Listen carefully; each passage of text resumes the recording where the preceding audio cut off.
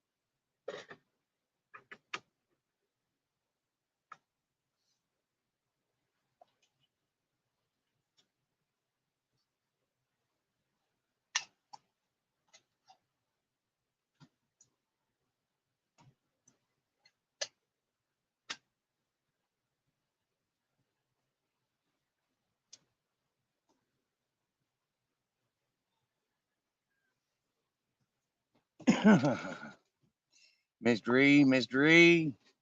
Nice cat. I don't see no cat. Oh, yeah, I do. I see two. There's one.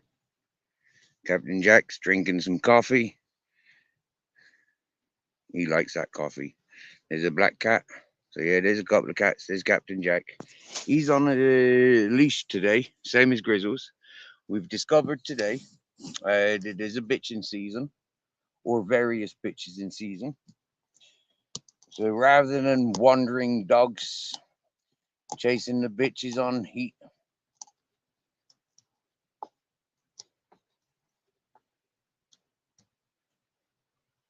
you hope I wash my hands? Nah, I just rub my hands on my trousers, bro. It is very cozy, Mr. Beautiful Blues. Very, very cozy. Yep.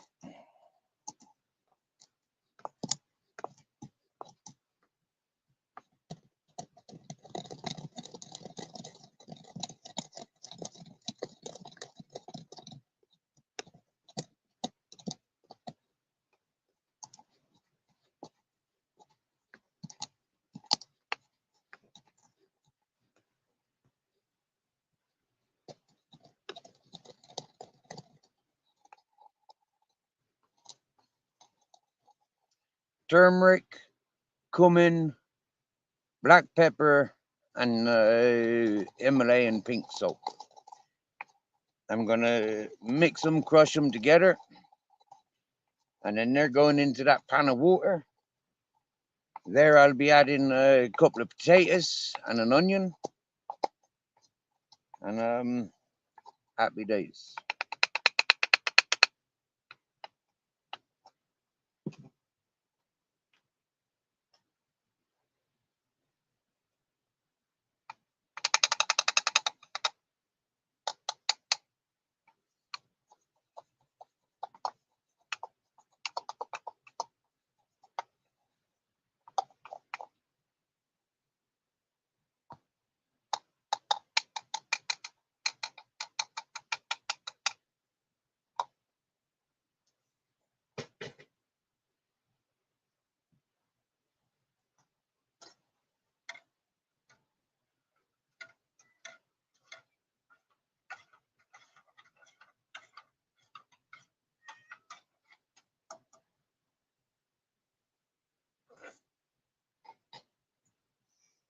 Oh, and there's some ginger in there as well.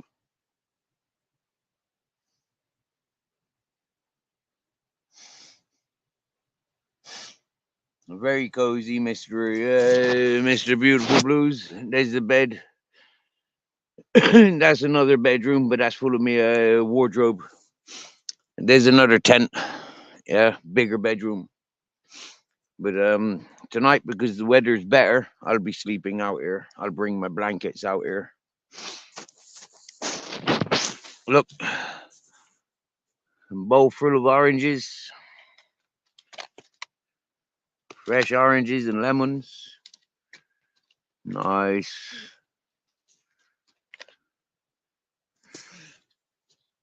Very nice.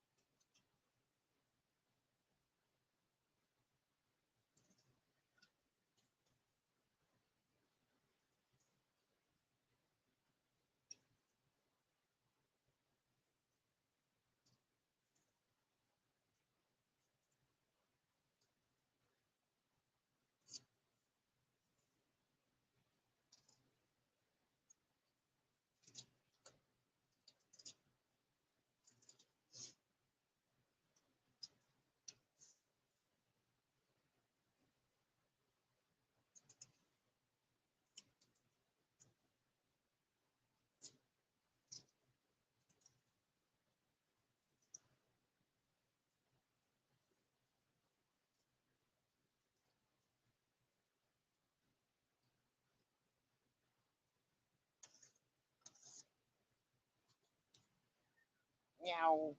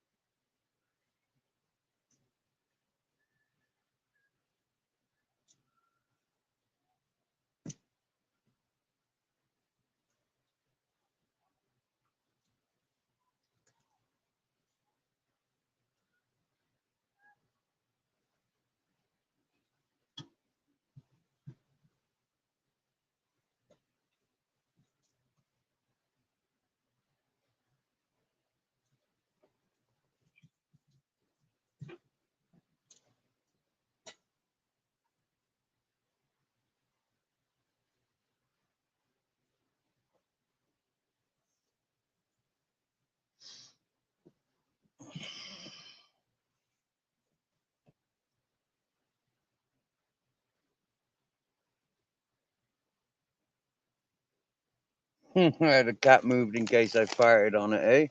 Hello, Vicky. What's happening, Vicky?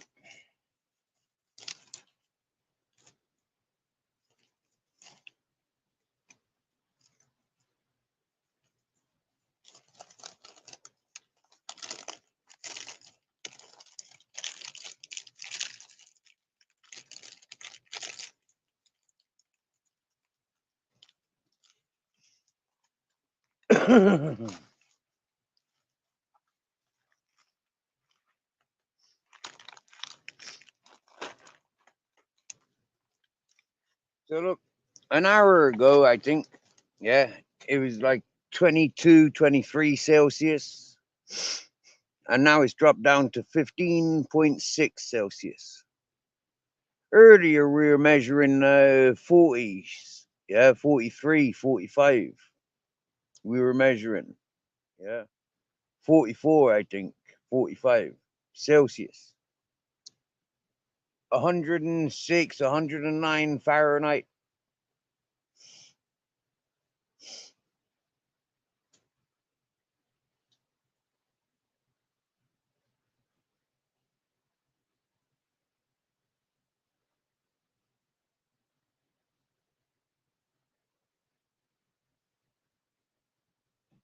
Proper warm weather today.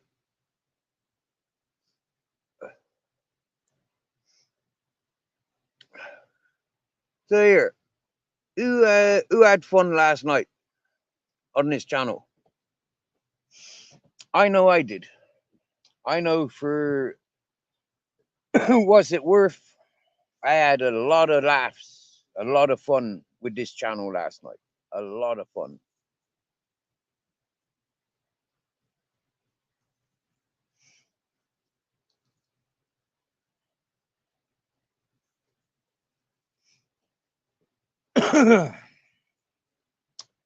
I know last night's guest upset a lot of people by being on my panel, but you people don't control me, and you people don't really get involved much with my channel. So give me an opportunity of mixing with individuals. I'll mix with the individuals.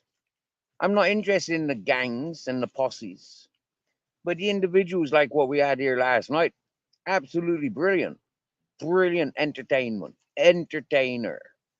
Mikey the Pikey, you're welcome anytime.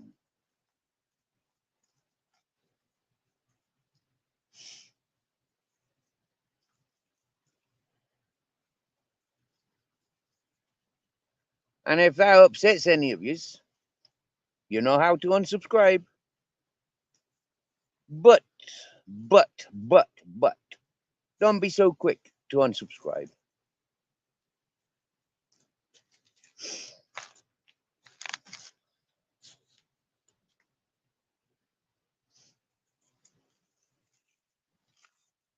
For that was just one adventure of many. Knowing that that gentleman that entertained us for hours and hours last night, recognizing that he rarely comes to this channel, I was very honored, extremely honored. And I was extremely honored to share with you a great opportunity that no matter what people says about somebody, they're not necessarily going to be like that with me. What you know about the person from the circles you hang around, I'm from different. So people are going to treat me different. I accept that, good and bad. I accept it. And like I said, it was an honorable guest. That was entertainment, education, and absolutely brilliant. Yeah. And Mr. E, I thank you. I thank you for sharing the same thoughts. The fella on panel last night, Mikey the Pikey, everybody told me it was the Henry. For me, I kind of suspected it was the Henry, but I let the drama play. I let the character be the character that the character wanted to be. And look how it ended, with peace, love, respect. That's beautiful. Just by giving the man platform, by giving the man opportunity, not talking over him, not confusing him, not putting accusations in his direction, not putting any bullshit in his direction at all, just letting him be him.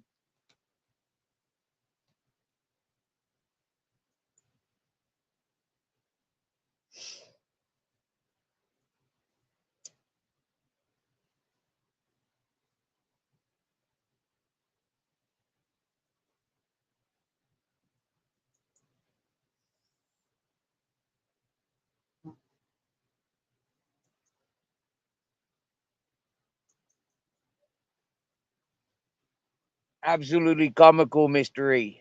Absolutely comical. He's a genius. Absolutely brilliant to be in his company last night. Brilliant it was.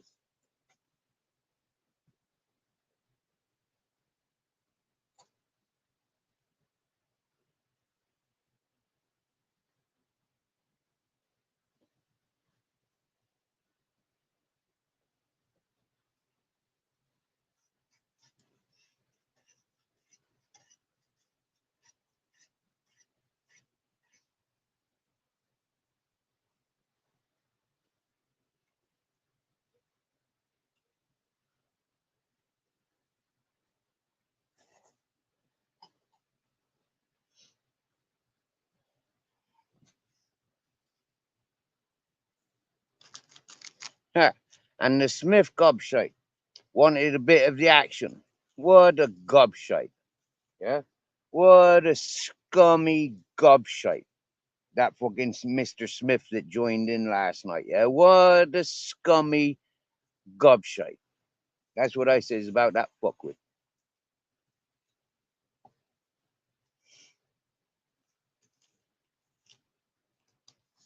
What a jealous, no good for nothing scumbag that Mr. J is. Yeah?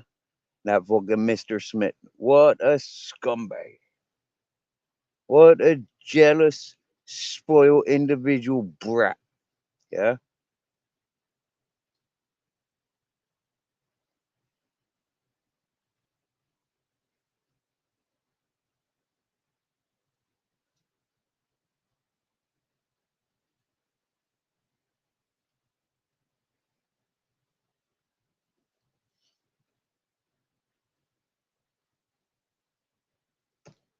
Well, Mr. E, I'm grateful of the of the what do you call it? I'm grateful of your knowledge. I thank you for that. I'm not so updated on the history of the fella. I've only had clippets from other people, and the few interactions that I've had with the fella, he's always been cool with me. A lot of people got annoyed with themselves how they couldn't manipulate and control the fella. Some fellas you just have to let them be, and that's what I noticed, Mister E. In all fairness, now, yeah, I just let Henry be himself, and when he's himself, he's happy. He can manage. He can cope. Put him under stress or bullshit, and it's not and it's not healthy for him. Hey, Wendy Hanson, David.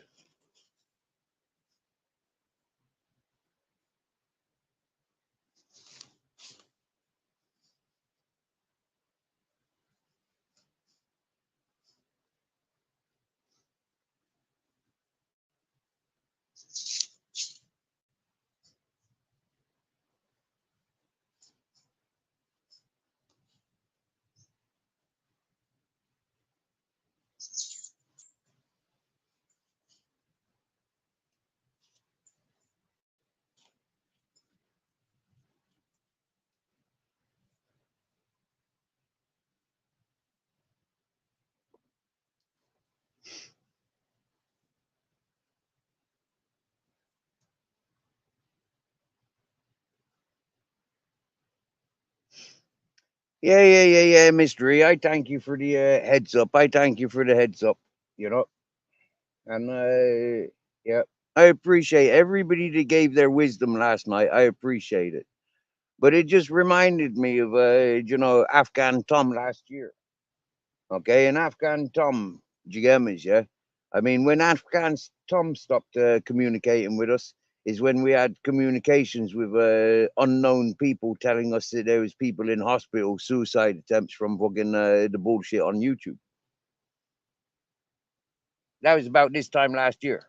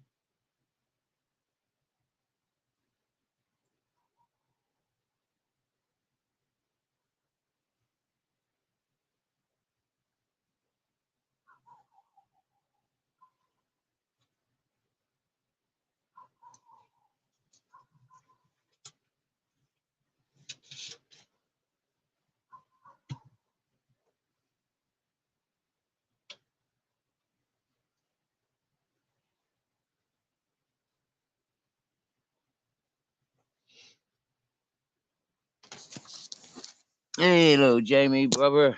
All right, buddy. That was a nice video you sent me earlier. Looks like a nice channel.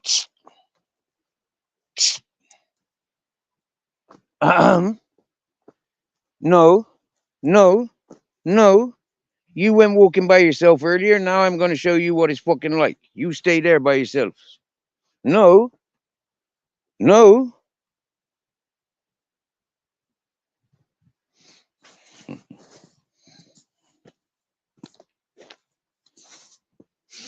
Yeah, Captain took himself for a walk sniffing bitches earlier. So I'm going to go off for a walk and collect some firewood and teach him. Yeah, when he goes off walking alone, he stresses about me. I don't do that very often. So why is he doing it to me? That's what he's going to learn now. Not really. Yeah, he ain't going to pay any attention to it. Well, I guess lots of people are having fires because there seems to be a fair bit of smoke down through the valley. I have, Jamie. I have checked him out. I have, brother. I have. Oh yeah. Don't worry about that, bro. He's on it.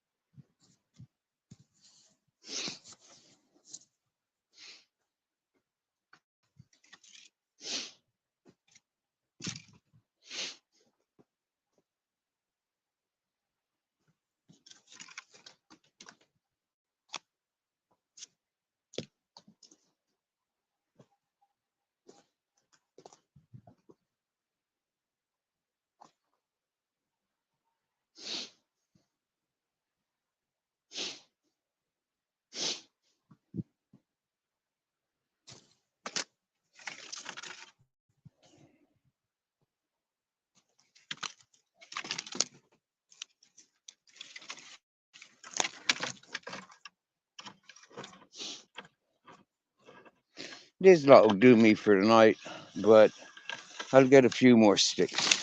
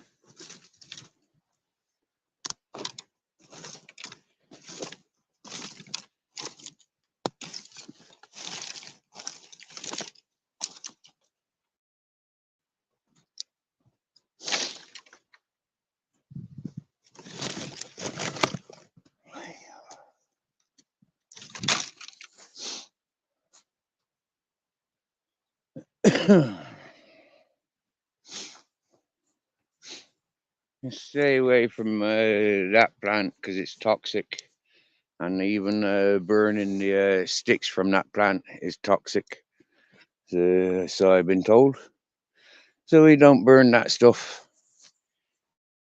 It's very recognizable and different to other stuff that grows around here.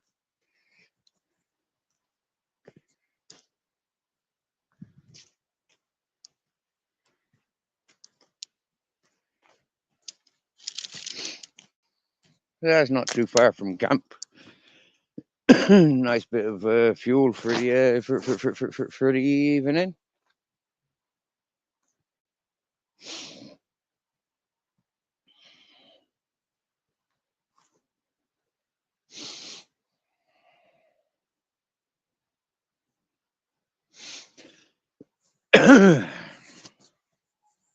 Little pile.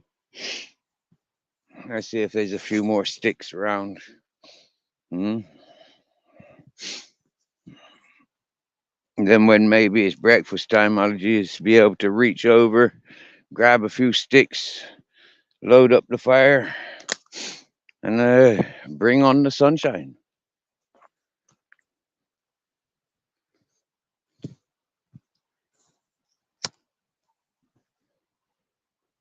Hmm. Here's a nice stick. There's another one.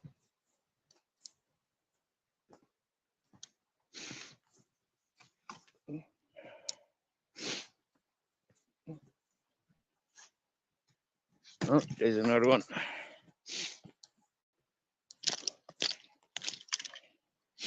Like magic mushroom picking. There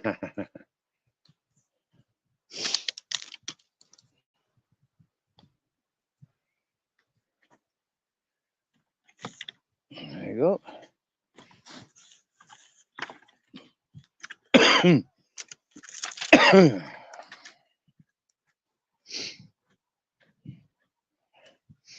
Them dogs have just heard me, so they're barking. Not my dogs. My dogs don't bark at me. I bark back.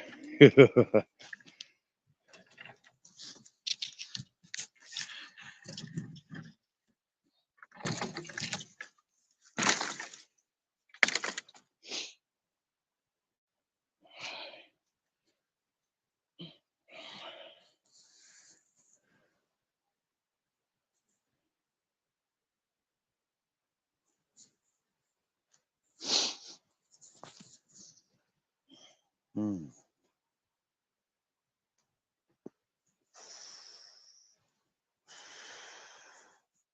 Nice, isn't it?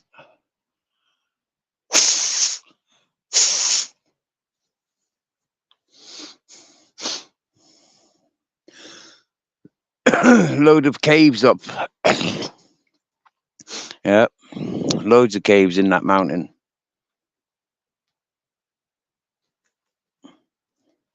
Shepherd dig outs. Yeah.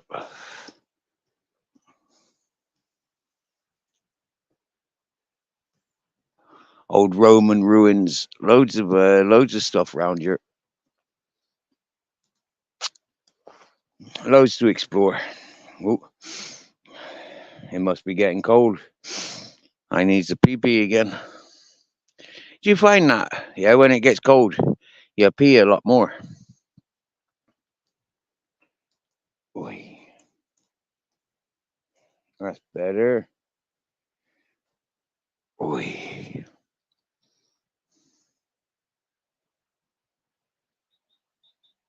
Yep.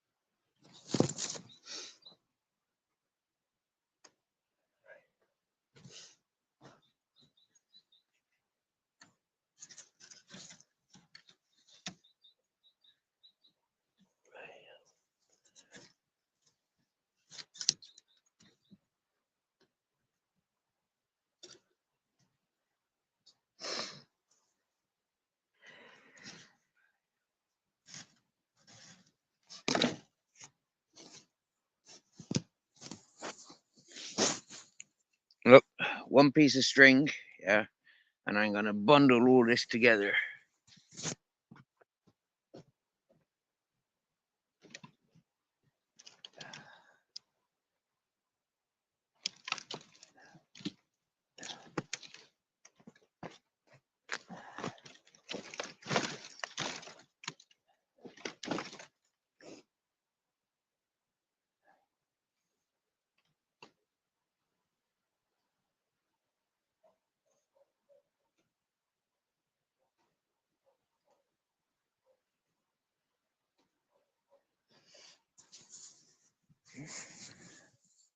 There you go, see? Nice little tight bundle.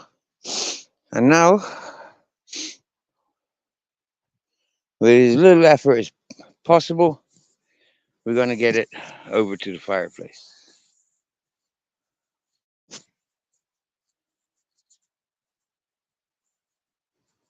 Because it's string, I don't really want to hurt my cold fingers.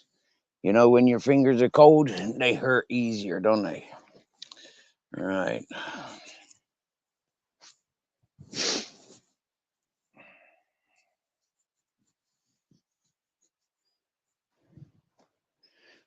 It is, my peoples. I think it's going to go up on my shoulders. What do you reckon? Can I get it up on my shoulders? You see that pile of wood? It's not a small pile or a small bundle. It's quite a large bundle. So will I get it up on my shoulders for easier carrying?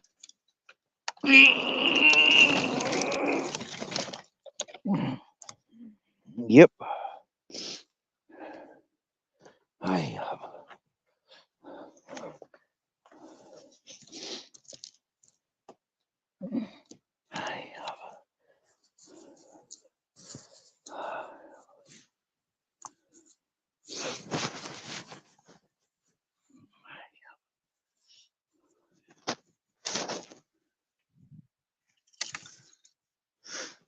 I'm not even holding it.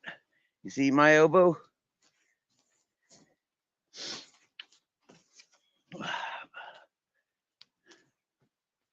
It's kind of balancing.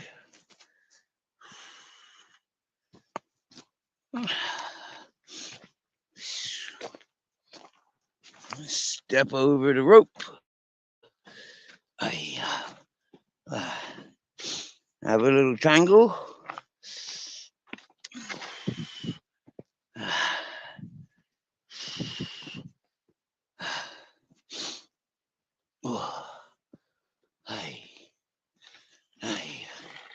There's our grizzles.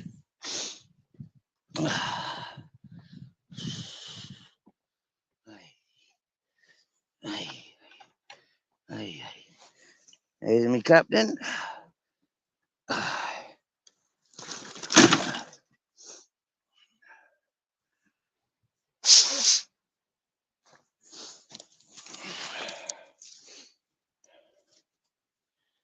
Run boys, he's twigged. Just in time for me cup of tea.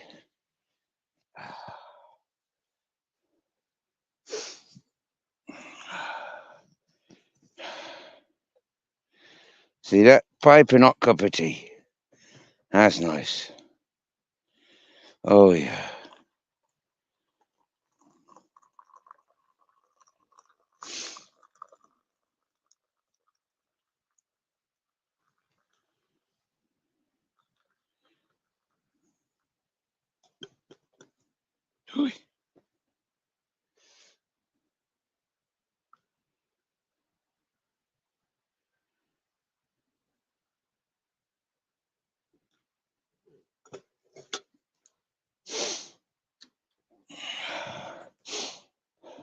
Got kettle on.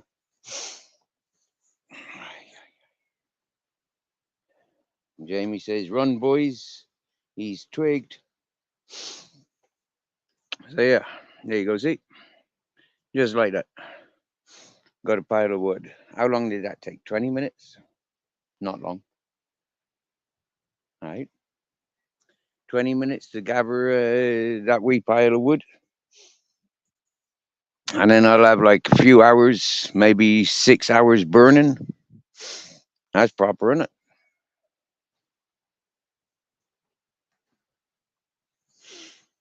I tell you a mystery. Tent life is um, a lot different than being up on the mountain. Here it's cold and damp always. Yeah, cold and damp because because of the river, so close to the river. Because it's so mountainous all the way around. Yeah, you know, sunlight. There's very little. Sunrise is there, I think.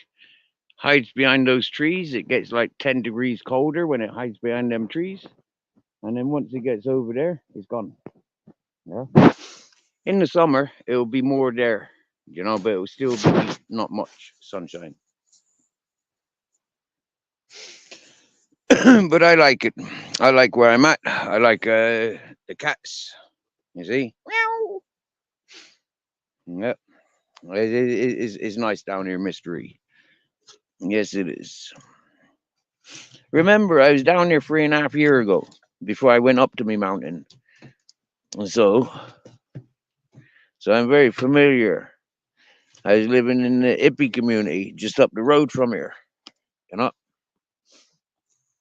So I'm very familiar with the surroundings. You get me? Captain, will you just fuck off now? Fuck off now. Seriously now, fuck off now. You're tying me up, you cunt. I'm trying to do things and you're tying me up. You're climbing on me fucking firewood and I'm trying to push you in the fire. What the fuck are you doing? Fuck off now. You fucked off chasing bitches earlier. 3 occasions. That's where your importance is at. I'm not off chasing bitches.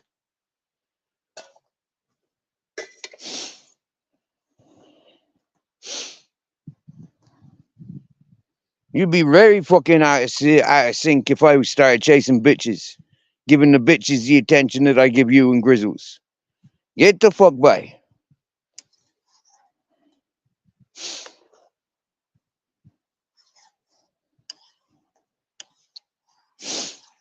Look, there's a ginger cat. She's coming round to sort you out now, Captain. You fucking womanizing bastard.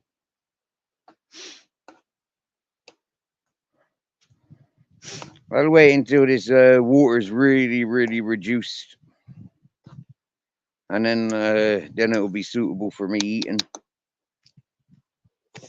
Yep. No, this ain't the hippie community. This is not the hippie community. No, no. Them's more punks and doers down here than them lazy, dirty, robbing hippies. Yeah, them dirty hippies up in Beneficial. No, this is not them. No.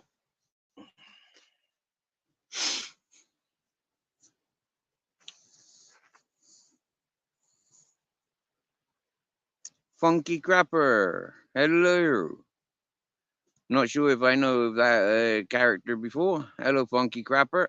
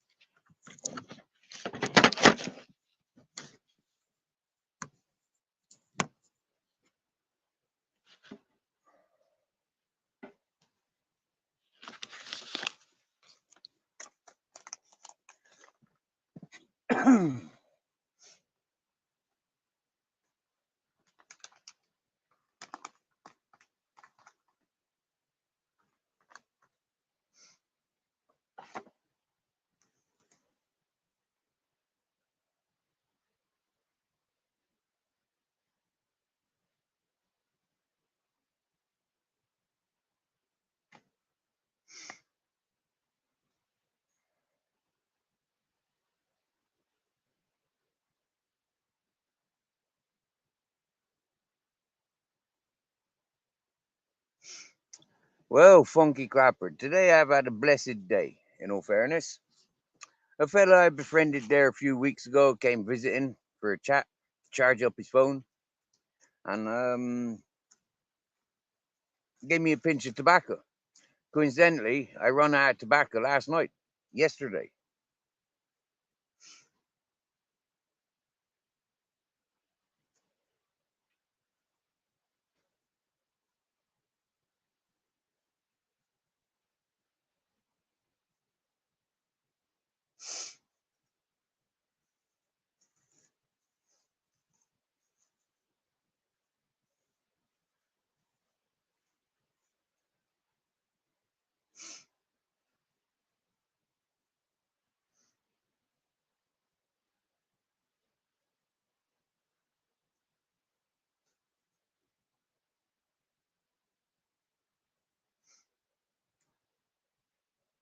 Yeah, grow tobacco. I'm in that right environment to grow tobacco nowadays. Yeah, up on my mountain, not yet. It'll take a few years before I can grow tobacco on my mountain. But down here, yeah, plenty of opportunity to grow tobacco. A big field of growing tobacco. That'd be proper, wouldn't it?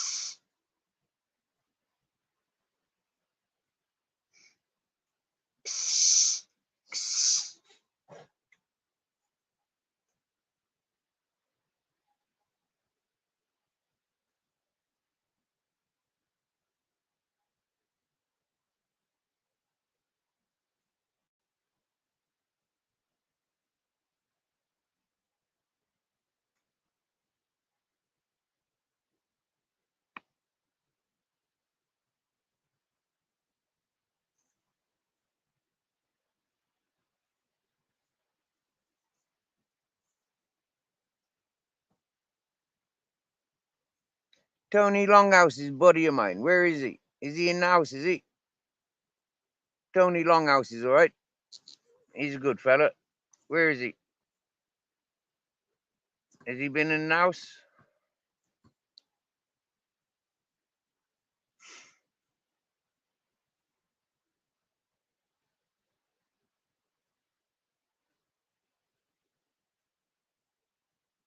Wait, what's Tony Longhouse up to? He's hiding the funky crapper. Oh. Hey, now. Listen, there's no hiding, people. Seriously. Stop it now. Stop it. Who the fuck do you think you are fucking timing people's out, hiding people's? This is my chat, not yours.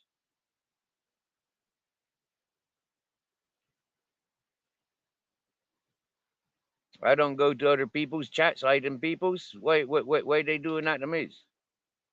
Stop it now. Everybody loses their spanner. And I mean everybody loses their spanner. Not just one. So whoever's playing that game, you're not going to be liked by a lot of people because a lot of people comes in here because they get spanners.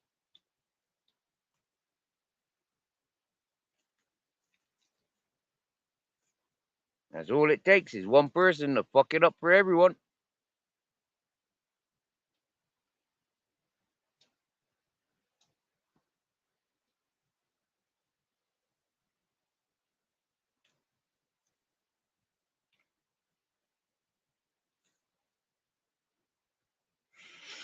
Jamie, you're a moderating spanner. You can you're a managing spanner. You can unhide them peoples. I think I'll go and do it now, mystery. Exactly that. I'll be back in about 3 or 4 minutes.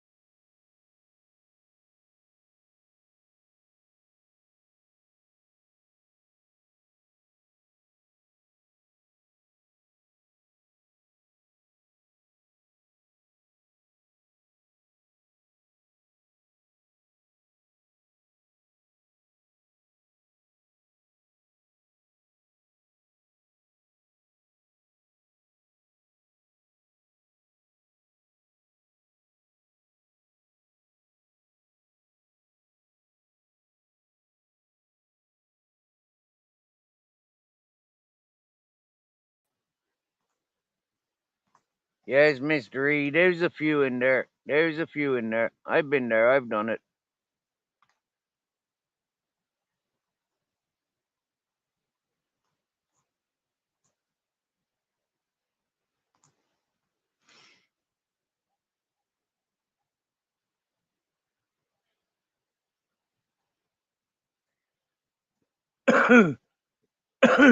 Let me know if it happens again. I'll go over and remove everybody.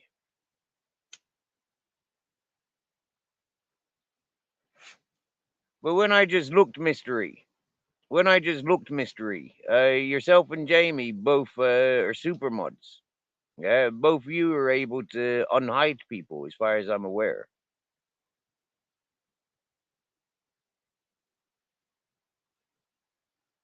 Okay, Funky Crapper.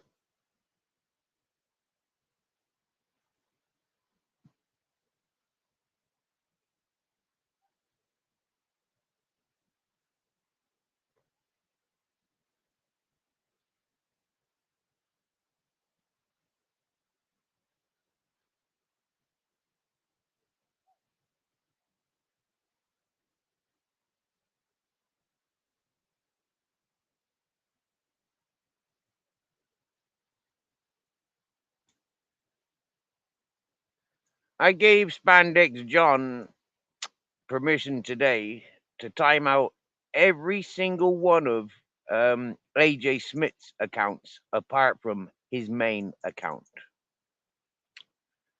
So that goes out to you all. Okay?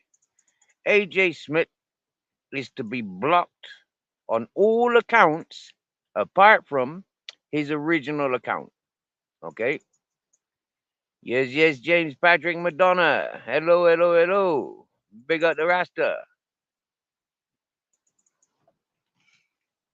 I think it's time for some music, don't you think? Yo, yo, Mr. Beautiful Blues. What you saying?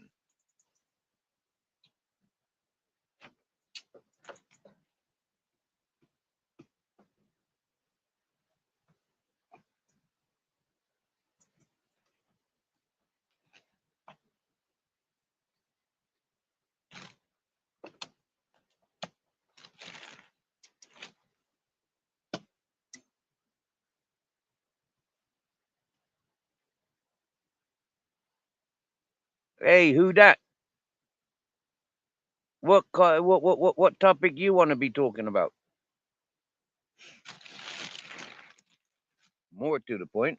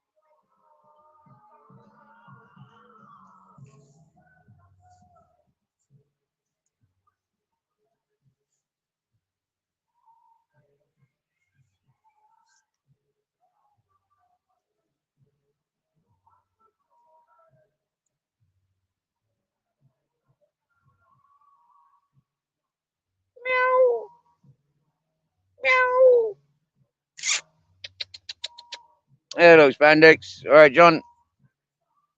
Meow.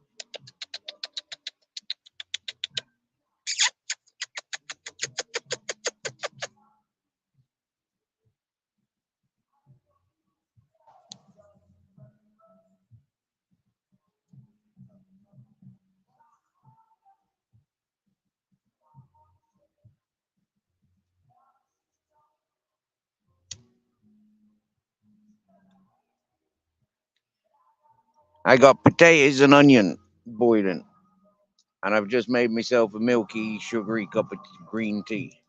So I'll go and get me tea a minute. It's just up there. Yeah.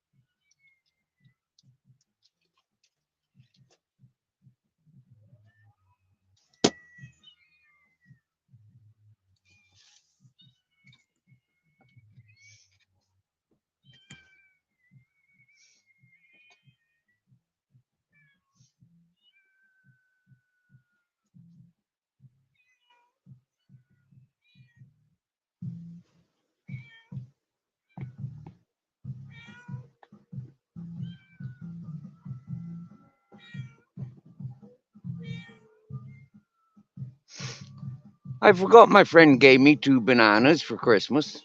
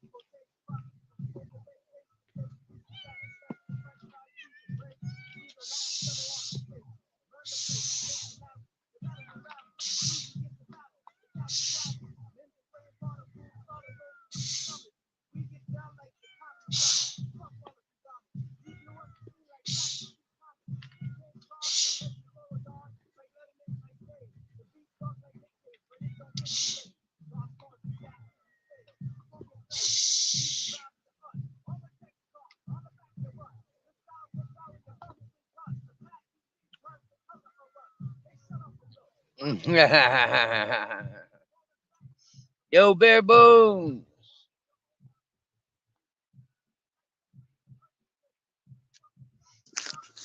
Bare bones. My mate came around like Christmas Day or day after, I think, Stephen's Day, I think. Or anyways, a couple of days ago. And she gave me two bananas and them was a bit green. So I put them in the box with Captain Jack's dinner. And yeah, just reaching there on the angle that I reached today. I've noticed them. So wow, good timing. This is it. Once you feed a cat, there's no getting rid of them. This silver and white one, she sleeps with me. Yeah. This one comes around a little bit timid, always like bullying. You can see they're not hungry, they're not skinny, you know, like they're very fat, really. Same as the black one. The black one sleeps with me. There's about 6 cats here that I feed. They get breakfast, and then nighttime, them's you know, them's relaxed and do their cattish things. They get breakfast or lunch.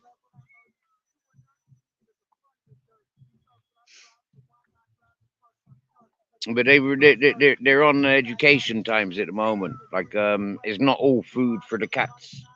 Yeah, and every time I move a fucking cup or a dinner dish or a saucepan or an animal bowl, the cats come running.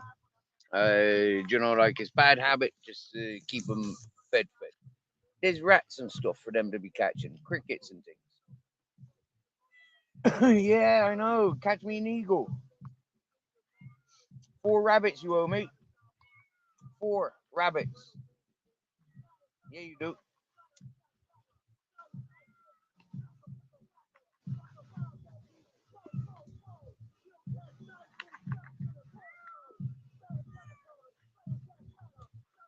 They're not used to what I'm living like. They're not used to it. They're used to a different sort of life. But I like them. They're good fun. They're good to have around. Good spirits. Hey, good evening, Ultra.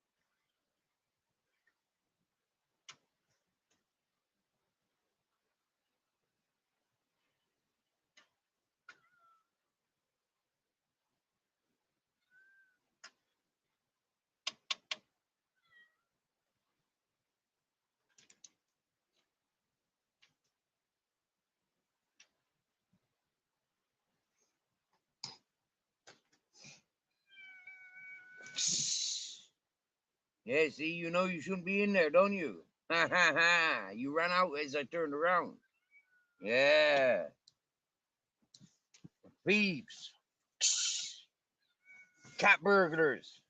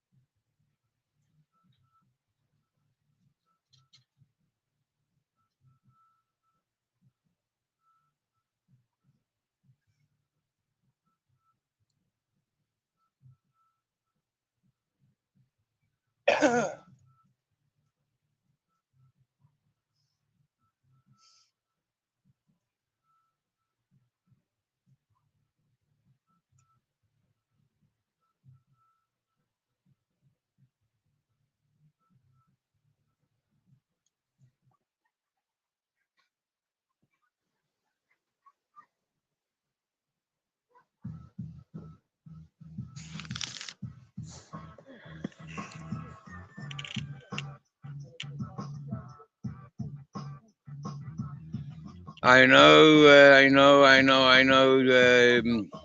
David, Wendy, I know. Yeah, why people can't just get on and be happy. Enjoy what's happening. Yo, Mr. Guff Puff, what's cooking? Thank you. Who dat? Nice way to live, if that's what you like doing. Cheers, buddy. Basic, innocent. Wow, John's on the fillet steak and chunky chips with Bernese sauce. Wow, fine dining, as John always does. Yeah, Mr. Guff Puff. I got potatoes and an onion, turmeric, cumin, ginger, black pepper, and salt cooking away. And maybe there's a mouthful or two of blue cheese that I'll add on when the water is reduced.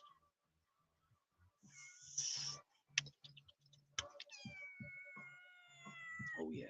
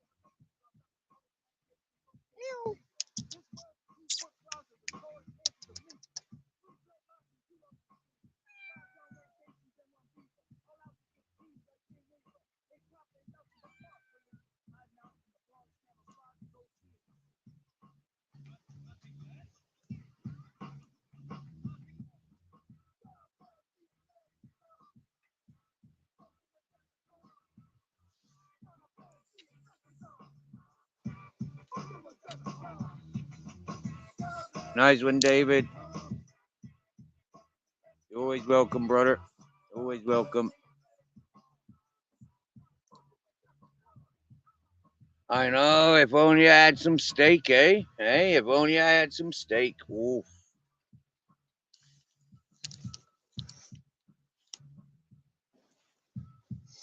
Oh, hello, Captain. All right, buddy. Oh,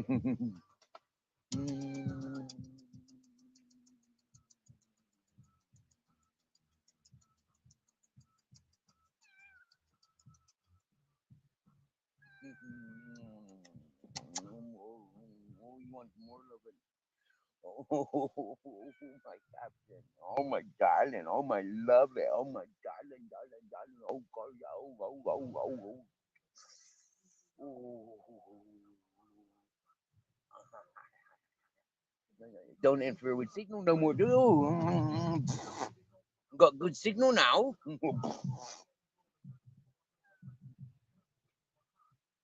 Oh.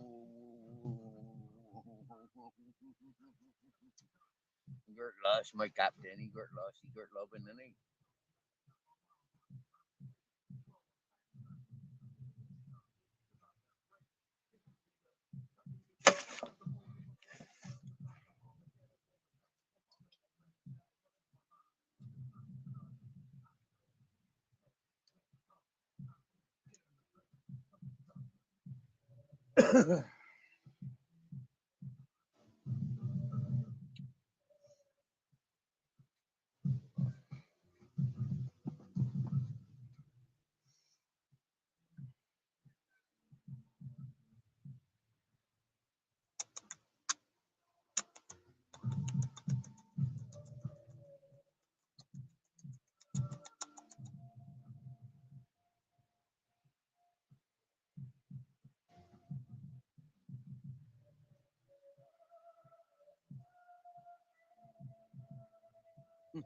Big hair don't care. Good stuff.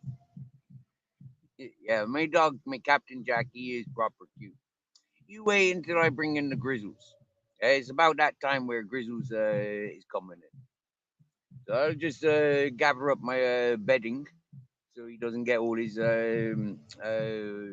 hair all over me bedding, and I'll be more ready for this evening. He can get comfortable in there, and happy days. I slept in here last night because it was windy and rainy, so I had my front down, and then it was like too claustrophobic. So there's much more space in the bedroom of the tent. One of the two bedrooms, both bedrooms are this size, yeah. So, like plenty of room for, like uh, king size mattresses, for example. Mr. Guffpuff, funny enough, a friend came around this afternoon. Yeah, he's only left about 10 minutes after I set up the stream. He came around with some tobacco. Um, he gave me a pinch of tobacco. That was sound. Yeah, made cups of tea. He came around with half a packet of cookies, chocolate chip cookies. So we had a cup of tea and coffee and chocolate chip cookies, and then a couple of cups of tea. And yeah, happy days. And yeah, sound. He left me with a bit of backy, so that was really nice, really nice. Yeah, much appreciated.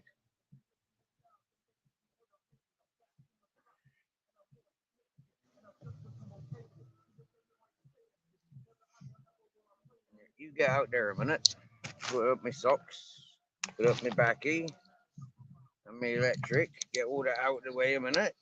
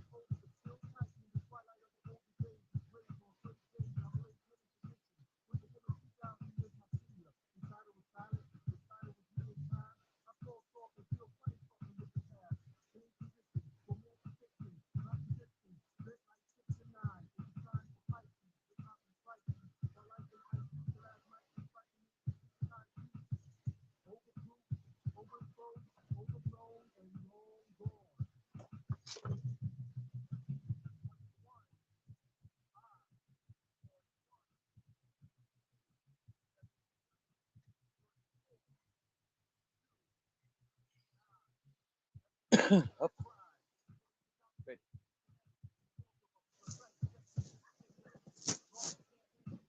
That's our grizzles. Let's see if we can see them better now.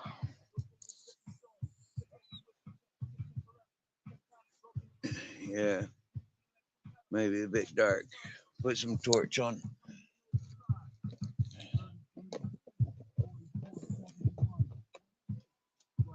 Oh, good.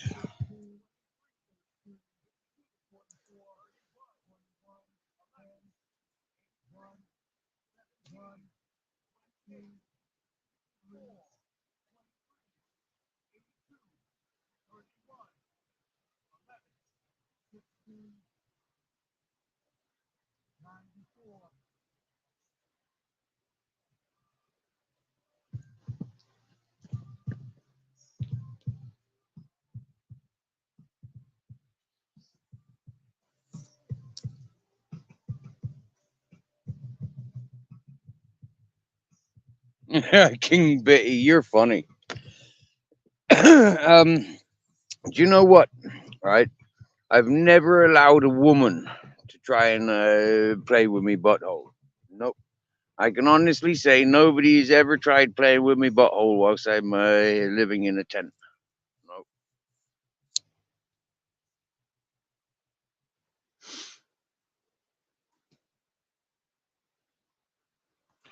Was my earring? Have a look. It's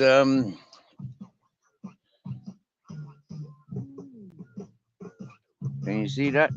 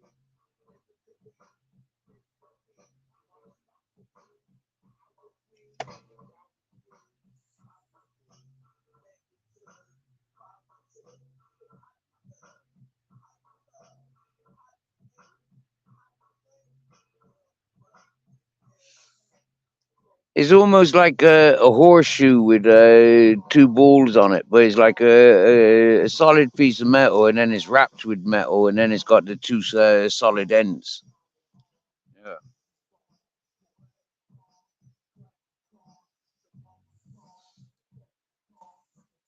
Quite an impressive piece of jewelry from Tanzania, I think, if I remember correctly.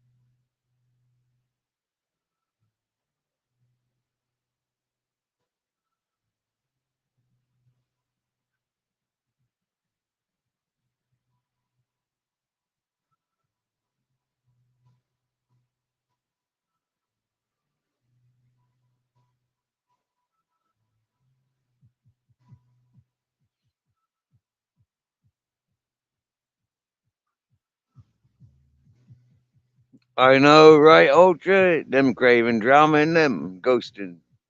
Hey,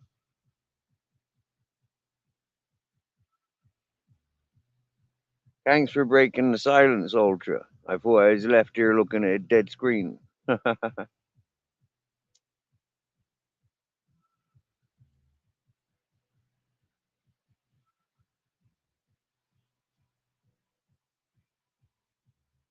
Get up on panel, bro. Get up on panel. Maybe it encourage somebody else to get up on panel and we'd have a party.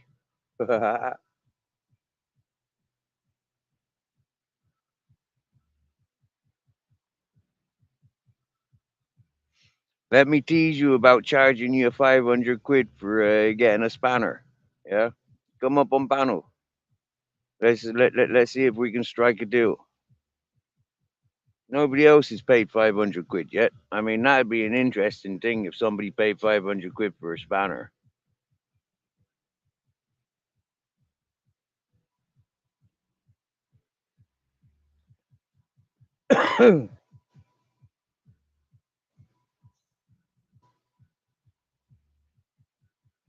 I wonder what's the most ever paid for a spanner on YouTube.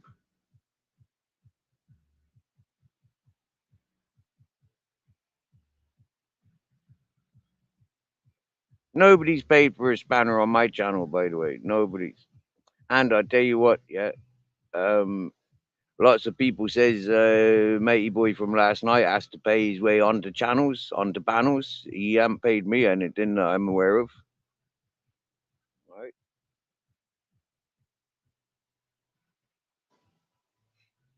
And we had some proper fun with that fella last night. He gave us some proper entertainment. That's payment in itself, in my opinion. Other people got different opinions.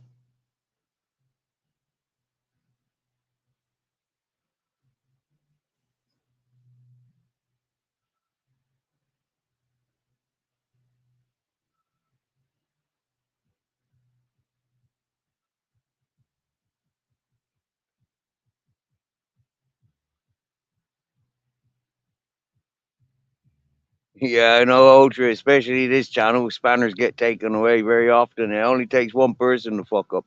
And almost earlier, yeah, I went into my community page and I almost removed everybody's spanners.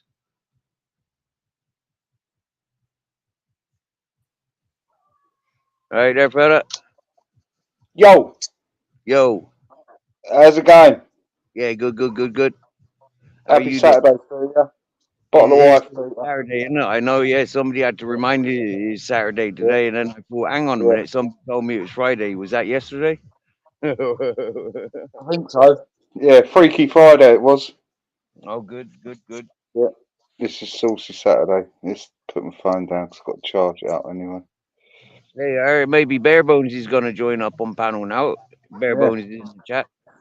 Hey, Bare Bones. Hello, That'd be mate. good. I'd like to have a chat with Barebones. He's a cool fella, yeah. I'm looking Yeah, forward to when he does join panels. yeah. I don't think, have I ever spoken to you, Bare Bones? Only in chat, I think.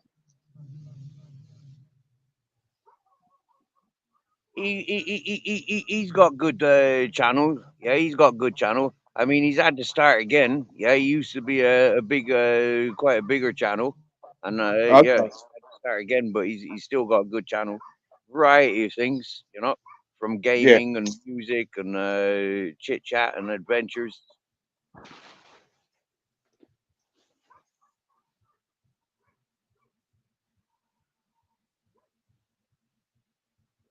Who else And is he, in the chat? and Oh, he's a Ultra. Hello, mate. and Bare Bones is a good host as well. Yeah, he interacts with his chat. Yeah. Um, I'll have to sub to your channel, man. So how do we do this? Careful, he likes making song and cartoon with people he likes. Yeah, Oh, that's he's all right. his old channel. He done a few bits of works of art and on behalf of this channel. Yeah.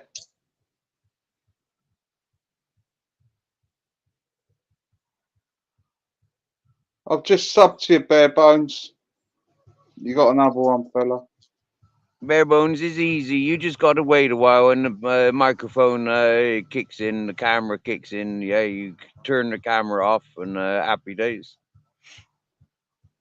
Yeah, do what other people do, point the phone in the wrong direction where it's not revealing anything, and Yeah, then turn the camera off. yeah.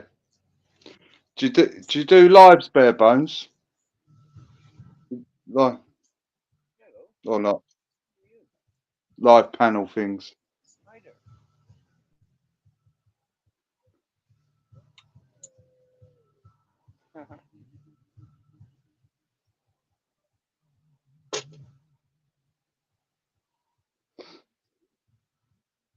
Mhm.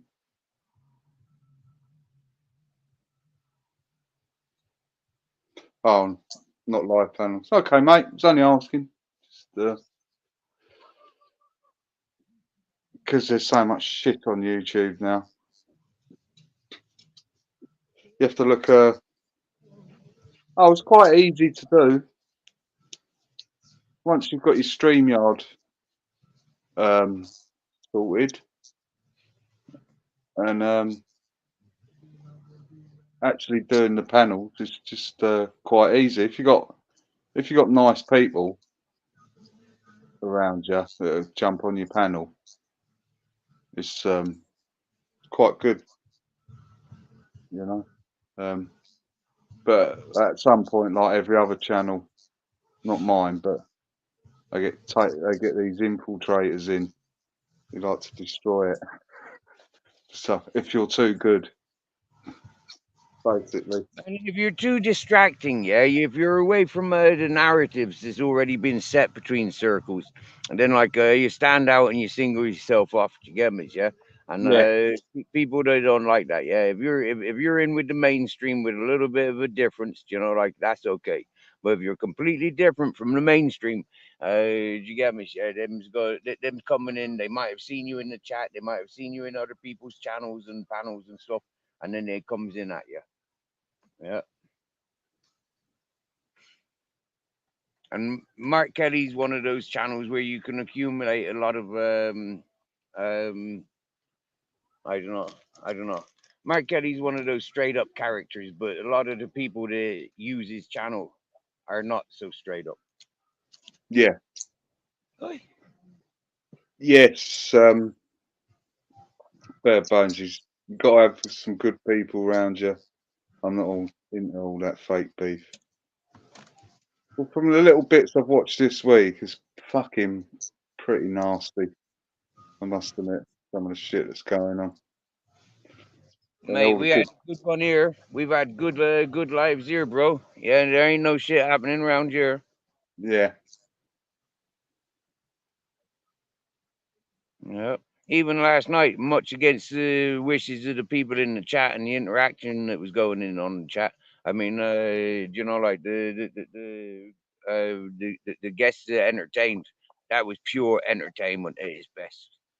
I yeah, mean, like I'm sorry, like, but that was pure entertainment.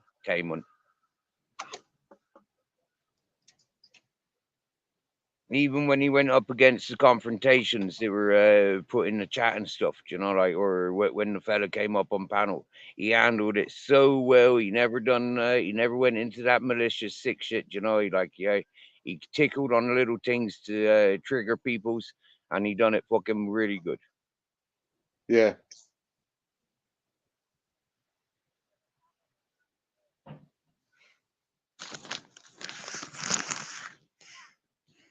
All right.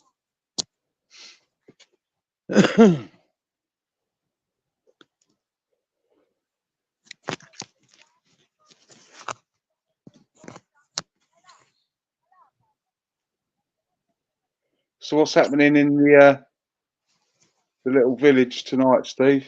Any any any raids Mate, going down? Or was it just a well, chilled one? I'm having a little personal discotheque sort of thing, but there ain't no visitors apart from cats and dogs.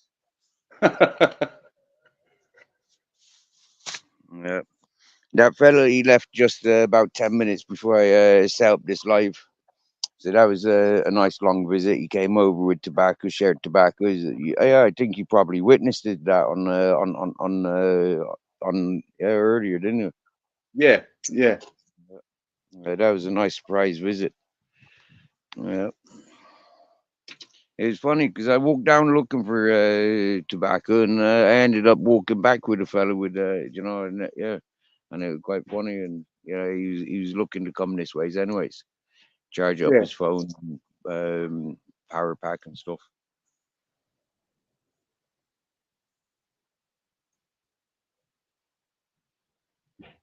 So where are you getting the power from?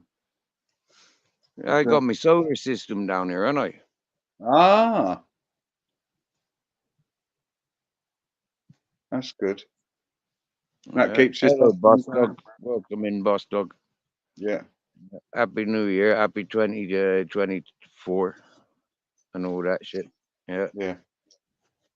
He's What's not up? a bad character, that boss dog, but he does try to take the Mickey and yeah, yeah, give him benefit of doubt every now and again. When he gets too shirty, just get rid of the fella, innit? Block him again. Hopefully, I'll be doing that before I start ranting and screaming the odds. Yeah, Yeah. I think I've What's learned up? my lesson now. I'll just put Steve, YouTube reinstated my channel. I kept getting struck. I lost all my subs. Oh wow. Wow. Okay, didn't know that. Oh, I like coming on your lives, mate. A fucking good laugh. Oh, Jay, he's funny, isn't he? Yeah, he's a funny fucker, man. You Mm, know? uh, needs a bit more entertainment sort of thing to boost it up, like. But yeah, he's a good fella. He don't mean no harm, I don't think. Nah, nah, no. Hello, Thunder. Thunder. Hey, buddy. Hi, buddy. I put a torch on this dog. Hey, yo, buddy. Can you see him? Oh, yeah. Who's that? Where's he from? He's from this land that I'm looking after. Yeah, he's one of Yeah. the dogs I be feeding for the fella. He's the daddy of the cats. Yeah, Ah, he's related to Grizzles by the mum of this fella. He's she's the puppy that I gave to these people down here like near 4 years ago. yeah. Yeah, Ah, look, he's got the Grizzle signature.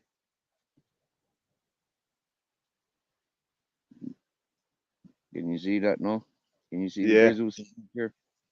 They get their lipsticks out when they sit down. Yes. Yeah, poor fellas. Yeah. There's our captain. There's our cat. Not our cat, but she's the one that sleeps with us. There's our Yeah. Grizzles in his own bedroom. You see him over there? Can you? You don't need to come here. Lay down. Yeah, yeah, yeah, yeah. Yeah. Ah. You got dry feet now. Lay down. Don't come over here. No, lay down. We can see you from here. Nice.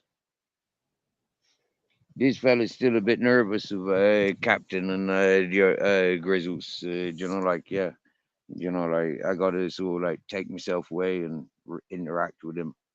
Yeah. Otherwise, Grizzles gets jealous and captain gets jealous, and then the fella gets nervous. Yeah.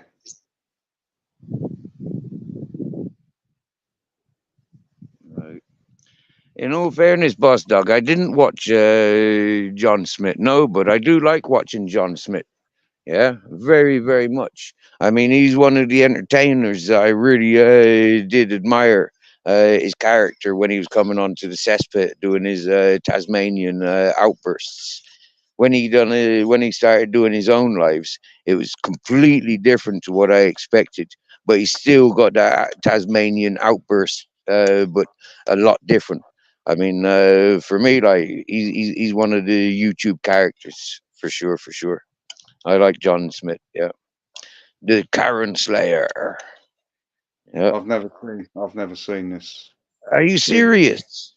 Wow, man, about 2 years ago, yeah, like he was brilliant. He just come onto crazy panels. He just blah, blah, blah, blah, blah, blah, and just like fuck off panel after he said what he said, and nobody really understood what he said. But you know, Yeah. like yeah, if you paid attention to what he said, I mean, on a couple occasions, I seen him really correcting people where they were scumbags and showing up they were scumbags and attacking good peoples. He really did go in on them, you know, and showed them the truth. I'll try and have a Mm. look. Yeah, Um, John Smith, but it's spelled John.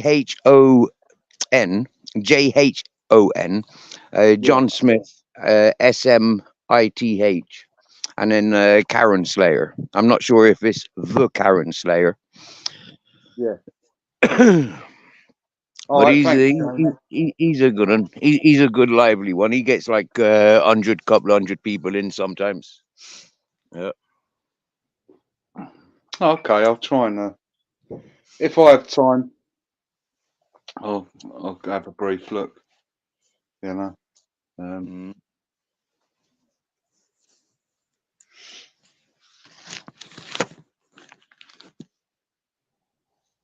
sometimes I don't need all that screaming and shouting though. I'm fucking Yeah, knackered in the yeah, evening. I know. You know Yeah, what I but mean? he's a bit different. Yeah, he's a bit Yeah, different. Yeah. yeah. He's a lot different to most of what you'll see on YouTube for sure. He's much different. He's a cool character, Okay. All right, boss dog. Thank you. I'll and he's I'll Welsh, try.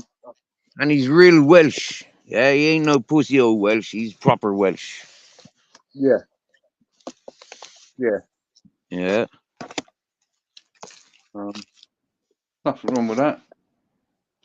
Well, unless you're Welsh, Well, half my family, my mother's side is Welsh. shouldn't be so loud about that on the internet, John. Seriously, no. Seriously. Yeah, I couldn't give a I fuck, told you mate. about I things like couldn't that give a before. fuck, mate. Yeah. All the Welsh people I've ever met have always been all right. I know. Yeah. You know. I joking. Oh no. You knows, I knows, but the rest of the Yeah. world don't know. Oh well, Yeah. fuck them. You know what I mean? Nothing to do with them.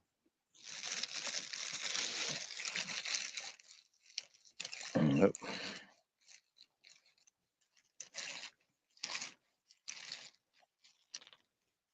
Did I tell you about the hippie Pakistani fella in Granada caves?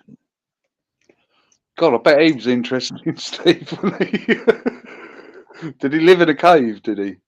Yeah, he had a Yeah. philosophy, right? Did the feral dogs that used to come round to eat his feces on a daily basis was part of the Oh, part of the good thing in the world. Jesus Christ, that turned my guts, mate. I know, yeah, it did me and my eyes and my mind. Yeah, to just get just Like, what a fucking weirdo. fucking. Oh dear. Yeah. I'm not kind of really looking forward to going to Granada again, just in case I see the dirty bastards. Do you get me? You know. Yeah, yeah, I mean, like taking people on a tour to where I've lived and all these sort of magical places and stuff is like a bit of an idea that I have for when people visit. And like when we're driving around and we're going up to these places and reminiscing, and that dirty fucking hippie bastard's still there, do you know, like yeah. you know, it's man, and we sit back and we watch because we know he's there, and we watched, you know, we watch him in the morning go out do his thing, you know, and then like we watch the dogs come around half hour later. Oh, mate, please. Stop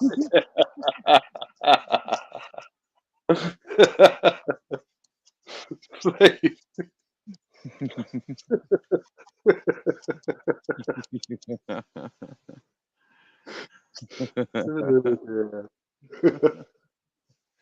What do you think you call him?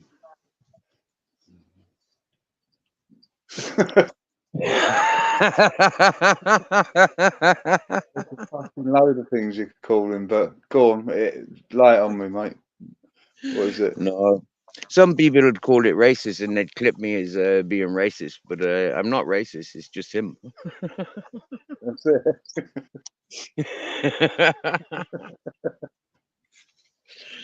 Oh, dear.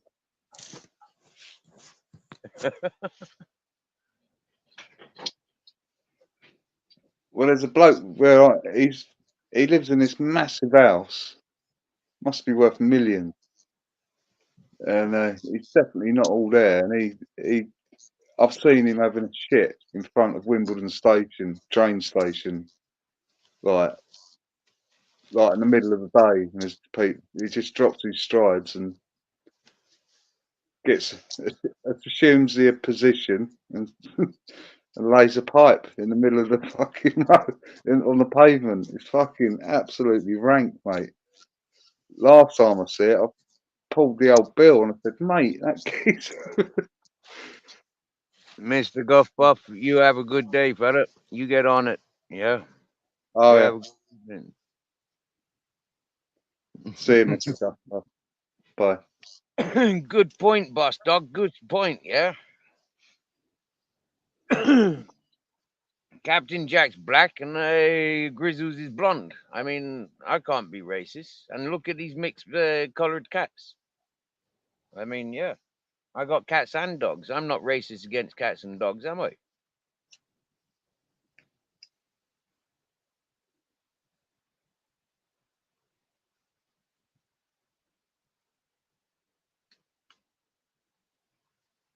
Maybe if I seen a tiger coming around here, I'd say, "Oi, fuck off, you dirty fat tiger, you orange and fucking Yeah. thing." What color tigers are these days? I don't know. Maybe it'd be a Siberian tiger and them white. You got me white and silver. Fuck off, you white and silver fucking tiger. You fuck off. Get back to Siberia or Mike Tyson. Go back to Mike Tyson's garden. Boss dog, you remember that oil that I was smoking when we met on YouTube? Well, I'm smoking the weed that made that oil.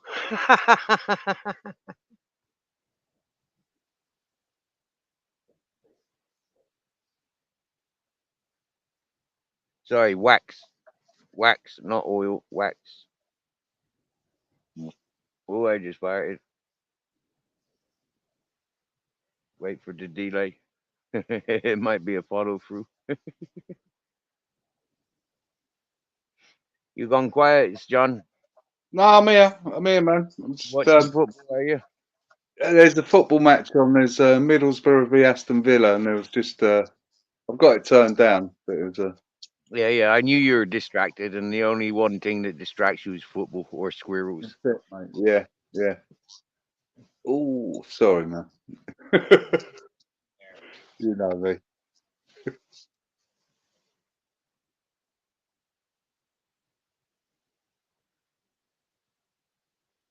Well, I'll be out live streaming next week, Steve. You will be. Yeah, Cool. being What are you streaming next week? there's been loads of stuff going on with pro-Palestinian Right. uh, marches, and there's been today there was a little bit of trouble. I don't. I'm going to ring my mate soon to find out what happened. Mhm. But there's been trouble down there every weekend basically. Right. Um, I think the police are starting to come down hard on them. So just go up there and film it. You know what I mean? Um, if there's no action, they do nice Guinness down there, man. Fucking lovely. Yeah, in all of the pubs. I've been in all of the pubs, man. Lovely pint of Guinness, man. You know. So you gonna hold it in the people that are causing the trouble, or you gonna hold it in the police, or what? I'm just there looking. Yeah, I'm just filming. You know, just having a laugh. yeah. Just Film the auditors, didn't it? Yeah, it's a bit like that, I suppose. But it's some people are interested in it. I am, yeah. I'm interested Yeah, in what you show. yeah. But stay out of trouble, won't you? Oh yeah, yeah, yeah, yeah. I'm not there for any trouble. I'm just observing what's going on because it's well, people taking liberties. I think down there, People are. fucking thousands of people though turn up. Yeah, Fucking numbers is up. Oh mate, there's some dodgy characters. yeah. Yeah, yeah.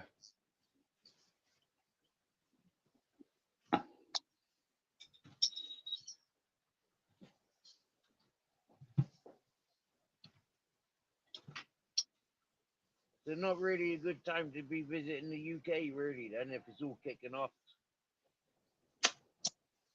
Nah, it's all right. Anyone can visit the UK anytime they like, but it don't look good for the tourists who bring in all the money. Oh yeah. If Do if you know if what I if mean? these, if these foreign folk aren't made welcome, they just gonna like take over and fuck you off or fuck off themselves. A lot of people don't actually want upset, No, it's the truth.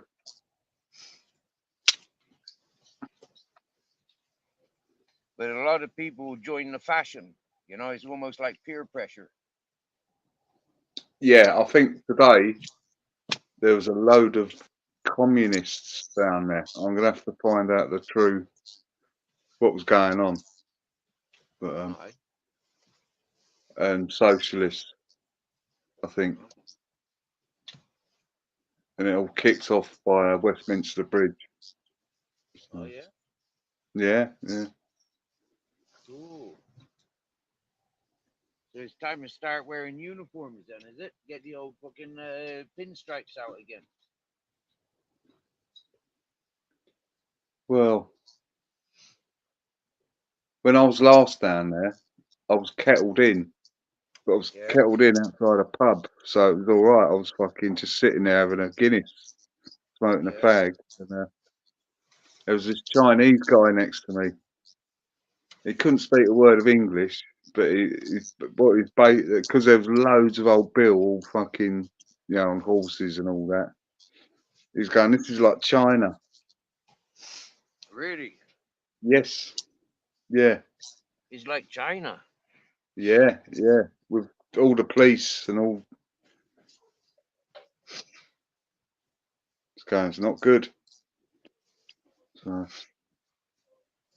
Well, bust dog. I busted my finger about 2 weeks ago. Well, 2 weeks ago now. Yeah, I busted my middle finger. And with all the different works that I be doing, like using my hands, I've had to strap it up because it's not healing. It keeps fucking bothering me. Uh,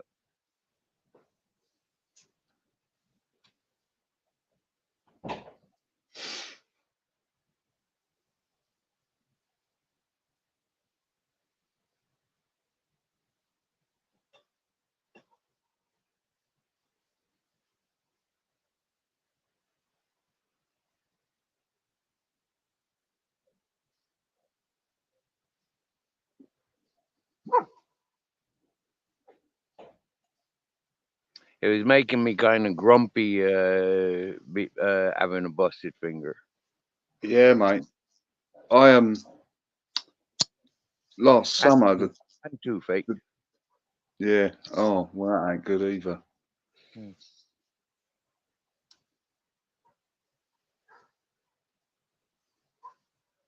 I don't know whether I fucked my finger up last summer because the dog see another dog and pulled on it. So I think I might have broken it. Hmm. It took ages to heal, man, and Hmm. the nail fell off as well. Ouch. Yeah. Ugh. Yes, yes, Yeah. people. Good to see you in the chat, brother. Hey, Peter Pope. Hello, mate. Hope you're doing. The link is pinned if you want to join panel, Peter. But I'd send a fresh link anyways.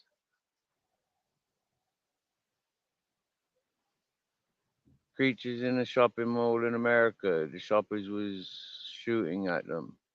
And a big police presence. Wow. That looks interesting.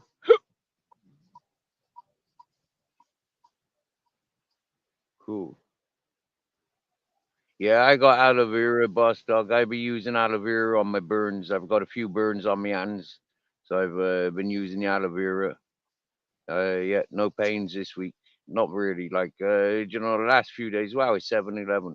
But like, yeah, for the last few days, like I've been resting a lot, not doing as much as I have been and I can be. So yeah, all is cool. You gonna show your boat race in the back chat before I let you on or what? Oh, yep. Thank you.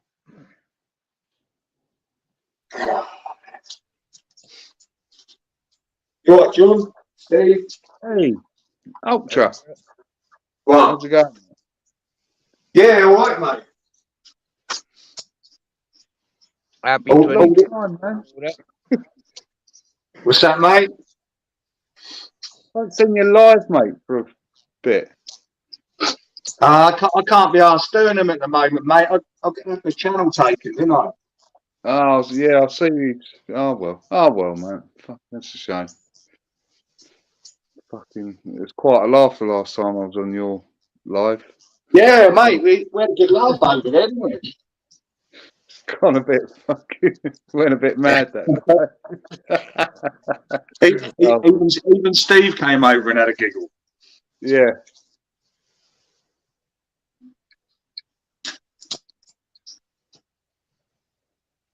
Was that your last live stream, Ultra? Was it? What, when you came over? Yeah. No, I had quite a few after that. Yeah, we got somebody else in the back chat now.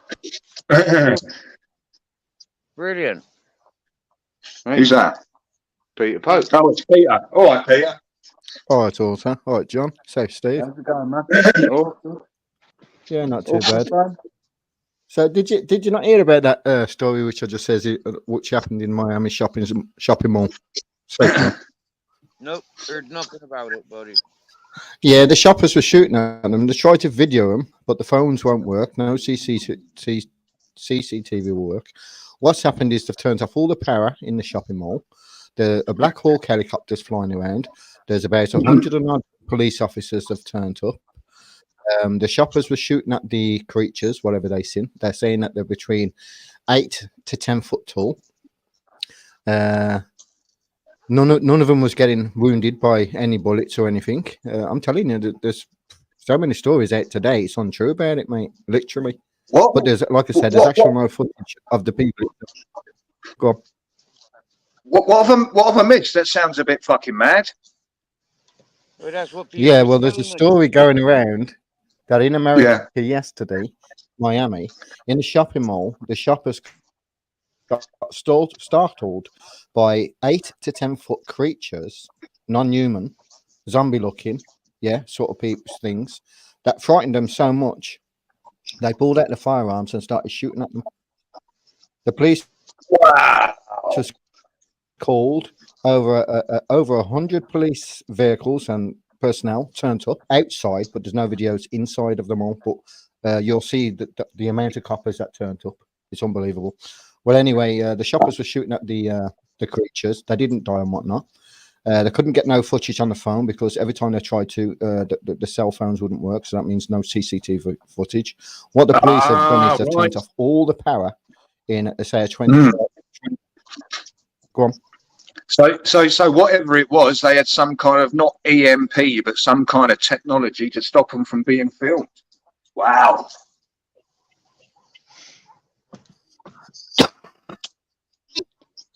Cool. You think they've That's been the stories watching that they're saying. Miami on YouTube?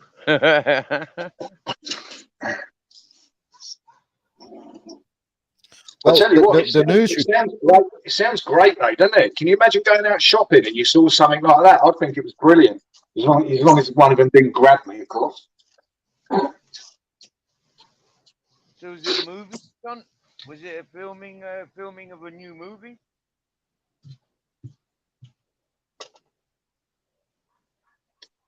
It's gone. Oh, I'm just looking it up.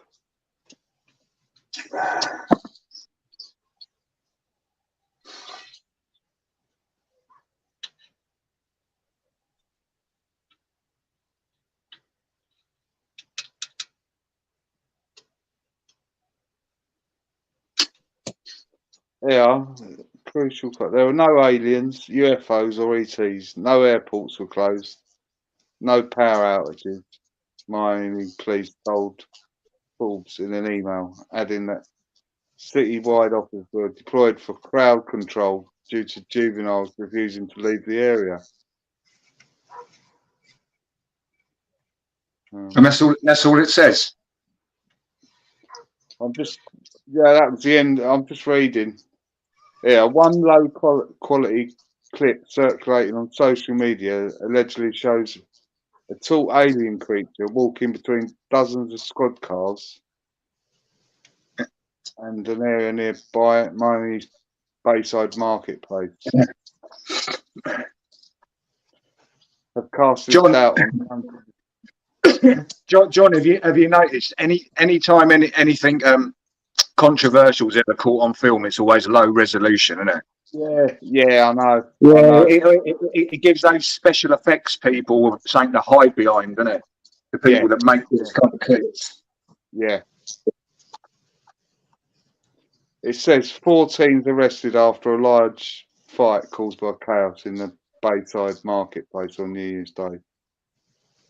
No, I don't think we're getting taken over by aliens yet, man.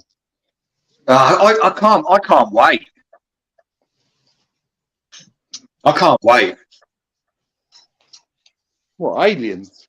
Yeah, it's never going to happen in my lifetime, mate. I reckon it'll be a good time, mate.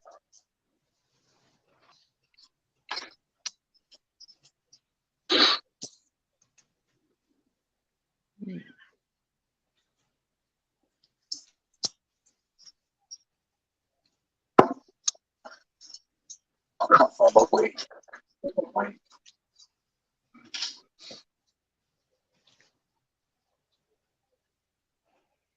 Do you know, I feel a bit flat today.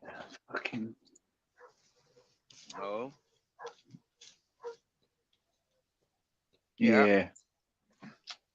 We got something Always. in the back again. Go on. Probably Peter, isn't it? Hopefully. No. Sorry, Steve, me camera crashed. So I had to come back. Welcome back, bro. Yeah, so if that story's true, well, we've been invaded by aliens. It's a load of. I've just looked, Peter. I think it was just. It said there was a large fight and there wasn't no power outages. That's what it says in this report. Yeah, the mainstream media is trying. I can give you a link to the. You know, could be a cover up, and it could be a fucking hoax. Could be a lot of things. Yeah, but there's only one fucking Okay, just film of it. let's just say that that's true. Let's just say the story that I've heard is true, yeah, and the mainstream media is covering it up. The reason why the mainstream media would cover it, don't you think there'd be uproar if people had footage of it and stuff like that? Yeah. Oh yeah, I totally agree. I'm not. So they're not going to put it out there and say, yeah, there's 8 to 10 foot tall people in the shopping mall because it's going to frighten people. Do you know what I mean? At the moment, they're trying to take the guns away from the Americans. Yeah. Yeah. The US government. Well, they're trying to take the guns away at the moment from the Americans, so they ain't going to tell them there's fucking aliens because they even go then, are they? We'll start shooting each other. Yeah, he's a shapeshifter. They'll start shooting at somebody. Yeah. Yeah. But there's only one clip of low grade quality film of it. Said. Yeah, but okay, John, But why would you send so many police to the shopping mall for some guys fighting with some sticks? yeah, Few teams. I'm not disagreeing with you, Peter. I'm How just, many they send to a riot, for fuck's sake? Do you get me? Yeah, it's like if they send a couple, a large presence, like what they're saying, yeah. I mean, that's a bit more than just a few kids. Like I say, I can give you a link. I'll tell you what I can do is I can download the video and I can put it up on my channel. Whether I get struck for it or not, I don't know. But either way, I could download the video. But there's a girl talking about it, and she's putting out the video links that she got and also the clippings of the paper. Do you know what I mean? yeah, yeah. Be interesting because you're only going to get. Look, I've seen documentaries where US government whistleblowers said they can't release any, too much stuff too soon on extraterrestrials because it would blow our minds. It would send us into hysteria. Too much to fucking handle.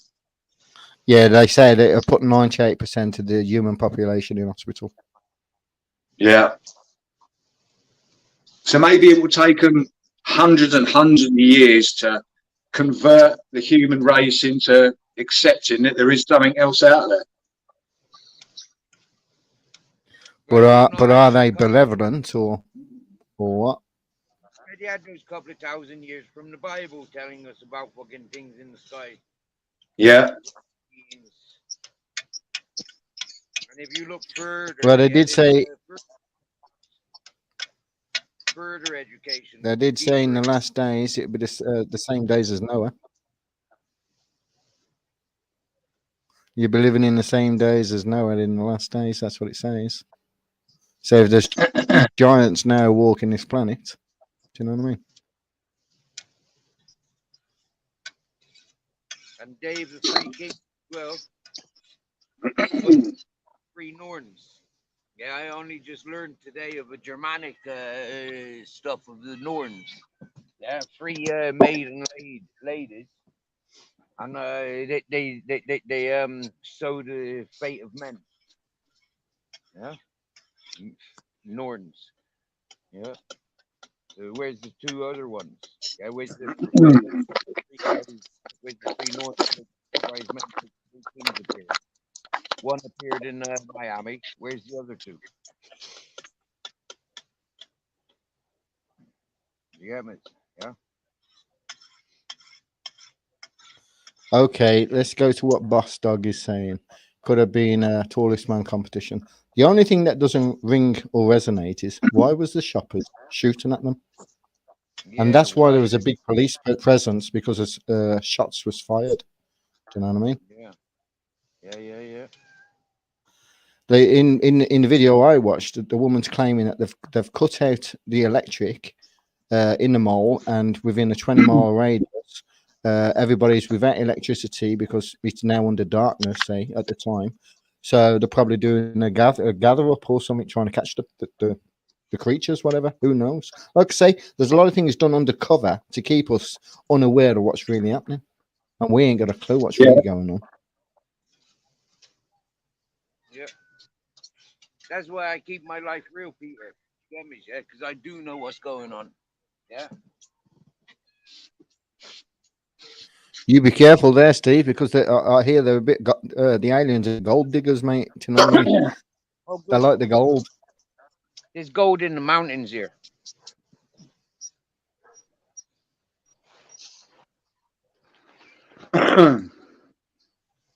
Boys, I'm going to go and sort my dinner out. Hey, I'm just going to go and sort some food out, man. So I'm jumping off a bit. Right, John. Sounds better, John.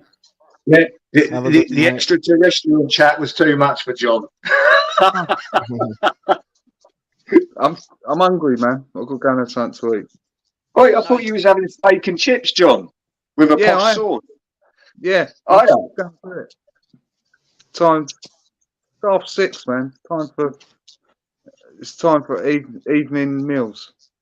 Time for a bit of feed, mate. See you later. Yeah, see you later.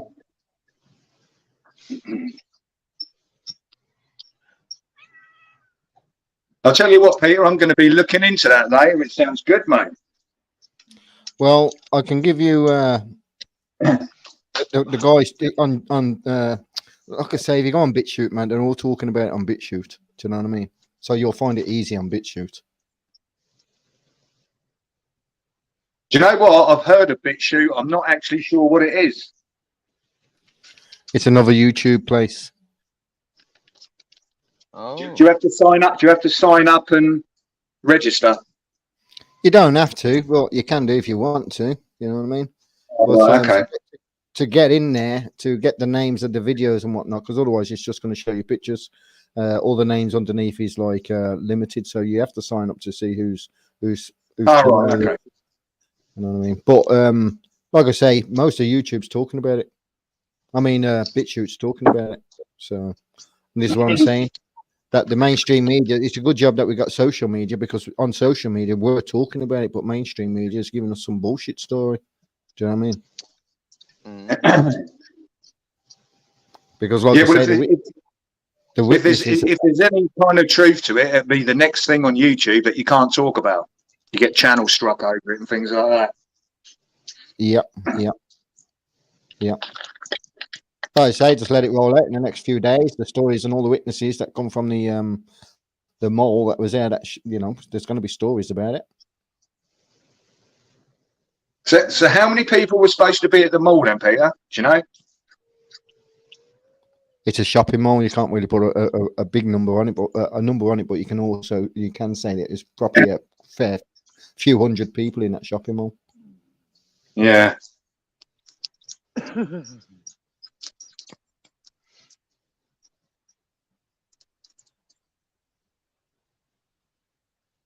I'm not saying that the story's true. I'm not saying it's not true. I'm just saying I've came across it. I've been hearing about it all day. The different people talking about it. I've seen little videos. They're all virtually the same sort of thing, but it's mainly to do with the police because you can't get no footage inside. And the witness is saying that they've tried to take footage, but the cell phones won't work. Every time they tried to film what was going on, the phones wouldn't work. So they couldn't get no footage. So like, this is what I say. People will come out of there. You've heard the woman. Go on.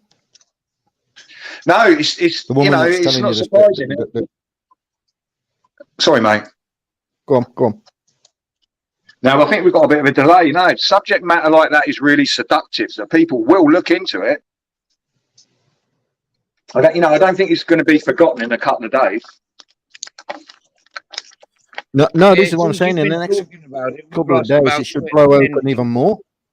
About 10 people have gone over to check it out since you've been talking about it. Yeah, Steve, you know why? Because people want this kind of stuff to be true. They want to see it. Everybody's gagging to see something like this.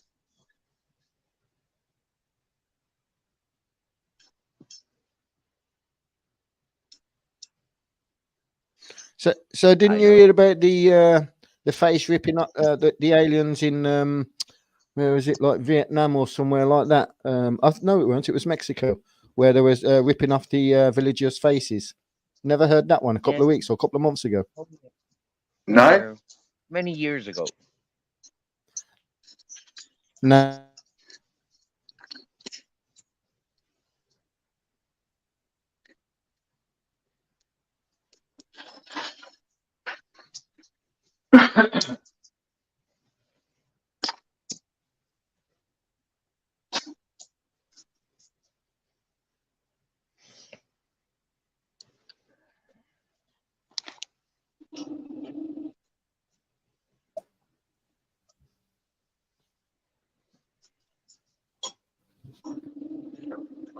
Did you not see that one in Vegas with the aliens? No, where they landed in somebody's garden and all the what they call all the neighborhood came to the rescue of the people, and even the police was too scared to go into the garden. You're not seen them videos? No, is it all recent then? Yeah, that was only last year, at the beginning, this time last year. Yeah. If you type in Vegas UFO landing in somebody's back garden, there's videos all about it. There's a video out there that's been slowed down from the video that's been put out there, And in the video that's been put out there, you don't see nothing, yeah, because it's fast, yeah. But when they slowed it down, you see these aliens. Do you know what I mean? And then in Mexico, there's been reports that tall aliens have come out. They've got cloaking technology. 1 minute they're there, next minute they've disappeared, and they're trying to rip people's faces off. And there's reports of that in Mexico. Yeah, there's been reports last year of that in Mexico. And now today you're hearing in Miami that these 8 to 10 foot tall creatures have been called creatures because they're not looking like aliens. They're also been called like zombies because they don't look like aliens. I mean, they don't look like humans. I'm just got an open mind. I'm not saying it's true. I'm not saying it's not. I'm waiting to see if I can hear any more about it. Yeah, it's good to have an open mind on it. I have. Yeah. You know, I've seen documentaries where they say they're like there's about 4 or 5 different races, and they've all got different how can I put it, different roles within what they do here on Earth. Obviously, you've got your greys, and you've got ones that are taller, more kind of like, how can I put it, bear-like, and then the lizard ones. You know, it's all fascinating stuff. Yeah, I've heard stuff like that of recent times in documentaries, but It's like the little greys. I think they're I don't know whether they're the brainy ones, but they like to gather data. And then you've got the ones above them, and they're like, I don't know, they're more. Well, they're more. I don't know. How could you put it? Predator-like. You know, like they're like big fucking bears. Have you not heard about the Dulce raid with Phil Snyder? No. Yeah, what they've done is they went down into a DOMS, deep underground base, yeah, and it was if you listen to what Phil Snyder, you just type in Phil Snyder, listen to his story. He tells you he went down in a cage to go down into this because they were digging a hole and the machine kept breaking. So they sent manpower down to see what was going on, and he was wearing a suit. And as he goes down there, he sees a 7 foot tall grey, alien grey.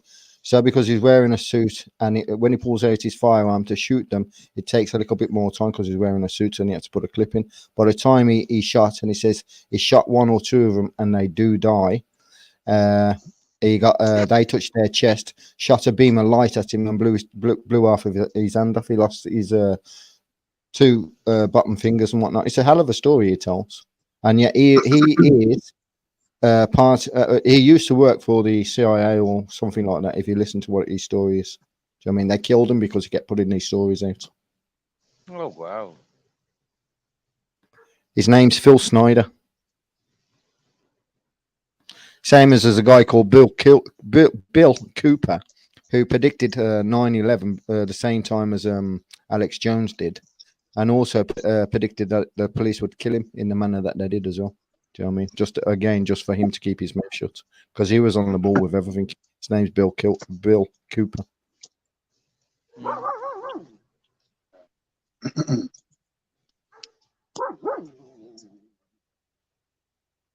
I used to watch a lot of stuff on that. Do you remember Skinwalker Ranch? Oh yeah, you know that's a psyop. You know the stories that they're putting out. That's all bullshit. Yeah. Do you know about Hell's Hole? You ever heard the story about Hell's Hole? I've heard of it. I don't remember the story though. Well, you know Skinwalker Ranch. I believe that's where Hell's Hole is. I believe it's all to do with that. Yeah, they reckon it's like a portal, don't they? Yeah, but if you go and have a look at what Hell's Hole is, somebody threw a dead dog down there and he came back the next day alive. Do you know what I mean? That's the stories of Hell's Hole. Do you know what I mean? The Skinwalker stuff, ranch stuff, I think is fascinating. Is the orbs they reckon that kind of patrol the area out there at night, different coloured ones, and they reckon the red one will it will terror you so much you won't be able to move. People have said the red all came towards me and they froze. They were so frightened. It gets in your mind, you know. And then say the blue ones aren't too. They're not too bad. They just drift about. So they've got another role within what they're doing if they're real. Well, what they're saying now, the stories to do with Skinwalker Ranch is that underneath the layers of mud, there's a sea, yeah, and it's a flowing sea like the one above, yeah. So it's Yeah. giving off a certain energy. This is what they're saying. So it's giving off a certain energy that's coming through the earth, yeah, that's causing a lot of the things that's happening around Skinwalker Ranch. This is the story that they're saying just lately, because of about 6 months ago I was watching it, and that's the story they're putting out. Do you know what I mean? Which is a whole heap of BS, because if that was true, why has it taken nearly 20 odd years to put a little bit of information out? And Yeah, it's been changed hands 6 times. Why? yeah, Peter. I started to lose interest in Skinwalker Ranch as soon as it started to make it onto TV, and people were kind of like making shows out of it, and they were doing it on YouTube as well. I thought there can't be anything to this. It's turned into like a comedy show now. But if you listen to the first guy's story who bought the Skinwalkers Ranch to begin with, listen to his stories, yeah, and this is the reason why he sold it. Now and some of his videos, if you go and look at some of his videos that he used to put out as well, because he's put a few videos out. Was that the old guy and his wife? Yes, yep. Yes, I remember the old stuff. Yeah. That's what I say. All the information's out there to do with all this information. This is why I say that there's a story going around that Hell's Hole can't be found; it's lost. Yeah, but a lot of things that's happening at Skinwalker Ranch that resemble the Hell's Hole. So to me, you know, with your portals, with your creatures coming out of there, with your UFOs, everything's the same. Do you know what I mean? So I believe that's where the Hell's Hole is. Yeah, and they're not saying. And they're just giving us some baloney story about aliens. This, you know, just a little bit of aliens. This and the rest of it's like, oh, there's an underwater river that's flowing. It's giving off like ley lines above the surface of the earth, which is causing this, that, and the other to attract this, that, and the other. And, you know, fucking bullshit story after bullshit story after bullshit. And this is the question I had. Well, if that's true, why has it taken 5 people before you for you to come up with that story, and yet none of them did? Yeah. You know what I mean? All the others kept what they found secret. Why is that? And why did he tell us that baloney story? It's to take us away from it.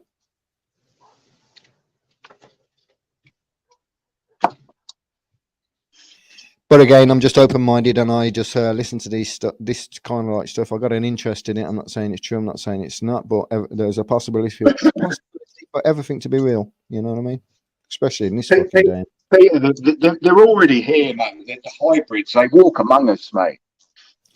Yeah, we're the hybrids as well. We're the hybrids from them, and we were supposed to be their slaves to do all the digging for them while they sit on their sweet little laps. You know what I mean? That's what it is about. Yeah. Whereas, like now, that because we're their slaves, we're looking at them as the hybrids from us, but we're not. We descend from them. They are kind of like our gods. So if we look at this is why I get annoyed with people when they say, "Oh, God and Jesus and the Bible." No such thing. He was created via alien, or manipulated from God, like the light of God, into. See, I've come across. You know, if you put 2 circles together, yeah. And you start pulling them apart to when they're just about to come apart, it leaves a center circle, doesn't it? So you got 2 circles, a center circle, yeah. So 2 big circles and a small center circle. Well, that's what they're saying. When our DNA was manipulated by these aliens, they trapped us in a solid form, which is man's body. Whereas before we was only light, we never used to eat or drink. When we was in Tartaria and Atlantis times, yeah, there was no toilet in any building. Why not? And the sewer system that we had was for having the water come to give us the electricity, because we used to use Earth as a battery. Do you know what I mean? A conductor. Yeah, that's how we got free electric from the ether and everything else. Same as with the pyramids and everything else. When you know, I was just going to say that. Yeah, the pyramids, the tops were made of gold, a conductor.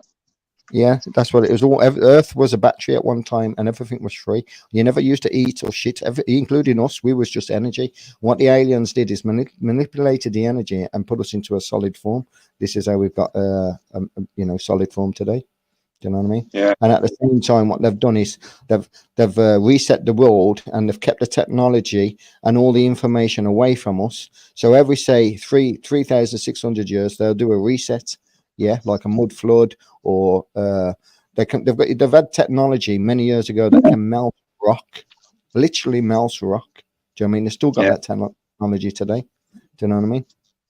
It's like Peter, right? I heard this theory, right, about the construction of the pyramids. We've heard it all, didn't we? These cubes of like sandstone or whatever it was were so many tons and so big. And some people were saying, oh, they rolled them, you know, they pushed them along on top of logs, thousands of men, or they had, I don't know, elephants pulling them along, or whatever theory they come up with. I watched a documentary years ago, and somebody said there was a possibility they were using silicon. There's obviously silicon that's got memory, right? And it can be programmed. They were saying they had the kind of technology back then where they used, somebody would come along, and you know the scene out of Aliens, you know Ripley when she's in that big loader thing at the end? He doesn't remember. But anyway, she's in a machine and she can pick up things that are much bigger than herself, yeah? In the loader in Aliens. Same kind of theory, but they were using silicone wands that were programmed. So like maybe one man could stand there, put out his wands, which were programmed to lift, and could lift a massive block and just walk it and put it into place. Yeah, well, that is a true story. That is a true story because one man moved a mountain, didn't he? All on his own. I don't know. Wait, if you listen to Tiernan Nog, the old Irish tradition, had the land of the forever young, Tiernan Nog, Oisin, he's on his big horse. He leaves Tiernan Nog and he comes back to Earth. Earth, yeah. And he's told one thing: don't get off your horse. If you get off your horse, you'll lose your Tiernan Nog thing, right? And he sees all these men struggling, you know, like trying to move these rocks. And he knows that he can move it, and he moves it with one hand, you know, while still riding a horse.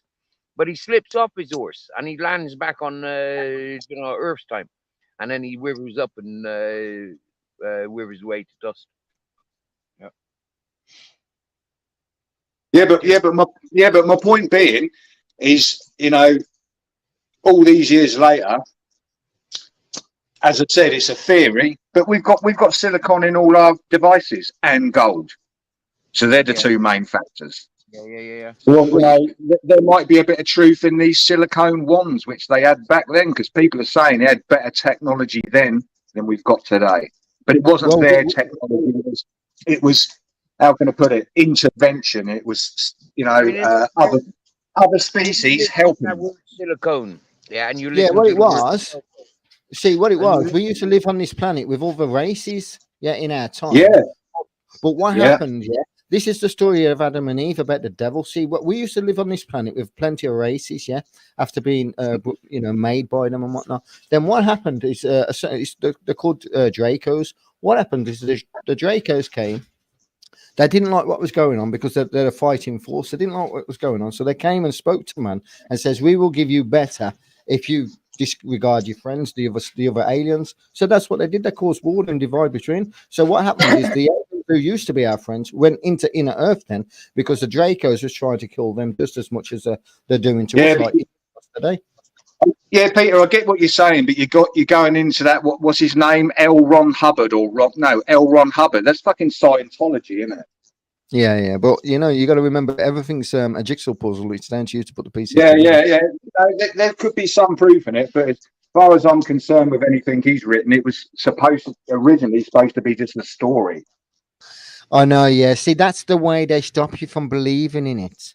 Do you know what I mean? Yeah. Because they don't want you to believe in it. This is the reason why the CIA came up with the word conspiracy theory. Yeah. It's to stop you from digging any further, because they can call you a coup, an idiot, a fucking, madman, whatever. Well, yeah. As soon as they use that word Exactly. conspiracy. Yeah, exactly. If you're not believing with, like, how can I put it, the general narrative, they say you're a conspiracy theorist. And the thing is, people don't like being called that, and it's a good word to kind of, how can I put it, push you off the scent. Well, yeah, to instantly stop somebody going any further, yes. Or listening. Yeah, as soon as somebody says, "Oh, conspiracy theorist," everybody clocks off. Not interested, you conspiracy theorist. You know, and that's why they've done it for, is because they know. See, you don't understand that they've studied our mind, yeah, since man's been on this planet. They've done reset after reset after reset. Like I say, you can have a look at the mud floods, you can look at the orphan trains, you can look at it all. All history is documented. It's down to you how far you want to go and what you want to believe in. Do you know what I mean? To me, I always say start at the beginning, then work your way up to where you are. Do you know what I mean? Or look at where you are and work your way back down to the beginning. It depends on which way you want to see it. But really, at the end of the day, everything's just information. It's down to you whether you resonate with it, whether you find it's truth or not. And then if you do, see, when I find something new, I've never heard of it before, like half of this information, I carry on digging. I don't stop. I'm hungry for more, and then I get so fucking flabbergasted and, you know, thrown from pillar to post with the information I get, you know, from all the rabbit holes I go down. When I come onto YouTube and try and talk to people about certain things, people are like, nah. And I'm like, well, fucking hell. Who knows what's true and what's not? Yeah, exactly. Yeah.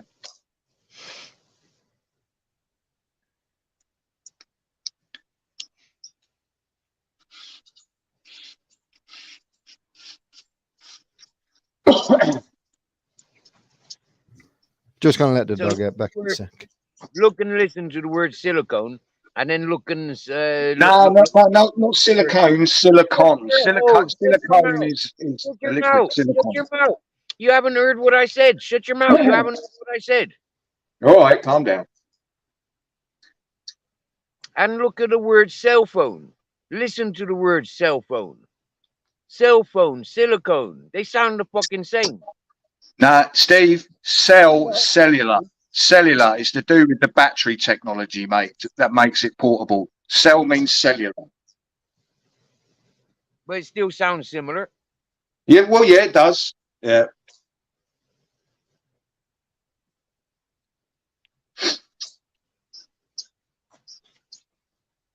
So they had silicone wands. But now we've got cell phone wands. Yeah, but the thing is, we're being drip fed that technology, aren't we? I know, yeah. Yeah, first it happens in movies and then it comes to reality. Yeah. Somebody sees something in the movie and then it's got to become a reality.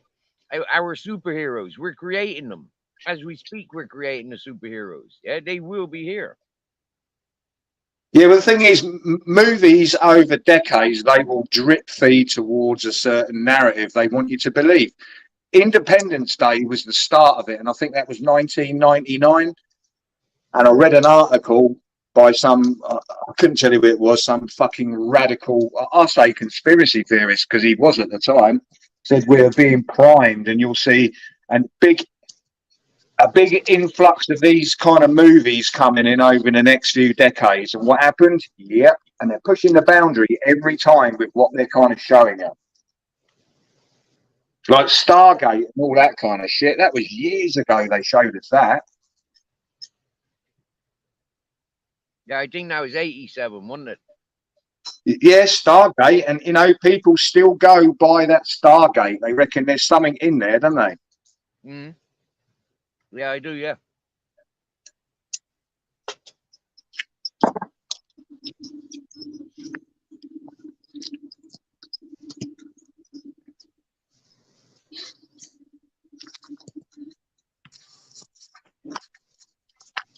I actually need to watch that again, to be fair. I thought it was a pretty good film.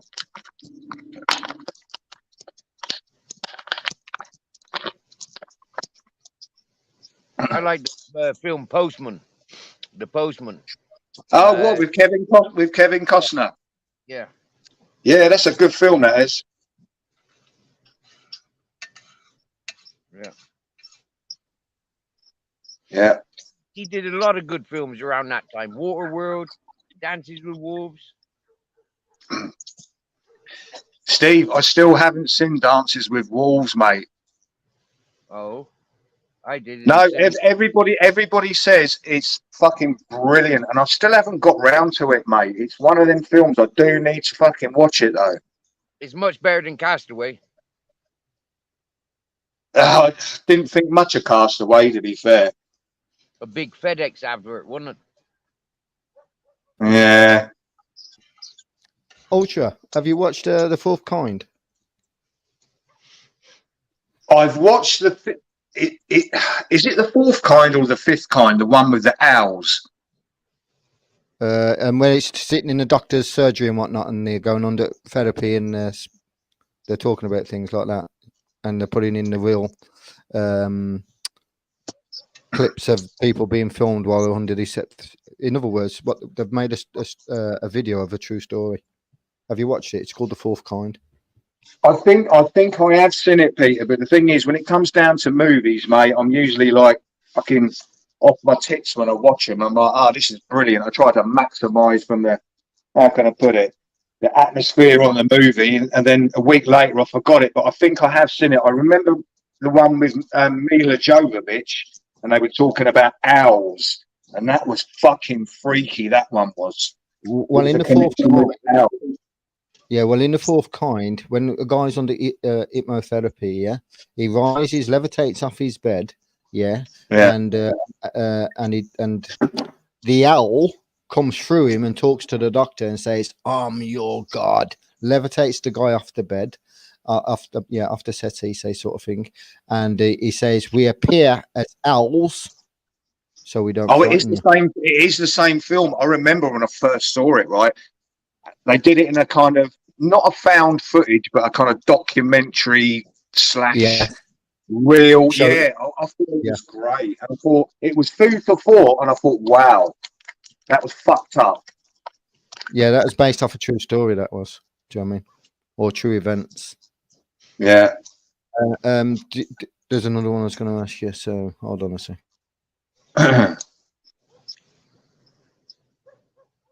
Peter, that's a really old film now, isn't it? Yeah, it is. Do you know anything about the guy that moved the mountain and made a garden? Like he moved rocks from a mountain, yeah, all on his Todd. And what he did, he used this device, like a magnet thing, that made a certain vibration, yeah, a humming tune, which lifted the rock off the ground, yeah. So it was like, say a magnet's got a Y and a Z, yeah, and they go together, yeah. So that's a rock in the ground, Y and a Z.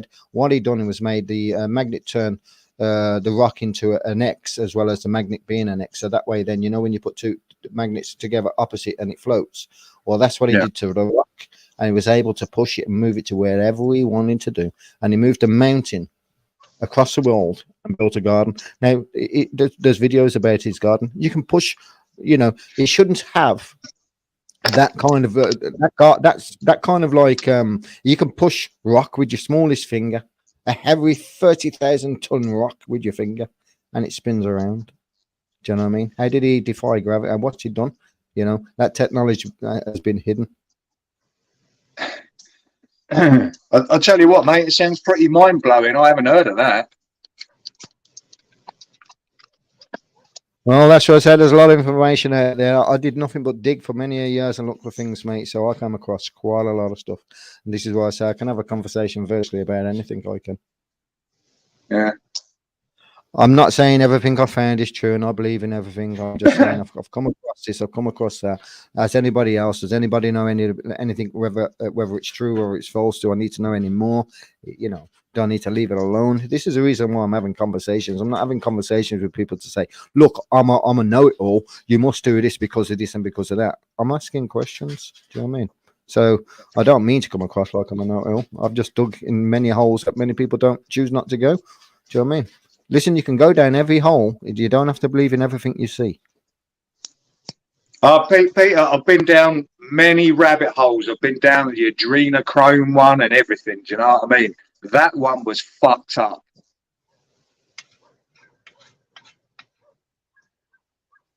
Again, that's another true story that most people don't want to believe in. Do you know what I mean? Because it's hurtful, man. Especially when you get into the depths of it and what they're fucking done to raise that sort of fucking pressure in the blood. Well, yeah. What is it?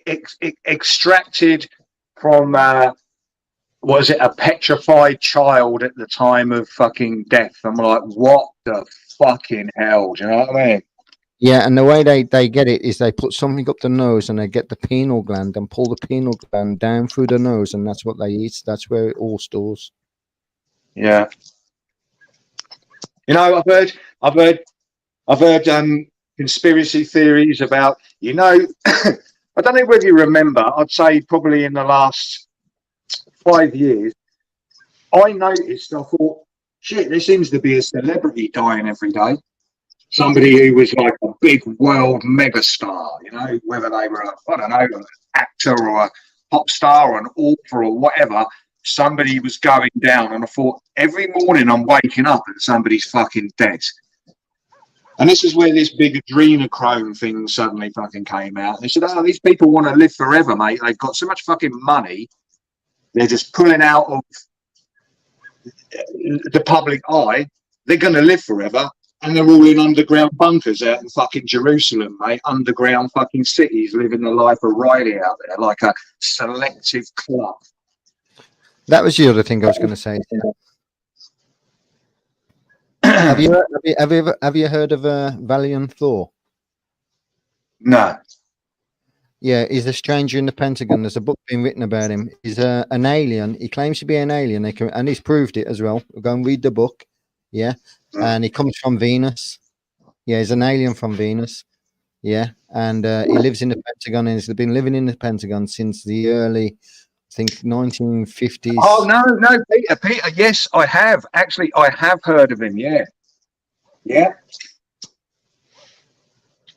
He's like he's an advisor there, isn't he? Yeah, he's the one that's at the moment helping to change the, like, for instance, all these creatures that's walking the earth. Yeah, a lot of them are like hybrids that the aliens and man have taken. Like, say, have you seen the video of the fish with a man-made face? No.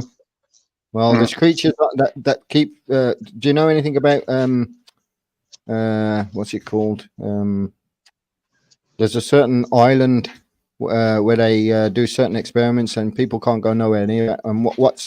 And some of them are escaping, jumping in the water and whatnot, dying and getting over to the other side of the beach, but dead, landing up on the beach, and people are taking pictures of like creatures, half man, half animal, like the splicing and dicing everything. And like I say, there's also videos of fish with a human face. How the fuck, man? So do you know what that sounds? Do you know what that sounds like, Peter? Do you remember the island of Dr. Moreau? Nah, never heard of that one.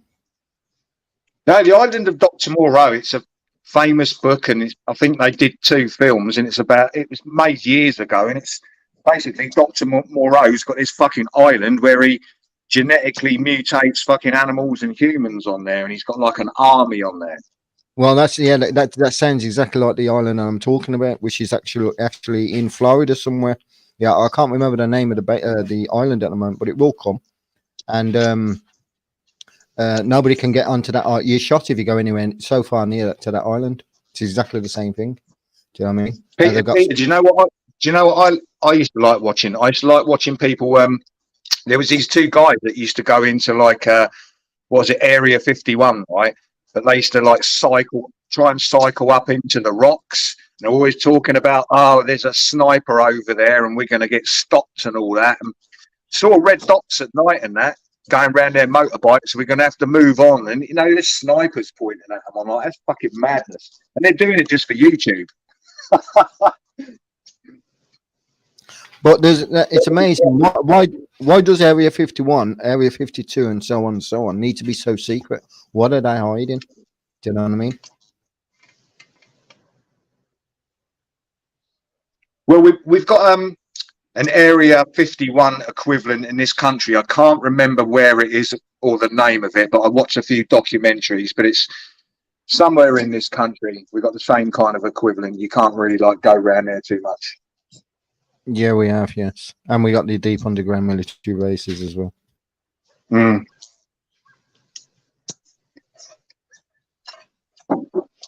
And you got the American bases, naval and military, and CIA and KGB places.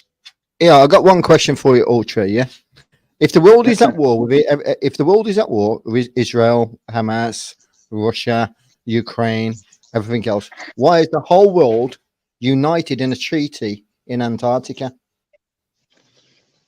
Yeah. Yeah. I don't go into these political ones, mate. They drag out a bit, and I don't know enough about it, Peter. To be It's fair. not a political one. It's a Because geographical. the world is a stage. Well, we all know you can't go out to Antarctica. You know, we know you can't go out there. Now, forget about going out there. Why is all the whole world treated in an amnesty with Antarctica, but yet from Antarctica to the rest of us, they're at war with each other? Don't make no sense. How can you be at a treaty and yet be at war? Yeah. Yeah.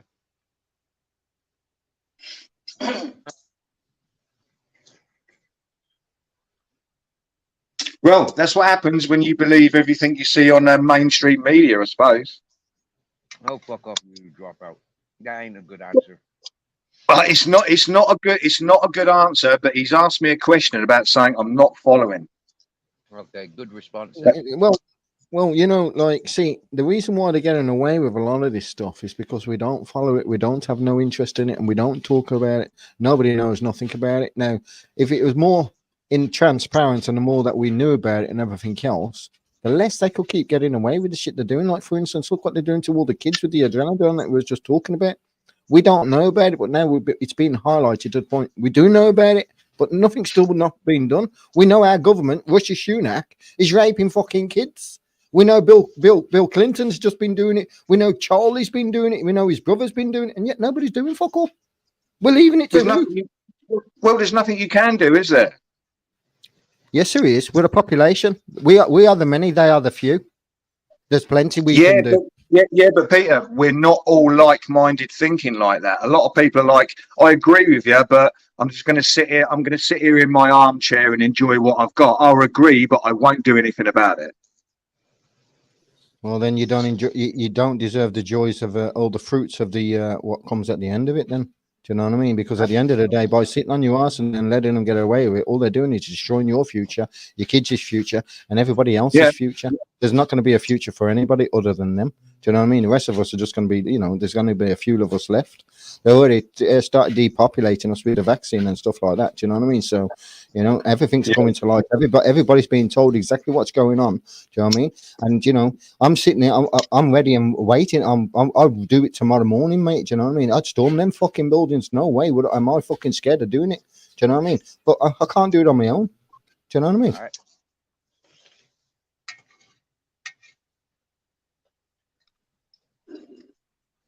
Just get away from there. Leave them at it. Let everybody else do it. But you know, them politicians, they're not our issue. They're the issues of the rest of the world. Steve. I don't even vote, mate. I've never voted. all broken promises, and they all, how can I put it? They've all got the same. How can I put it? Agenda. They're all following the same agenda. They've all got the same agenda, and they will go down the same road to meet that, and because always break their promises on the way. They're all working for the Rothschild family and the Venetian family and the 13 families and whatnot. Yeah. This is what I say. Yeah, we know who they are now, so they should be hanging from the nearest lampposts, if not the nearest trees. All of them. Yeah, not one of them should be getting away with what they've done. They're all Zionists. Yeah, they're all evil fucking, you know, devil worshipping bastards. Yeah, the rapists, pedophiles, everything. We got every reason in the book to fucking hang every one of them. Do you know what I mean? And yet we're sitting on our arse and we're letting the Muslims walk our streets saying Allah Akbar. Are you waiting for the change? But it was how can I put it? Not a repopulation experiment. What's the word? Oh, you know what I'm trying to say. You know, integrating different kind of races. They knew it was never going to work. All part of the plan. It causes conflicts. No, see what it was. Their bigger plan was to have just one race on this planet, and that was an Afghan race. Every other race would. Yes, exactly that. And do you know what? They are winning, and they will win. Well, that's what that's their plan. Nothing you can do about it. But I'll be dead in 20 years. I don't have to worry about it. Nothing I can do. I can't. You know, I'm a bit like you, mate. On your own, you can't do nothing, can you? No, but it's good to have the knowledge to know that it's out there, and when something does No, occur, but I get called a racist, and it's like, think what you fucking like, mate. I do see a but hostile takeover of the fucking world. Basically, I do see it. there's no such thing as racism because we're all one race. It's a human race, so there ain't no other thing than a human race. So nobody can be a racist. Do you know what I mean? You can have your dislikes and likes, yes, but nobody can be a racist against a one nation of humans. How can you be racist against your own kind? Do you know what I mean? Hey, stupid man. Same as when people say, "Oh, you're anti-Semitic." Semitic is a language. Do you know what I mean? So I'm anti-language. Do you know what I mean? Don't make no fucking sense. Am I anti-English? Am I anti-German? Do you know what I mean? Do you know what I mean? Anti-Semitic. It's just anti a language. This is why I say a lot of people just go with certain words. They don't look certain things up. They know nothing about what other people are talking about half the time. And these Jews are thick as fuck when they start saying that and using that against you. What? I'm anti-language, anti-Semitic. Fucking, I swear to God. It's a quick way to just shut you down, to stop you from talking. Try to embarrass you. It's the same as conspiracy theory, same thing. I don't mind being labelled anything, and I don't care whether you listen to me or not. I know this. I'm going home when I die. Yeah. And that's my purpose on life, and that is to go home when I die. Whether I've been trapped down here for a million fucking years or whatnot, I don't know. But I think I've been away from my home for a very long time, and I can't wait to get back.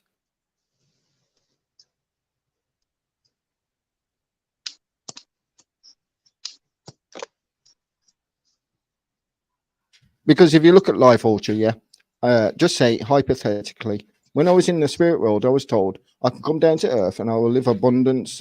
Everything for everybody, everything's free. I come down here, you have to pay, yeah, you have to pay a next man to live on this Earth, and that man doesn't even own the fucking Earth. Do you know what I mean? And pay for everything.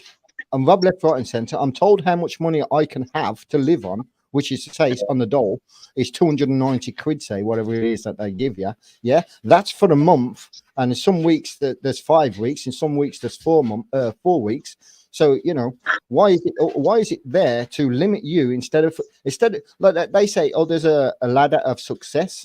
Why is it a ladder that they give us a ladder of success? Why isn't the ladder of success our own, the way that we think? Yeah, the way that we want to put it together. Why isn't that? Why aren't we allowed to do it that way? Why do we have to go and do a 9 to 5 job, be exhausted every day? Yeah, do the same things, routine. Your life goes before you're old enough to realize that your life is fucking gone. Do you know what I mean? Yeah. Everything's done by design, so you don't really think for yourself. Somebody else is thinking for you. So somebody else is living your life. You're just living an existence for them. Do you know what I mean? When you wake up, you see it that way. Well, Peter, I've seen it that way for a long time, mate. Pay Peter to pay Paul when you haven't got much in between for yourself, and you're like, I'm working fucking hard for this. I'm not saying I mean? I'm working hard. Mate. I'm working hard just to get a bit of shit food, and pay my rent and whatever. And the thing is, and I haven't got much in between. But I'm not. So when I say you, I'm not. Yeah, but when I say you, I'm not directing solely to say you or Steve. No, I didn't say you was, but in general, yeah, I get what you mean. Yeah, it's too much of a struggle existing sometimes, isn't it? You think, fucking hell, mate, this is hard work, isn't it? Well, to tell you the truth, same as the common law route I went down, that is the hardest work I've ever done. Yeah, I'm not a quitter. Yeah, I don't care how hard it gets. Yeah. I'm gonna beat it some way. This is what I've always said to myself. Yeah, it took me 5 years to pass an electrician course because I didn't know how to read and write and whatnot. So it doesn't matter how much time. It's achieving it at the end. It's a goal to me. It's achieving that goal. So I don't give in. I don't quit on anything I ever try to achieve. I've achieved everything I've ever set out to. When did you pass that course then? When I was 40, and that was about 15 years ago, 16 years ago. That's mad. You couldn't read or write at that age. Can you read and write now, then? Mate, you should see the letters I can write now, mate.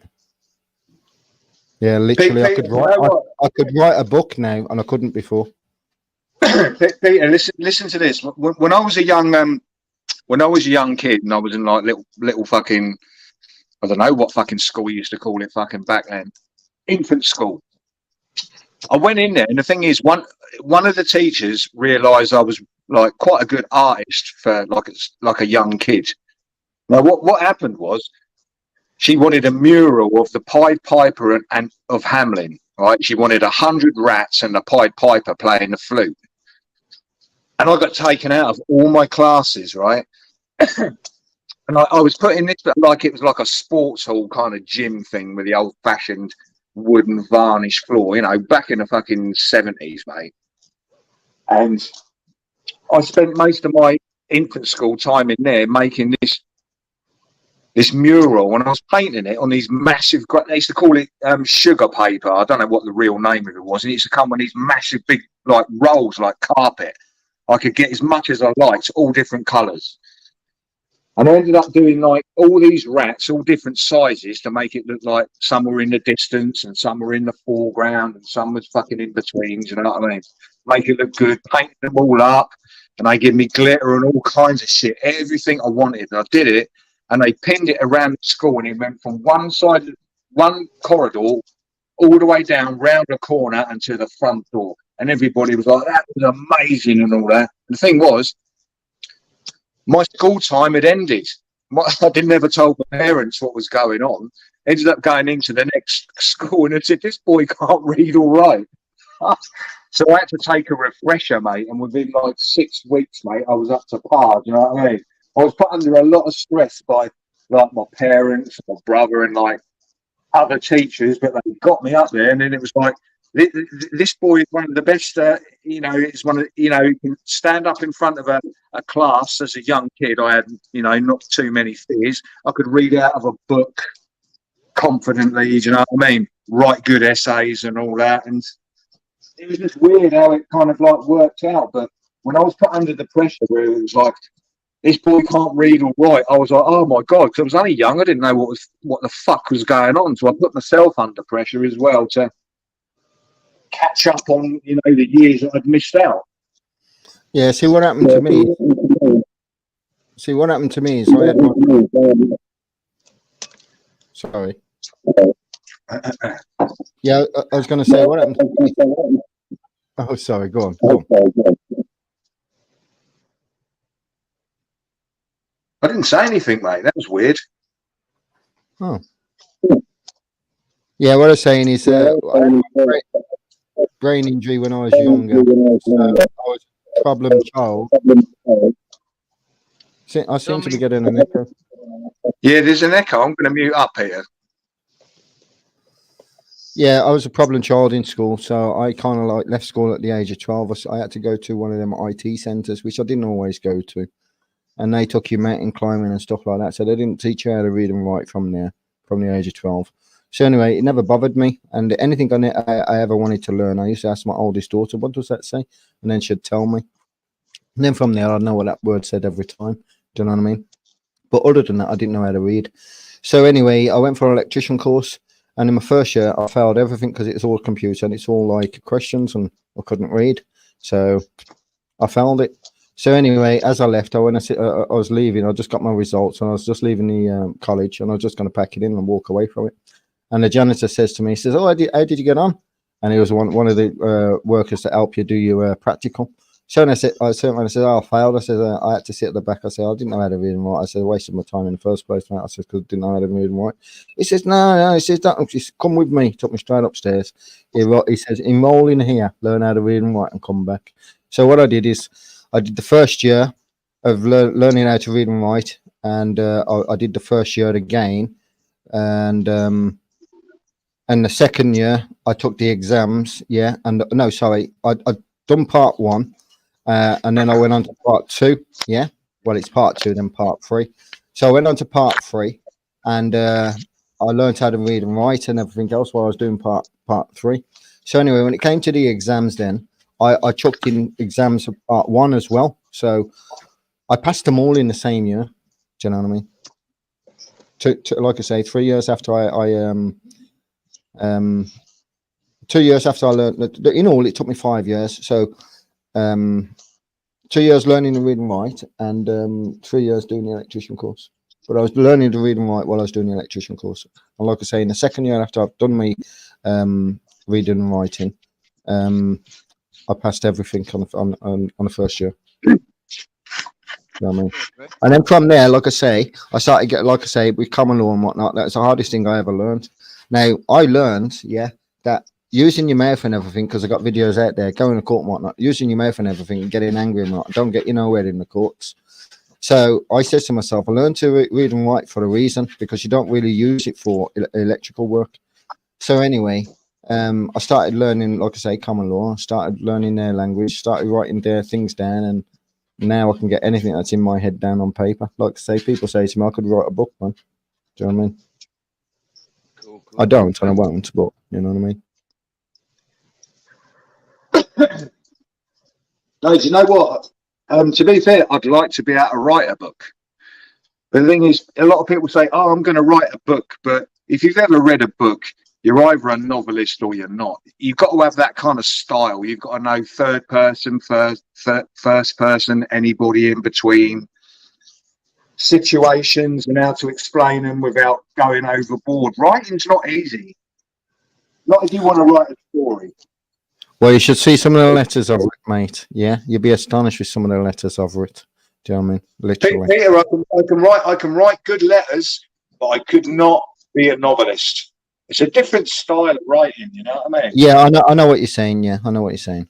I know what you're saying. You know when it's sometimes like they will say somebody's name in a sentence, and then the sentence might end, and you go into the next sentence, but because what they said, they can say he or somebody, and you automatically know it's linked to the character in the previous sentence. There's a style to it. There's a fucking art there, mate. If you can write books as a novelist, you are fucking up there. No, I don't think I can. Not in that way as you express it. But I've been told I don't believe I can. Do you know what I mean? But I've been told I can. But the way I write letters, they say if you put that into a book, you could write a book like sort of thing, because you can word it pretty well. Yeah. I just mean in general. If somebody's got those kind of skills, it's like wow. I never looked at it like that, mate, and I still don't look at it like that. I just see it. But the thing is, I think a lot of people these days they will go to somebody with all their ideas and everything they want to be in the book, and they actually get somebody to write their book for them. I'm not sure what the name of that ghostwriter. It's a ghostwriter. Is that a ghostwriter? I thought a ghostwriter was somebody that wrote a story for somebody based on loosely based ideas, but they're allowed to say, "Oh, I wrote this story." It's a little bit of like a farce, if you know. That's what a ghost writer is. What it is, you tell the ghostwriter what's what. They write it out for you. You put your name to it. Do you know what I mean? Because it's your story, but they wrote it for you. Yeah. Mm. Now, me, I'm more into. See, I'm thinking this year now. I've been seeing online a few times, like courses on law, become a lawyer, like, you know what I mean?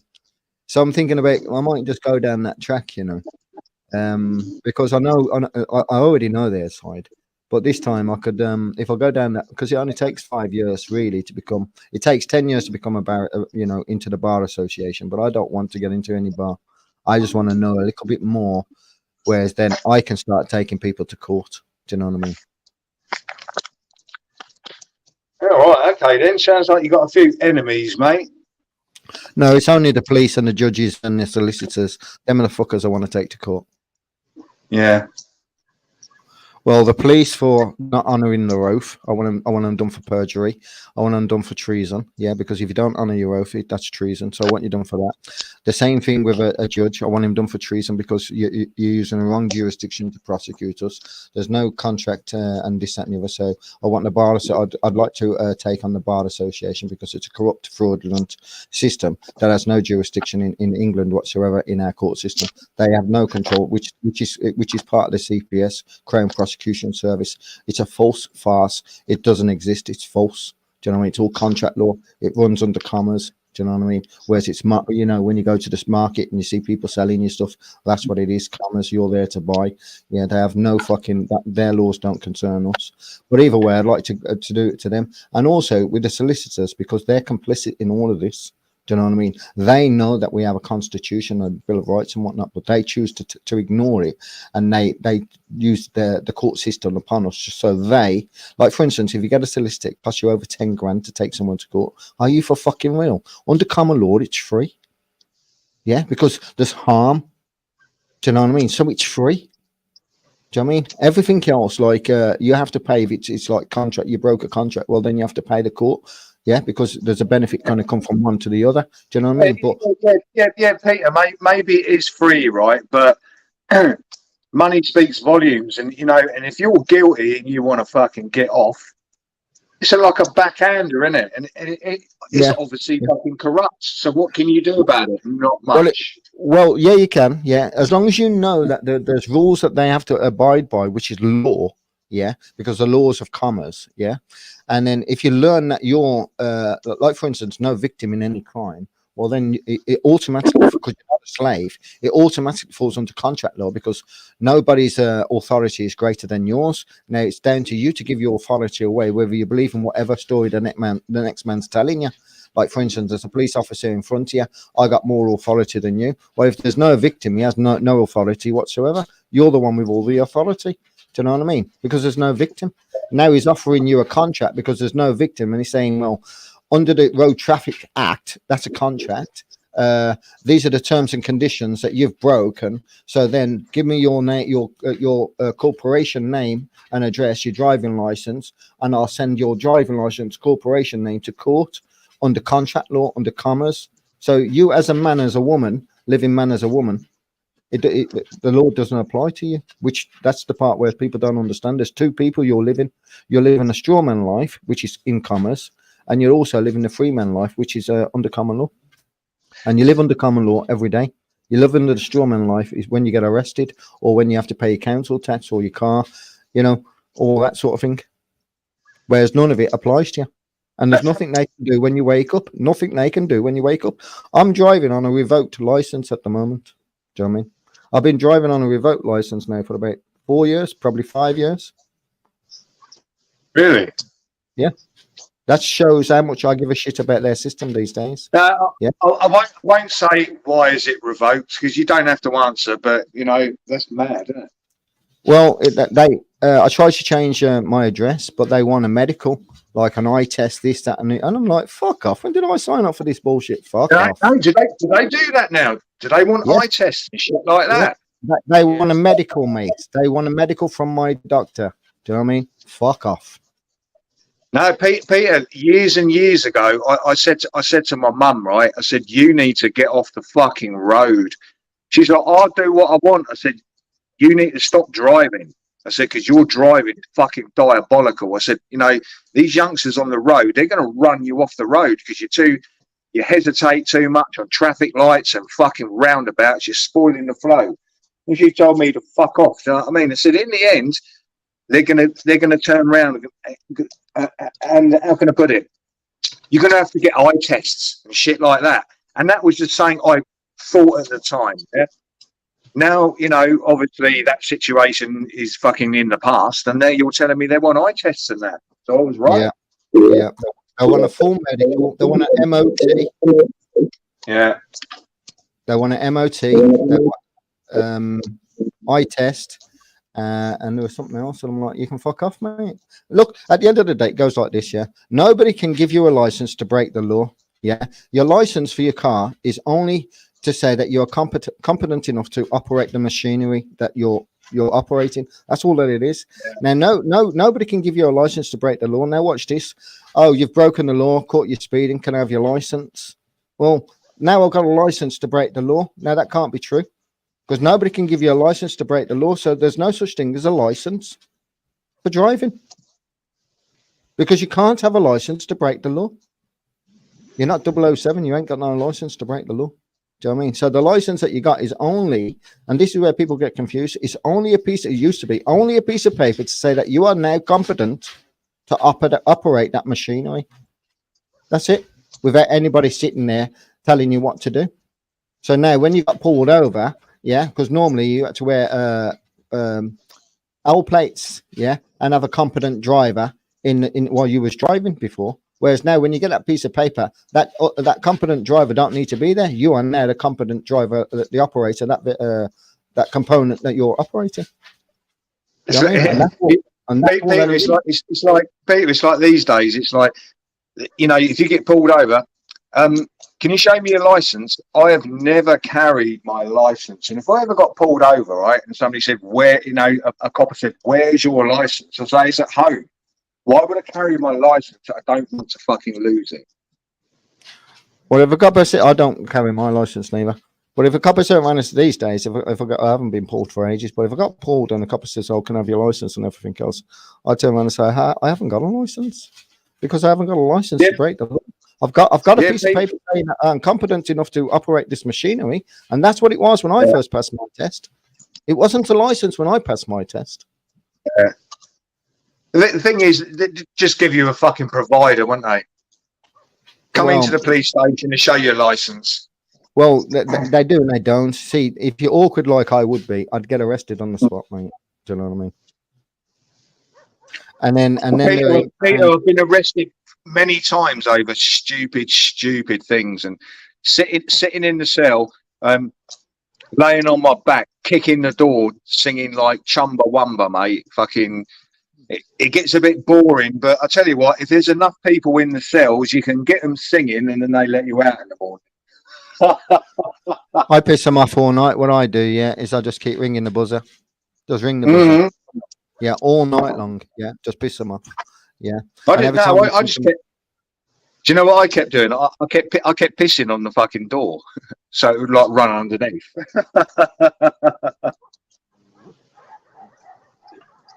I has a wank when I'm in the cells. I have a wank and I go to sleep, me. Yeah. Well, I got cameras now, Steve, in the cells. Steve, you know the cameras that are on you, but the people that have to watch it, you know, what's in your fucking head, you weirdos? You're just watching a bloke relieve himself.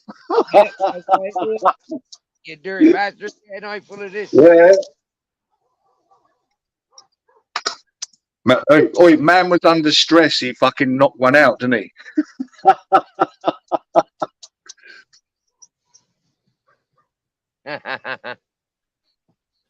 I'll let you do some talking, Steve. I've taken over the panel, mate. So you bring something forward, Steve.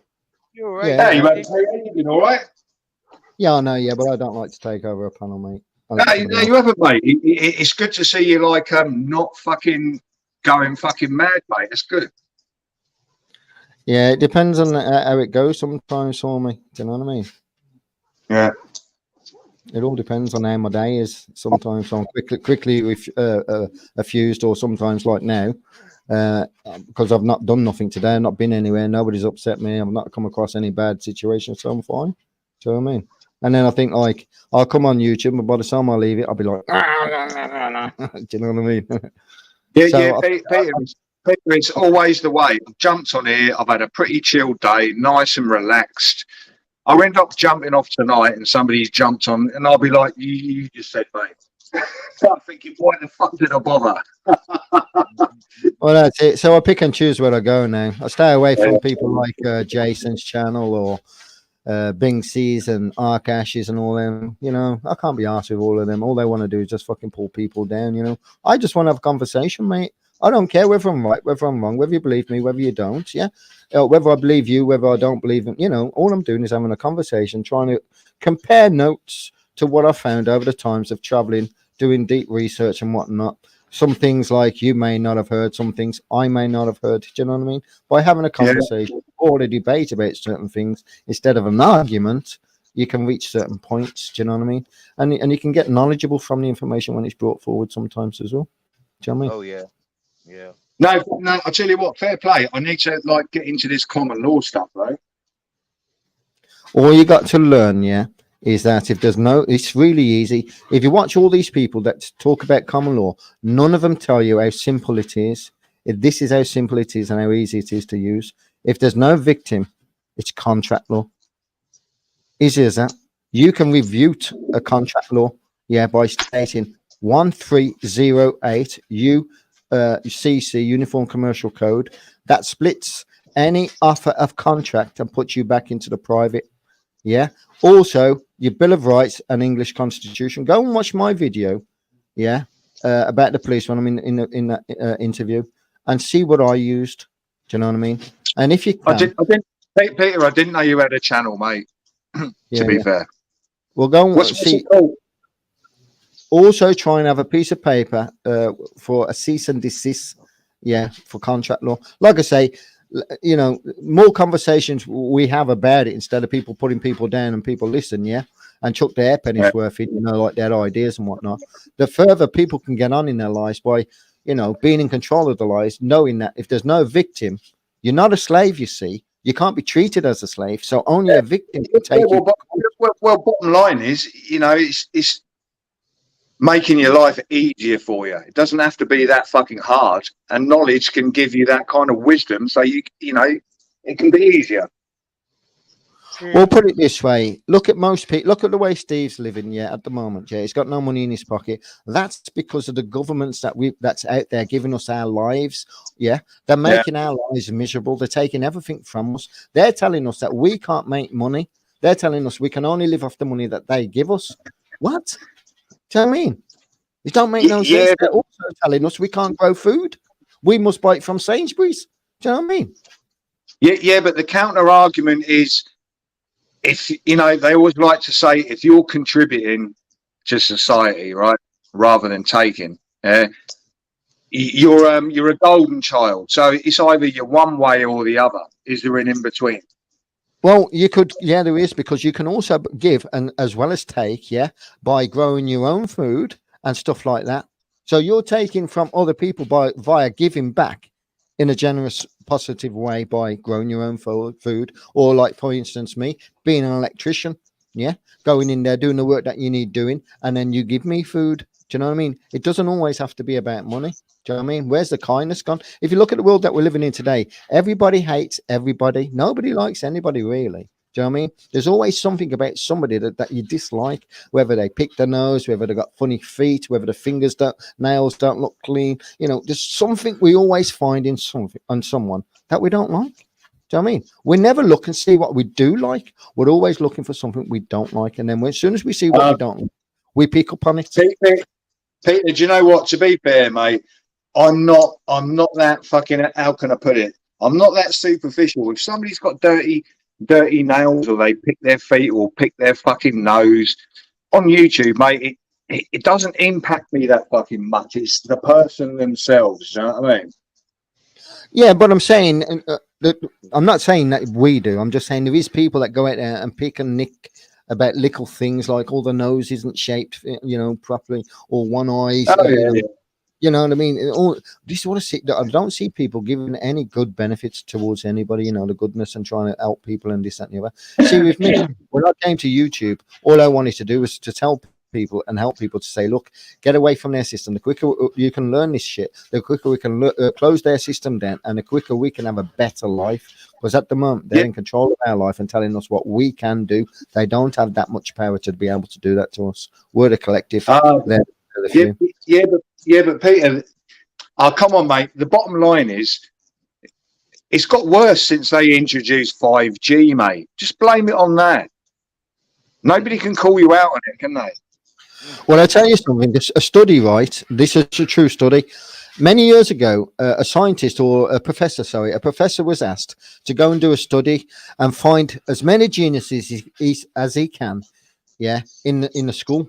So he started off with the 5-year-olds, and he come back and he says to the people that asked, 98% of the children are geniuses. So he went back 5 years later, and he told the people that he was studying for, it's now 38%. 5 years later, the kids are 15. It's now only 3%. Yeah. What did they do? Blame it on the 5G, mate. Bottom line, blame it on the 5G. You're not going to get away from it. It is a blanket over this planet now. You're not going to get away from it. And they will. How can I put it? they will brainwash you in any way they can through And that. how do they start? They start in the school by saying you're the disrupted child for asking questions. Stand in the corner. Do you know what I mean? Follow the curriculum. Don't ask questions. Do as you're told. That's how they drum it out of you. Yeah, over the years. So then you don't come forward. You know. Yeah, and people lose it and just carry on. You know, just follow the curriculum. Follow the. Peter, I remember back in the days when mobile technology started to get quite good, when they were hiding the antennas in the in petrol stations. I don't know whether they do them too much now. They used to have these big lit up kind of like displays with the prices. They could update it, and they were kind of like cabinet unit perspex things in like the forecourt of the stations. Yeah, yeah. They were putting the antennas in those, right? But the thing is, that got fucking called out, and people tried to debunk it. But I think it was true. But we've got to the stage now. They're so fucking blasé, right? Most Burger Kings around this country, they know a lot of youngsters, a lot of people will be congregating there, getting their free Wi-Fi. And the thing is, they're putting 5G masts outside Burger Kings. So there's obviously a contract had been written up, and somebody had agreed to it, and a bit of money had changed hands. And this is how the world fucking works, mate. Can't escape this 5G blanket. You're dead right there.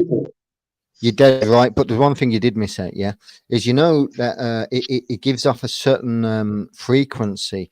Like it can give off certain frequencies. Now, if you watch the Barack Obama movie that's just came out, in there they say that it's got a low frequency playing in that movie. Yeah, that causes people. So this 5G and whatnot, they can use any frequency they like, high, low, middle. To change emotions depending on what's going on in the world. Have you watched the King's Men, or what's it called, where they're fighting in that pub? Yeah, have you watched it, the King's Men? No, I've heard of them. There's two of them. I've never seen them. I've heard they're pretty good. No, the movie, The King's Men. Yeah, Kingsman. That's that fucking posh bloke. He's really fucking suave. Yeah.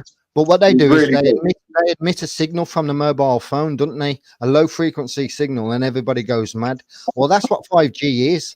Yeah, exactly. Yes, exactly, Peter. Exactly. So we can't get away from it, right?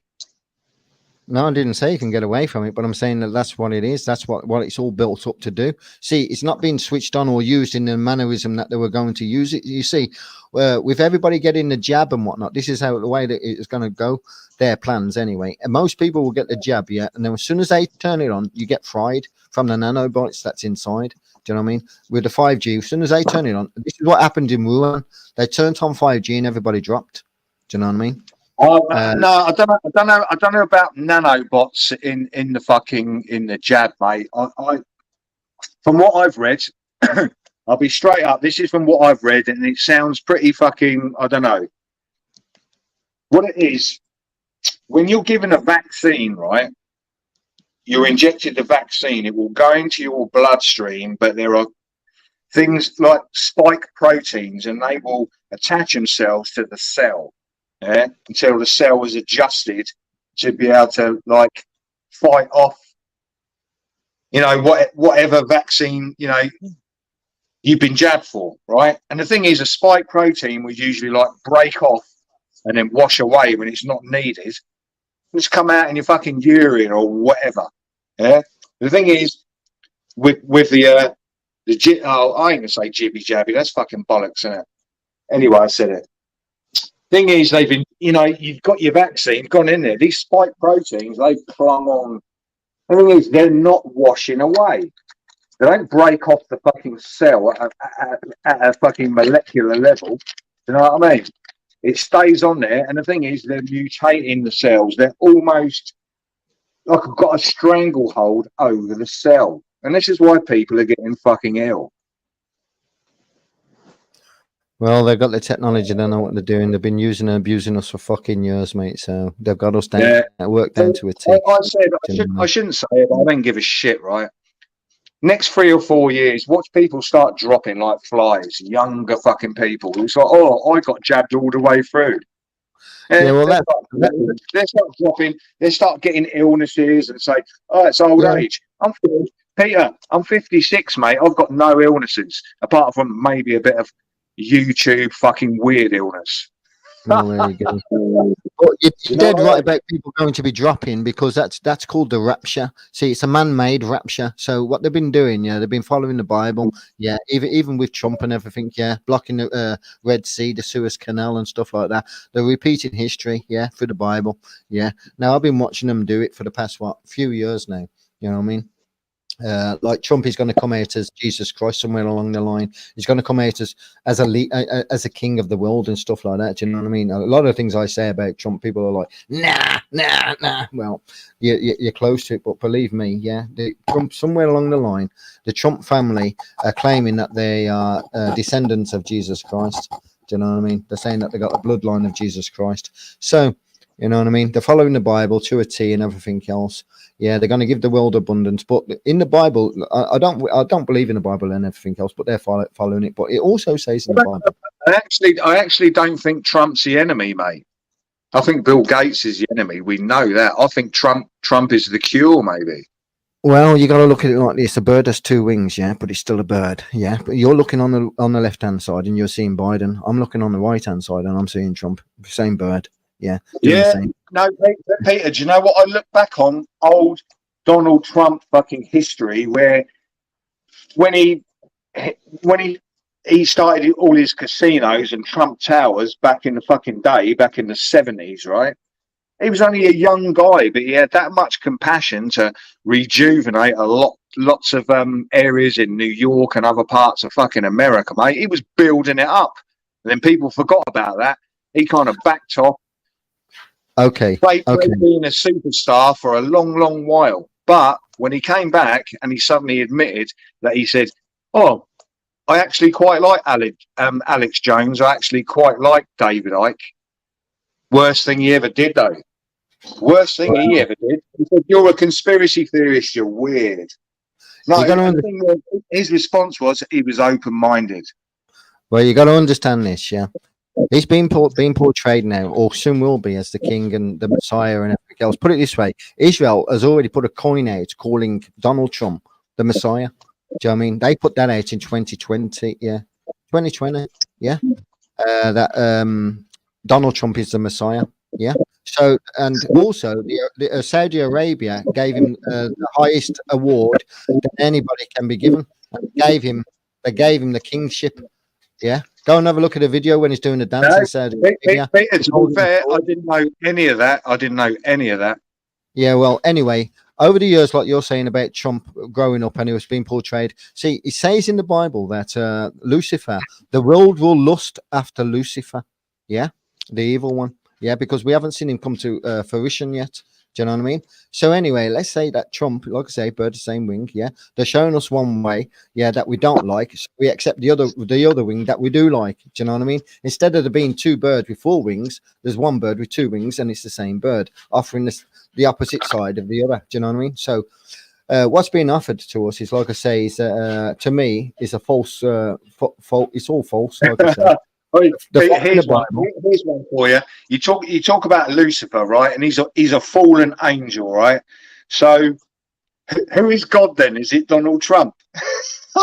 Not Donald Trump. Is it Elon Musk? Is he God? Okay, then you're talking about fallen. You're talking about fallen angels. There's no such thing as a fallen angel. There's an alien. There's an alien walking on this earth, and for us to get technology from them aliens, what they done is they slept with man's woman, because they've always fancied man's woman. That's when we got giants of renown. Which was also which are called Nephilim, which was also again to do with that's the island I was talking about. It's called Plum Island. Plum Island. Island. Right. Okay. Plum Island. Well, they do all these splicing and dicing, and this is how they got the Nephilim, the giants of renown. Also written in the Bible. And like I say, I don't believe the Bible. I believe it's their book. They're following it. I believe it's Lucifer's book, and they're following it to a T. Do you know what I mean? There is no God. There's only a sword. The Bible's a fucking fairy tale. What it is, Okay. there's so much content in the Bible. Some of it's going to be kind of, how can I put it?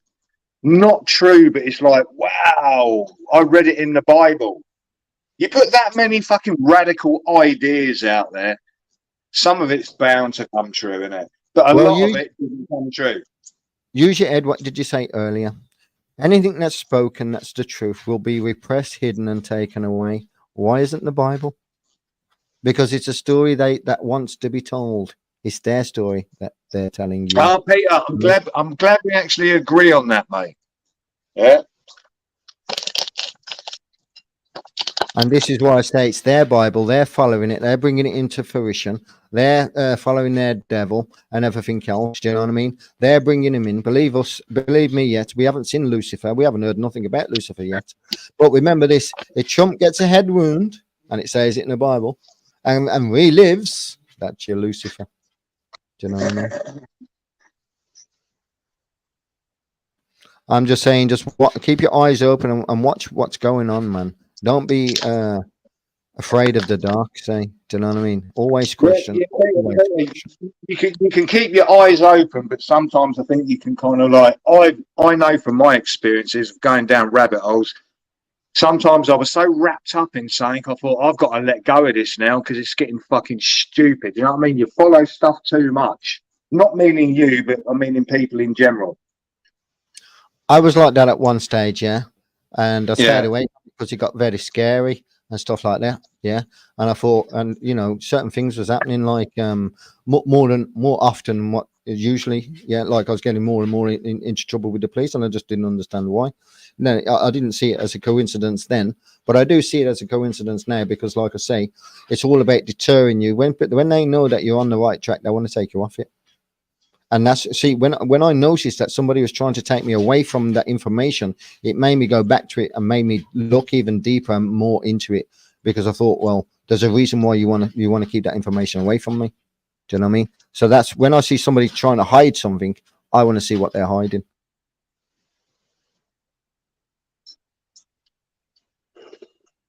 And the reason is this, like I say, at the end of the day, I don't know what's going to happen to me when I pass away. Yeah. I don't know whether I've been reincarnated a million times on this planet.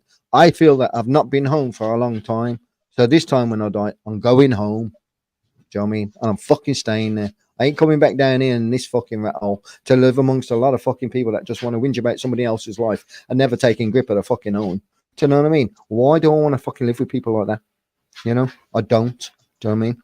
I don't mind having conversations with people that's like-minded, that's heavy, strong-minded. They've got a focus in their life. They know what they want to do. Everything else, do you know what I mean? A plan of like hopes and dreams for themselves, and they carry it out. Because remember this, yeah. Nobody is to blame for what happens to you. You are to blame for what you want other people to do to you and for you to end up where you are. Remember, only you can take control of your life. And if you give your power to somebody else, they have control of it and not you. So all I've done is took my power back and I'm taking control of my life. Good stuff. But yeah, if you want to learn the law, mate, believe me, it's quite easy. Just learn commerce. That's all you got to learn.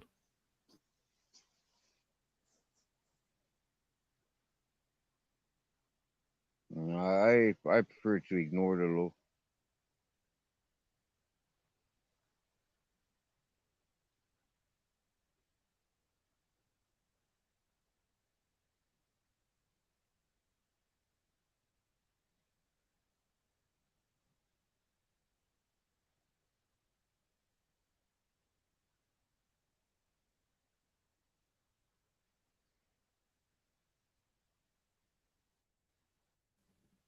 I talk too much, me, don't I?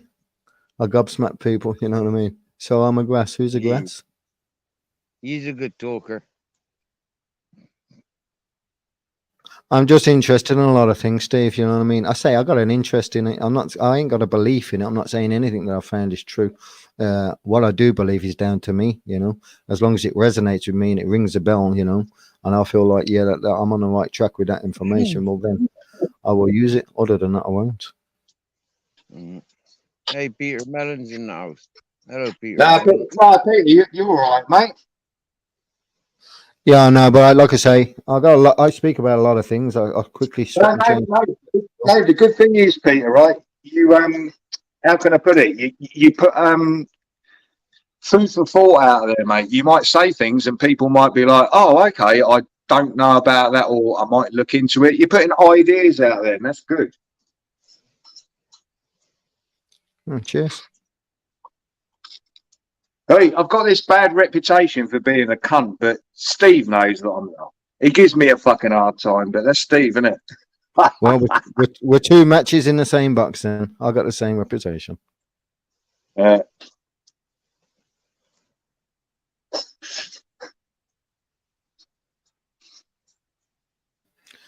Well, yeah, I'm going to shoot off. Then I'm going to leave you to it. I'll sit in the listen in the background. I'm going to do myself something to eat, and if I need to, after I've eaten, I'll probably come back up to see what you're talking about.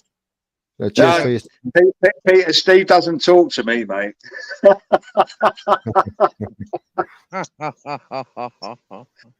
You Well, Steve's bastard. got some interesting stories to tell, especially like living out in the wild like he does. Like he was telling us about seeing a shapeshifter or something a couple of weeks or a couple of months back. Who knows? Did he? Didn't he? You know what I mean? You can always talk about it, Steve. Give us something else, food for thought. Who knows? And tell us some other Yeah, wild stories that you've seen, like them spaceships. Do yeah. you know what I I mean? seen some orb. I seen an orb a couple of weeks back, about a month ago. There you go. But before you start, I'm going to shoot off. Cheers for your time. I'll speak to Yeah, you a bit. yeah. See you in a bit, All mate. Yeah, right, all right. See you later, Peter. buddy. Enjoy your meal.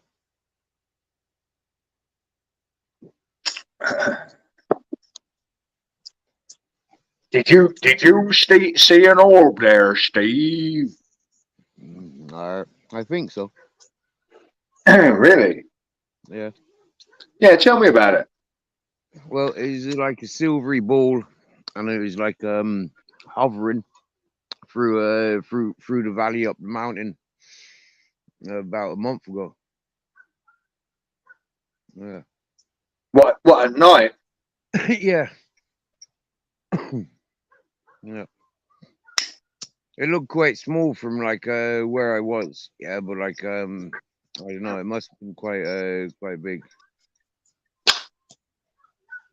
closer up. And I tell you the line that it took, yeah, it was like it was going around the edge of the mountain. Hmm. Mm. And then lost sight of it and then couldn't find it again. So how long ago was this? About a month ago. Yeah, the thing is, a month ago you wasn't eating too well, was you? And you was under a bit of fucking stress. You're in a better place. I get it at the moment. Do you think maybe No, no? no. I know what I see and I know what I'd be tripping. Get me, yeah. I know the difference between hallucination and Yeah, yeah, yeah. I understand that, mate. Do you know what I mean? I've been under mega stresses in my life, but I've never tripped and seen anything. The only time I've seen things is when I'm on a LSD, mate, back in the day. So I know the difference between seeing and imagine that I saw. yeah, yeah. Uh, Big difference in there. yeah, Hmm. So yeah, that's what I noticed. It wasn't a hallucination. It was a real thing that I seen. it could have been a little like rogue fucking spy unit, mate, going around and just I haven't been up here for a while.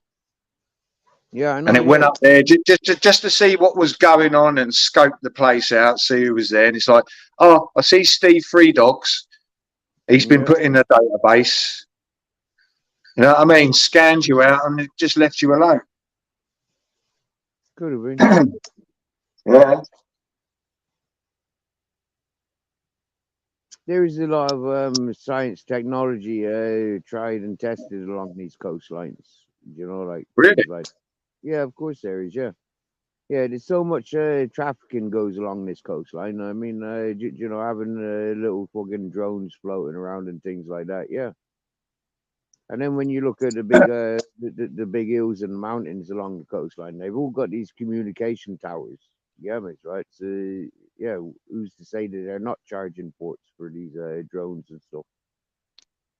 Do you know what? To be fair, when you said about the trafficking out there, drugs trafficking, I thought you was bullshitting. No, people trafficking and drug trafficking, loads of stuff, mate. Yeah, it all comes across this Mediterranean from Africa's.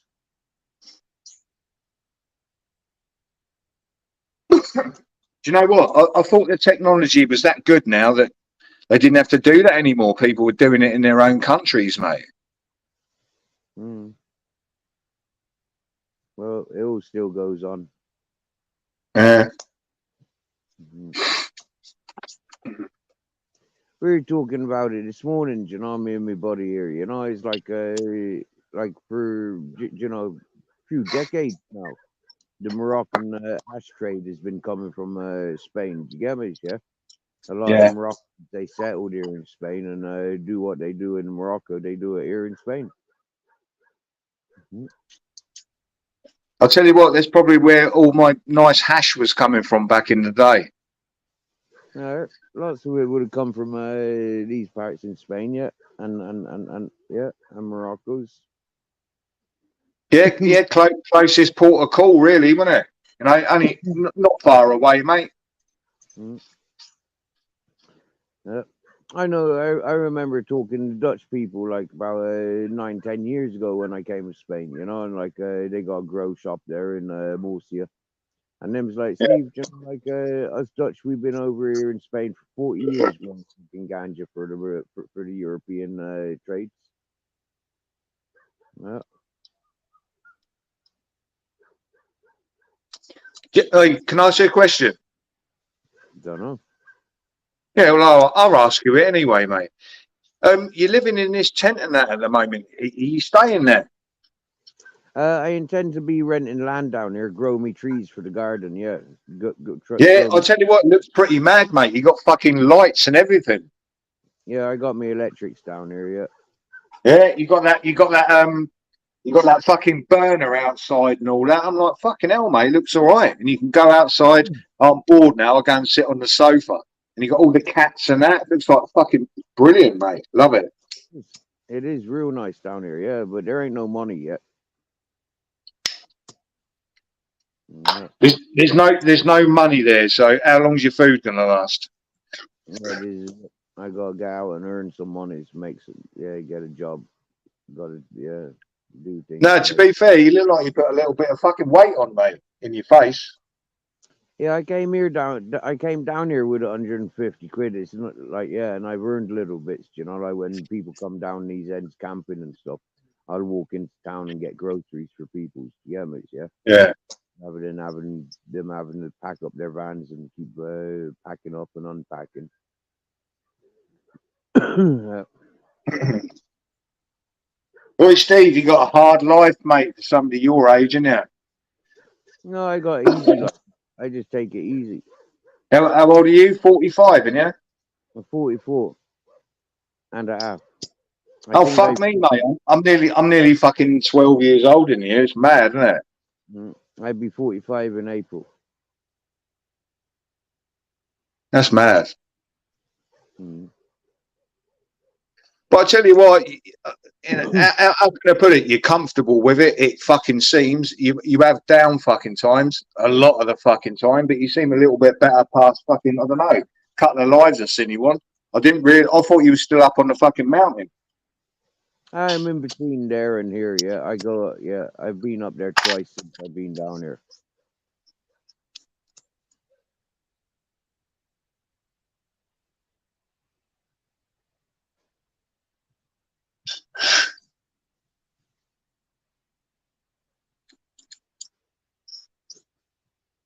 No, I've been up there once since I've been there. So I take it it's pretty secure. People don't go up there and try and fucking rob your caravan and. Me mountain safe. I've got people up and down there. You know, I got the locals. They keep in contact with me. It's always good. Yeah. I'll tell you what, I wouldn't mind coming up that mountain, but you know what would happen? Me and you would be fucking fighting within 10 minutes. You'd be too tired. You'd be too tired. Hey? Fighter. Uh, No, you'd say Ultra's fucking actually really all right. He's chilled out to fuck. You'd prefer it down. You'd prefer it down at the river. You would. Yeah, you'd prefer it at the river What's the river? where I'm at down here. Yeah, I tell you what, it looks all right though. It looks all right with them fucking lights and all that. I thought, yes, mate, looks good.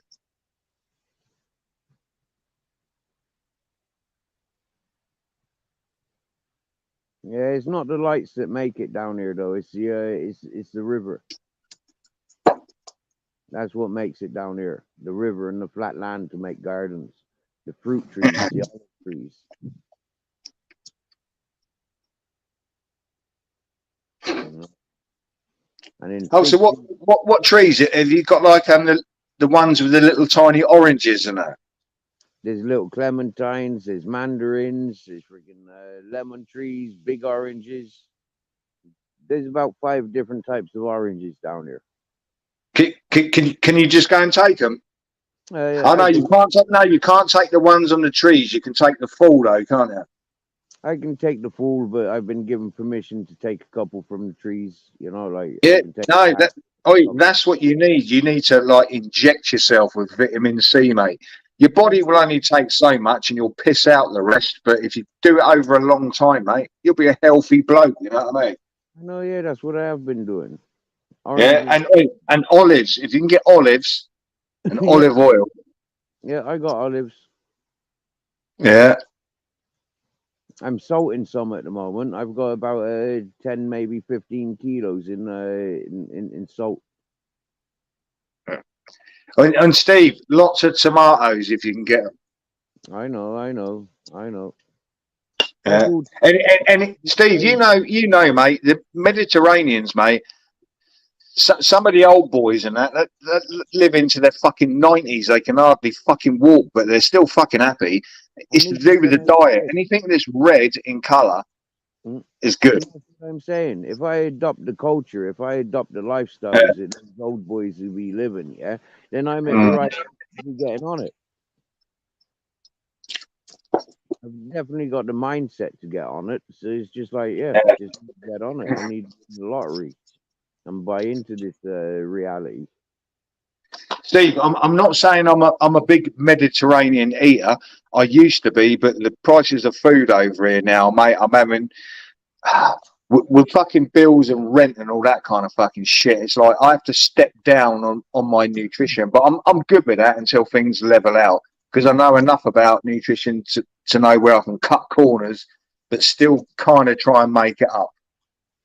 Mm. Do you remember I said to you a couple of months ago, I said, get some fucking pasta in you. He was like, I don't like it. So it don't matter whether you fucking like it, just get a bit of fucking bulk on you, innit? What is it? Calories that you probably won't burn off because you'll be stoned in the back of the wagon. And that's good because it'll put a bit of meat on you. Mm. Yeah. You know, pasta. For a few months, I have been eating pasta. I gave up on the bread at the end of the summer and I started eating pasta. No, Steve, I eat bread, but I only eat brown bread. Mm. A lot of people go, oh, it's disgusting. And it's like, you get a slice of brown bread and a slice of white bread. You look at the back of the packets or research it on the internet, there's a lot more protein and nutrients in brown bread. So why have the white? The white's full of shit. Mm. Unless it's freshly baked, decent bakery stuff. Mm. Oh, look, John's back. Yo. All right. All right, John. How's it going? Yeah, I'm sure big you're up, all right, bro. mate. Yeah, You're all right, mate. man. Ed's chilling out, mate. Yeah. Peter's gone. Yeah. Yeah, I think he's gone for something to eat. I don't know. Oh, yeah. Yeah, I had to go and get something to eat, man. Starving. So. Yeah, hey, John, you just had a fucking like a big old steak. Your head's looking a lot fatter, bro.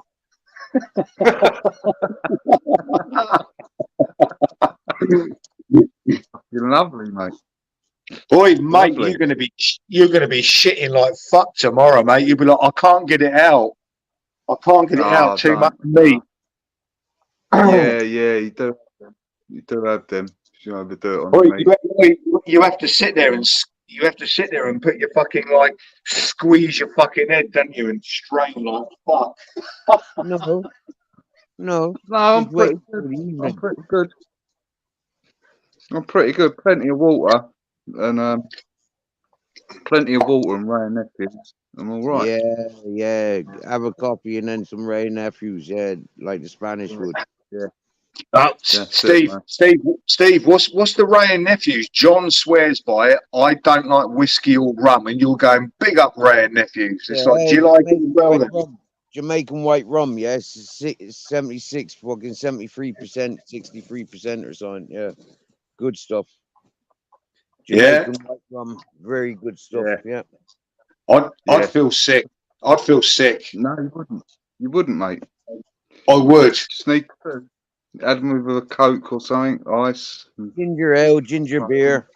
Yeah. Oh, mate, I'd have one. I'd have one with Diet Coke and ice. You'd love it.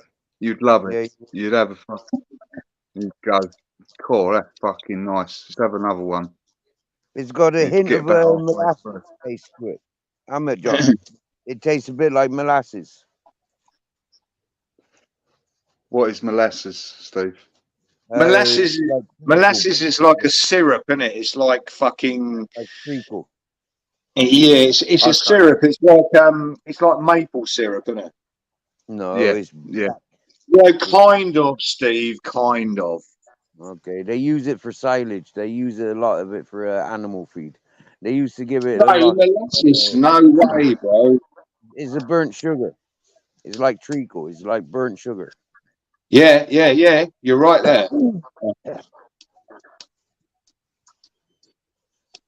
But Steve, all I'm saying is they use it in cooking, don't they? You know when you see these weird TV programs going, put some molasses in it, and it's like, fuck me, mate. I've never had any. Yeah, I have. I like it. I quite like it. It's good with flapjacks. I bet it's good with honey in it. It's good with flapjacks. I tell you what, I like flapjacks, mate. I fucking well like them. Yeah, me too.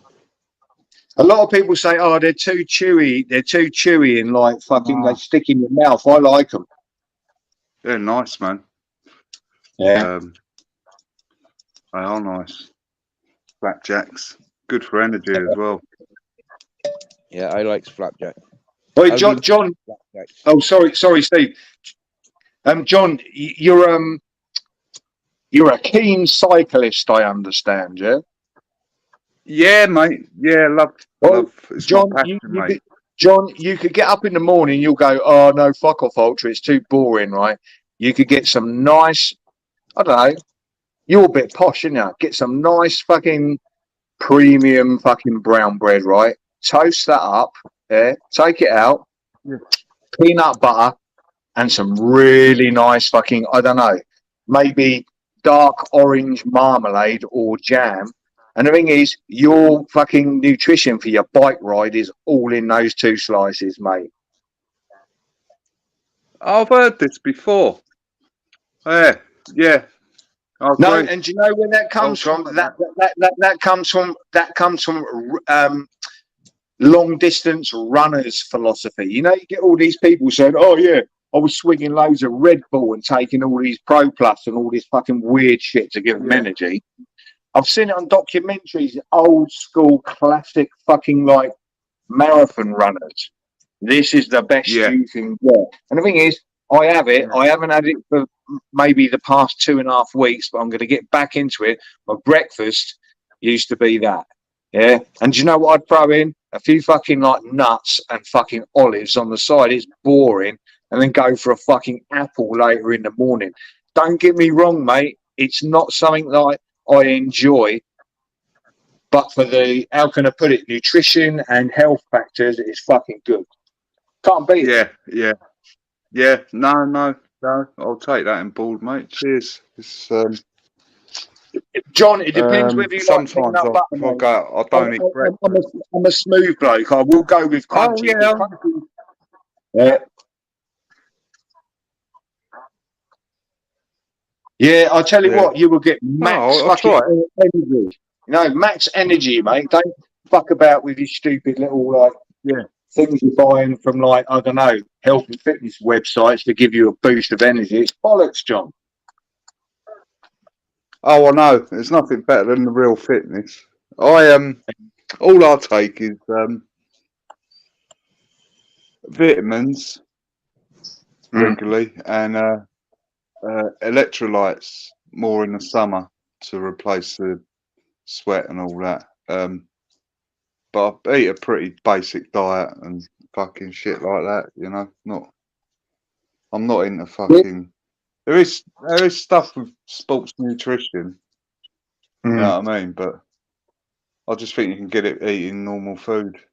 Like, Yeah, you know. Yeah, John, you can, but from what I know, as I said, I had a shoulder injury. I should do a lot of fucking exercise. I'm actually going to probably start again tomorrow, mate, and pack up for fucking the summer. Do you know what I mean? Thing is, I had a shoulder injury, and the thing was, I was getting better results from, how can I put it, not overeating. You know, this 2,500 calories a day bollocks that they force on you. It's probably good for a person like you. You'd need a lot more than that. But you get these people on fucking YouTube, right, going, oh yeah, I went to the fucking gym today and I've done this and blah, blah, that, overloaded with the calories. And then, and not the right proteins. You can mix, how can I put it, plant proteins with meat fucking proteins, mate, because eating a lot of meat is hard on the fucking body, mate, meat and poultry. And in the end, it's not fucking good because it's all injected with shit. You know what I mean? So you can kind of balance it out. Work out your fucking food groups. Eating becomes boring. Do you know what? To me, eating is a fucking chore. It's an absolute fucking chore. I don't enjoy fucking eating. But I always say, feed the machine, mate. I eat in the right way. I'm not back into exercising at the moment. But do you know what? Oh yeah, I've shrunk a little bit. But do you know what? I'm not fat. And I can drink. Work that out. Well, Body's tuned up, bro. That's it, mate. Yeah. And I tell you what, I will take supplements. I will take a bit of like whey protein when I get fucking back into it, but I won't overuse it like they say on you need this many scoops a day and all that. It's like, it's obviously a supplement, but I'm using it as a supplement with real food, but it's like a little boost. Yeah. I stopped buying it, John, because it got too expensive, mate. I was getting good deals and I was using like e-honey and all that. And I was like, yeah, my protein's coming in cheap. But ever since like lockdowns and all that fucking shit, it's gone fucking skyrocketed. But the way I look at it is, it's a bit radical, right? This is a fucking radical one. But the thing is, they don't want men to be strong anymore, John. So they will outprice this fucking stuff. They don't want men to be strong anymore. They want them to be fucking wimps, don't they? Yeah. So when you know that, you've got to kind of like accommodate for it. And when you're at a certain age, like me and you, sometimes you have to take more. But it depends how long you've been fucking doing what you're doing. Yeah. Yeah, I know. I think the best thing to do is when you get. I've read when you get over 50, it's just the fucking weights, because the car, the running and stuff ain't good for you. No, what it is, right? You get a lot of these blokes and they're like all rounders.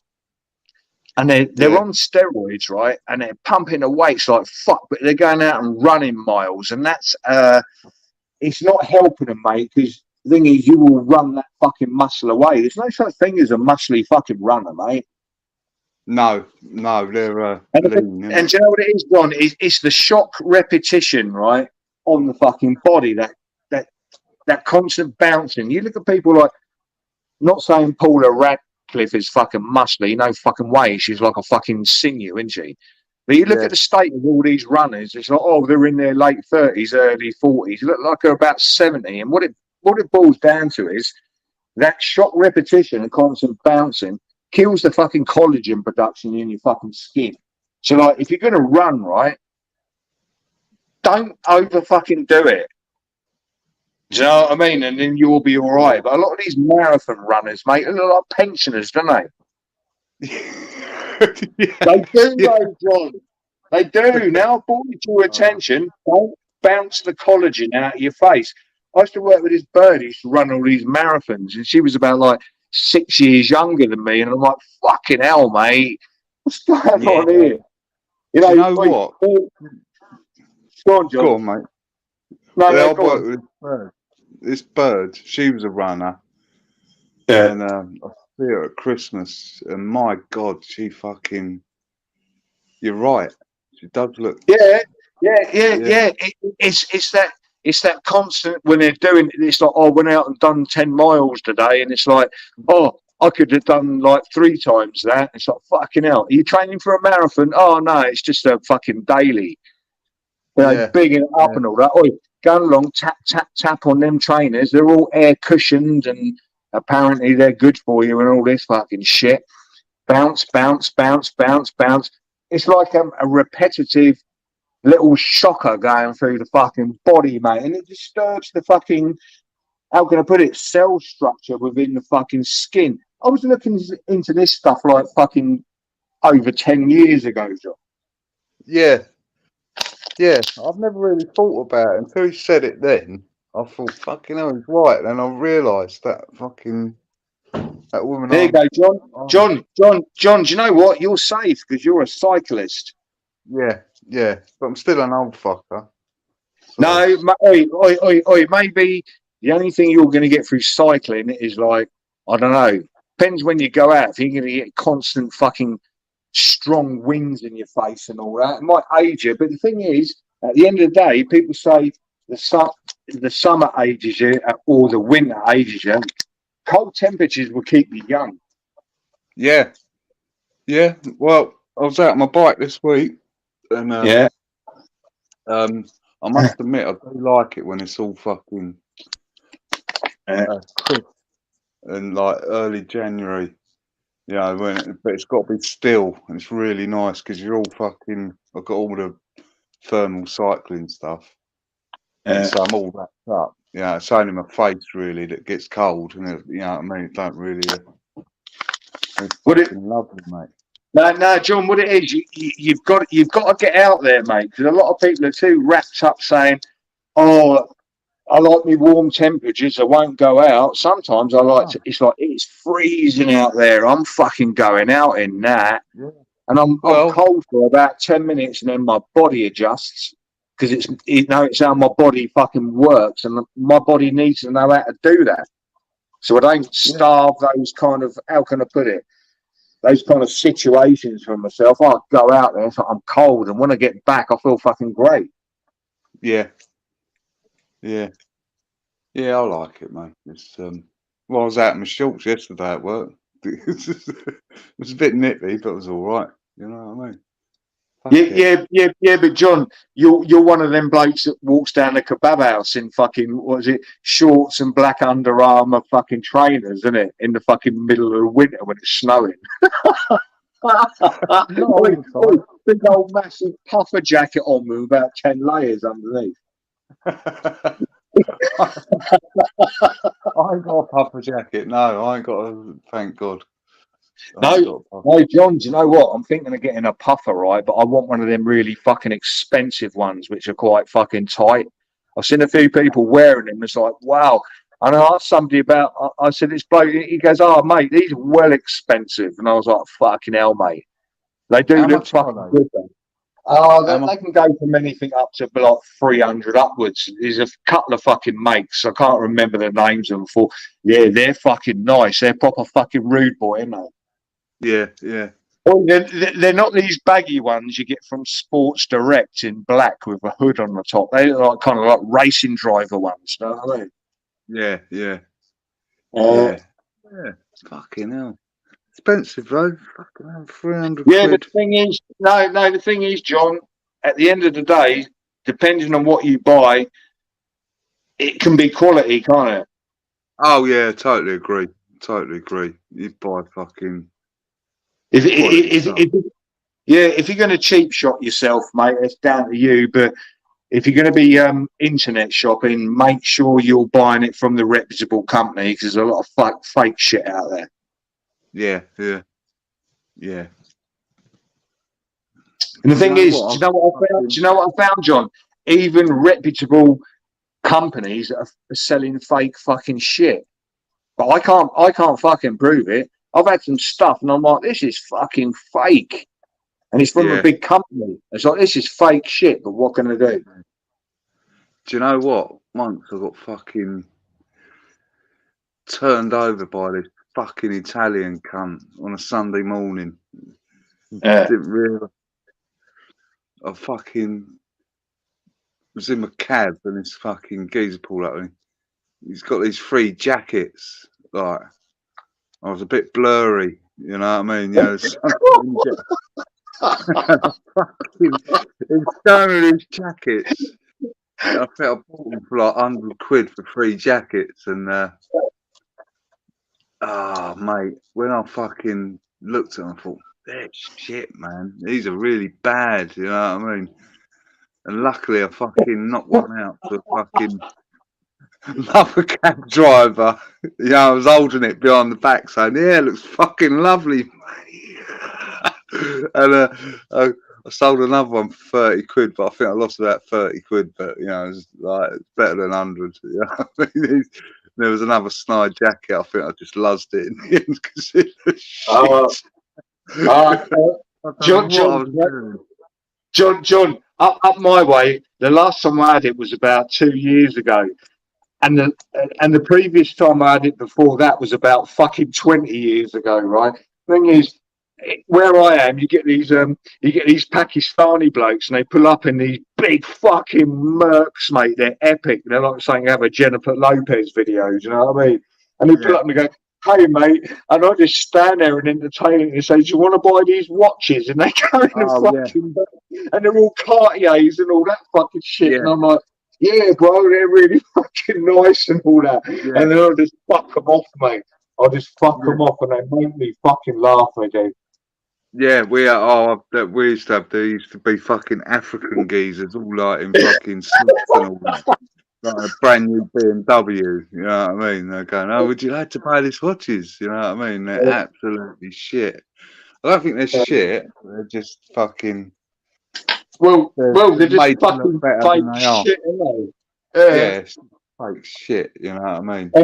And it makes me laugh. It's like, oh yeah, I'm a dealer in these watches. You know what I mean? I get a couple on the fucking snide and I just sell them off. And it's like, oh yeah, of course you do, mate. You saw me walking up the street, but I was done up that day. You thought I was a bit fucking pucker, so you singled me out, didn't you? I thought, thought you could play fucking gangster with me, and I just fucking stood there and went. He gave his speech, and he's going, oh mate, I goes, oh, they're fucking nice, aren't they, brother? And all that, and just fucked him off at the last minute after about 10 minutes. Yeah. Well, they used to say up fucking here. They used to say, "Oh, we work at the BMW garage, and these are free. These are watches we give when people buy like the top of the range motors and all that." You know what I mean? Yeah. That's the thought. Yeah, fuck off, mate. You think I'm fucking born yesterday? You know what I mean? You shitty old watches. You shitty old story. You know what I mean? Fucking hell. But, no, John, do you know what they do where I am, right? They sit outside the stores and they go, excuse me, sir. I haven't eaten, and it's like, please help me. I have a young daughter and that, and they've got a piece of fucking paper there, right? All done up with a fucking like, I don't know, just done up like they are, right? Sitting there on the fucking pavement, begging when they come out of the fucking shops. And I've seen them years ago. They fuck off round the corner and get in these big M5 fucking BMs. You know what I mean? Just like fuck off. Yeah, man. And they're sitting on the streets and thinking, are these white people really that fucking silly? And it's like, obviously we're not, but you're You're not exactly ahead of the fucking curve. We are. You're a little bit fucking behind on the times, mate. We're just laughing at you. That's probably why you got 4p in your cup.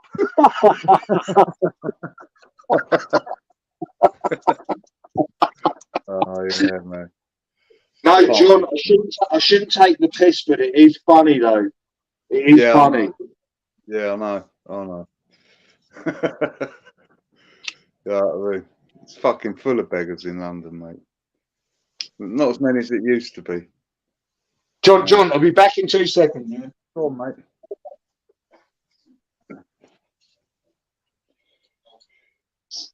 Still there, Steve? Where's he gone? Steve? Mm-hmm. You all right, fella? What are you up to? I'm just listening. Okay, man. So how's your day been? What did you get up to? Oh, not a lot today. Just relaxing, mate. You know, fucking just You boring watching Saturday football? stuff, really. You watch some football? Does that go in your favour? Yeah, I've watched about 3 games of football today, Steve. Whoa, three. Fucking hell. There's a game of American football coming up at 9:30, so I'll be watching that. That's about an Yeah, hour from now. just getting back into the swing of work and all that. This Playing in after- America. yeah. Ooh. I think it's Baltimore Ravens v someone. Can't think who it is, but I like American football. It's, after 3 games of football, I like to change sports because I get a bit bored. So.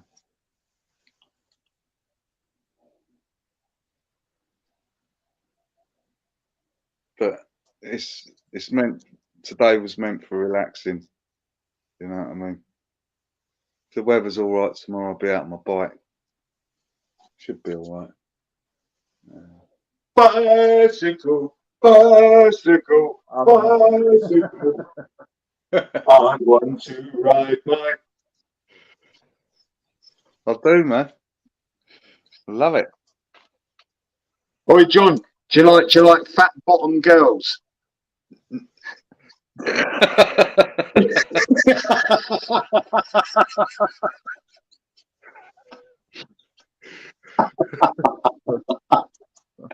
What, big ass women? Yeah, oi. I tell you what, mate. I don't mind. How can I put it? I don't mind the fucking. What's the fucking word? Oh, let me think of the correct one, mate. What big fat ass? Very funny. You're right there, mate.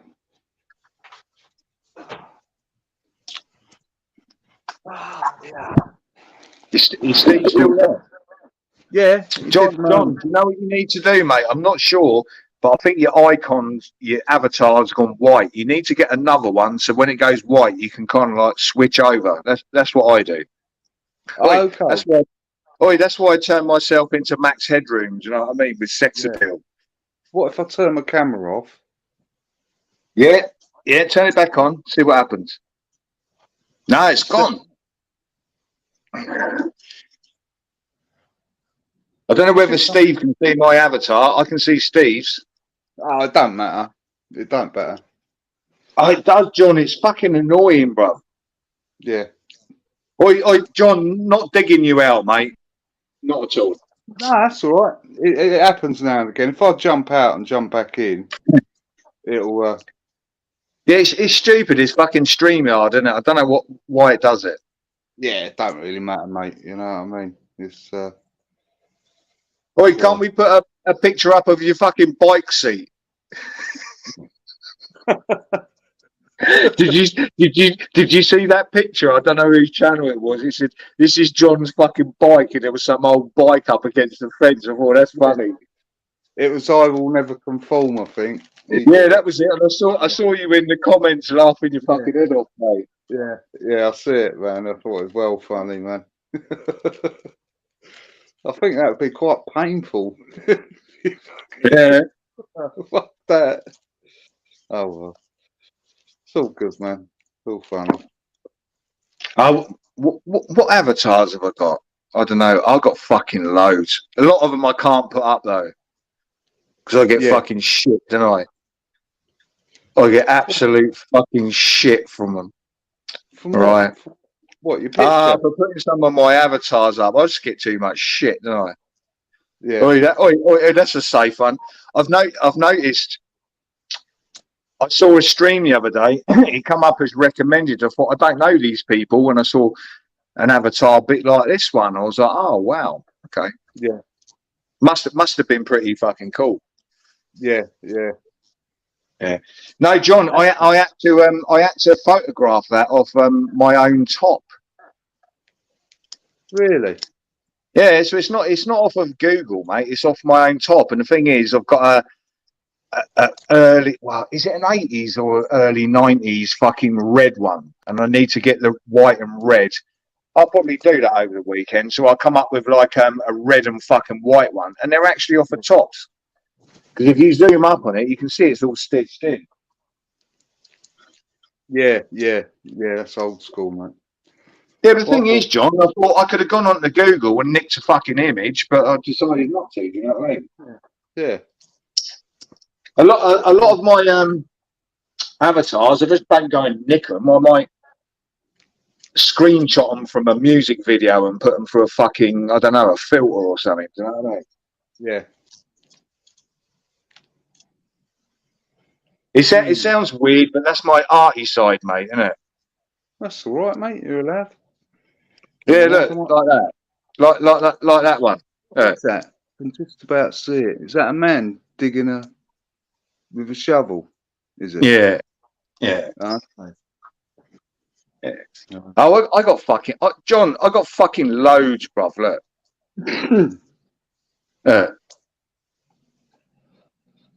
Yeah, I struggled with just the one, really.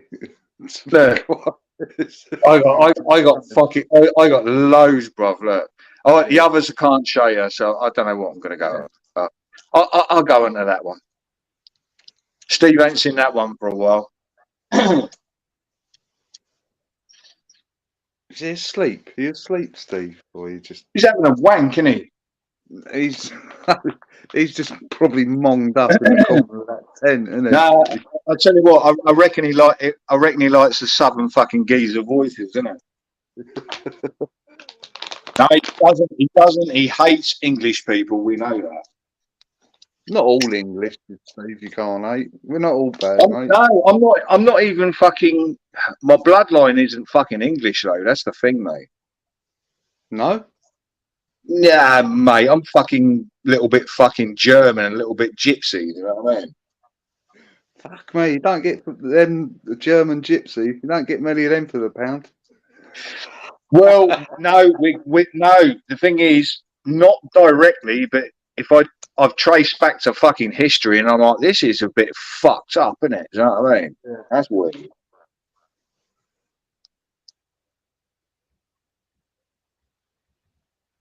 John, what it is, my family tree is so complex that I can't get to the bottom of it, and I stopped looking into it.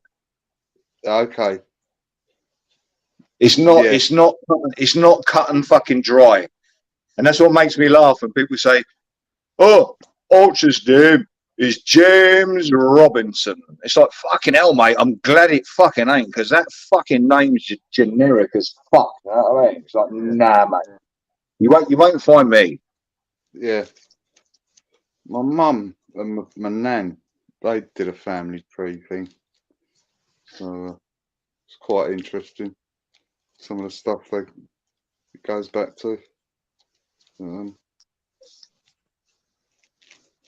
Sorry, mate. I'm just rolling the fag.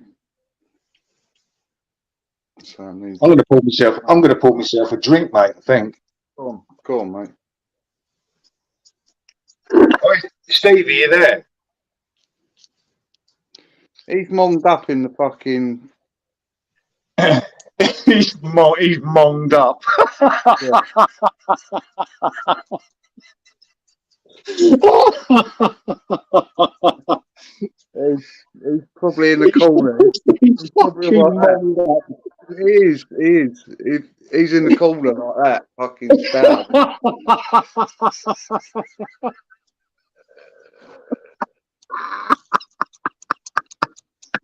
Fucking hell. He's not monged up. No, the thing is, Steve's a man of fucking leisure. He smokes. You seen the size of the fucking spliffs he Oh smokes? no! Oh, It's massive. Like it was like. yeah. He goes, look at this bag. It's more of a sack. I know, it's fucking mad, isn't it? Yeah. Well, I think there's different rules down there, mate. You know what I mean? It's a bit more painful. Not they ain't getting ripped off by the middlemen. Yeah, but the thing is, the worst thing that could happen, John, is giving Steve an unlimited supply of fucking alcohol every night. Can you imagine that if he went live and he's smoking them big old fucking blunts, isn't he? Yeah. Yeah. Yeah. And having a fucking drink, mate. It's like fucking hell, mate. That's him, man. Fucking. No, John. We do both, mate. We can mix them in style. You know what I mean? Yeah. Yeah. As the older I get, if you start mixing them too much. John, I haven't mixed them in about 3 fucking days, mate. Yeah. Well, that's good. No, the thing is, it wasn't a conscious thing. That's what I do. Some nights I have a drink and then I'm like, oh, I can't be arsed. Or some nights I might go on a bender for 3 fucking days and I'm like, I can't be arsed for 4 days. Yeah. Yeah. That's reasonable. You know what I mean? Yeah. It's about choosing your fucking times, isn't it? Choosing your moments. Yeah. I usually have a drink when I'm how can I put it? Not feeling euphoric, but I'm feeling quite fucking happy. Yeah. And when I don't drink, it's like I can't be arsed, mate. I just want to chill out and go to bed early. Yeah, mate. I know. Before Christmas, I was like that. Fucking thinking, God, that bed looks nice. I'm tired.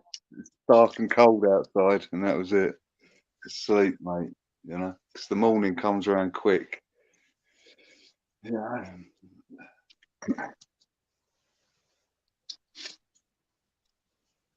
I'm going to get myself a max fucking tan this summer. Yeah, man. Makes you feel a lot better. Not on me legs though, John. I got a bit of a varicose vein popped up last year, and I was like, oh, what the fuck? Well, yeah. The thing is, John, it was only one. I'm like, fuck me, mate. I'm getting on now, and it's like I can't grumble because I haven't got many wrinkles. To be fair, it's like you can't fucking have everything. Yeah. Can't have everything, mate. Nobody's perfect. But don't you walk around in shorts in the summer? I fucking don't like shorts. I don't like shorts, bro. No? Oh, mate. No, oi, John, I'm not having a dig at you, mate, but where I am, mate, people walking around in fucking shorts, the old geezers, they look like overgrown fucking babies, mate. They got bald heads and shit walking about, and it's like, you're just an older version of what you were when you were 5. You've like progressed and regressed. You know what I mean? I can't do that. Oi, in the summer, mate. In the summer, I get some nice. I don't know. I don't wear jeans in the summer. I wear jeans and shit in the fucking winter. Do you know what I mean? But in the summer, I just get some fucking nice trackies. I won't go out and buy fucking Nikes and shit like that. I'll get stuff like fucking imported over. Do you know what I mean? Something a bit different that nobody's got on the fucking street, as long as it isn't too expensive. Do you know what I mean? Yeah. And just stride about in that, you know. Yeah, I wear fucking like vests and fucking shit like that. Not wife beaters, do you know what I mean? It's the summer, isn't it? I don't want to be walking down the fucking. I don't want to be walking down the road in a pair of fucking tight shorts, mate, like a fucking gay para, mate. I come from an army town. I've seen enough of that shit, mate.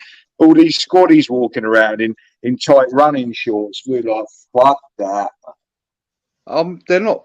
They're Adidas sports shorts. Like they're not like fucking tight.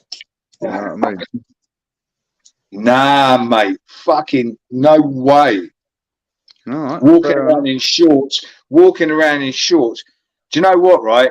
I would walk into a supermarket, right, with a pair of fucking trackies and shit on, right, with just my t-shirt over my shoulder. So basically, I've taken my t-shirt off. I'd walk in there looking fucking decent and all that. I'd rather walk around bare fucking chested, mate. I get better fucking looks. It's like, what the fuck? It's like, well, it's hot today. It's fucking 80 degrees. Yeah. 80 degrees, and unfortunately it's fucking stifling. I don't do this shit all the time, but I can't fucking cope. It's too hot. You know what I mean? Hello Fitness after 60. Oh yeah. Fitness is one of these fucking like he's one of these from what I've seen his fucking avatar, mate. He's fitness over fucking 60, mate, and that's fucking good. That is. Big up, Yeah. mate. Well done, Yeah, fella. for sure, mate. For sure. Yeah. Yeah. Thing is, I'm going to be fit until I'm fucking 70. I fucking hope, but I've got to get back into it, John. So I'll have a period over the next couple of weeks. It's like I'm sore as fuck, but it's a good feeling. It's a good feeling. The thing was, I was doing stuff constantly for years, but never took fucking breaks. And you're supposed to take breaks. So I took a break.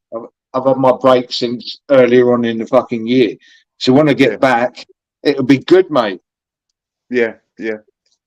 Body will pick straight back up on it. Fair play to you, mate. Yeah, what it was, John, I did my fucking shoulder in by doing like overhead fucking presses with fucking like dumbbells, you know what I mean? What it is, I'm one of these people, you know, I'm not very good at warm-ups. Never have been. I can't be asked. Yeah. I want to get it out of the way, just gruel myself for about, I don't know, half hour, depending on what I'm doing, or sometimes it can go into an hour and a half if I need rest. And just get it out the fucking way, go downstairs, eat well, blah, blah, forget about it. Wake up next morning, oh, I'm feeling sore. So obviously it's a fucking progression, isn't it? Yeah. You get a lot of people that go to the gym and they say, oh, I didn't feel sore after that. And it's like, because you don't understand momentum and fucking technique and all those kind of little things. That's it, mate. Yeah. I know. Yeah. Right, I'm gonna have a quick smoke, mate. Yeah, I'm rolling one, John. Yeah, I'm ready to roll and smoke. Mm-hmm.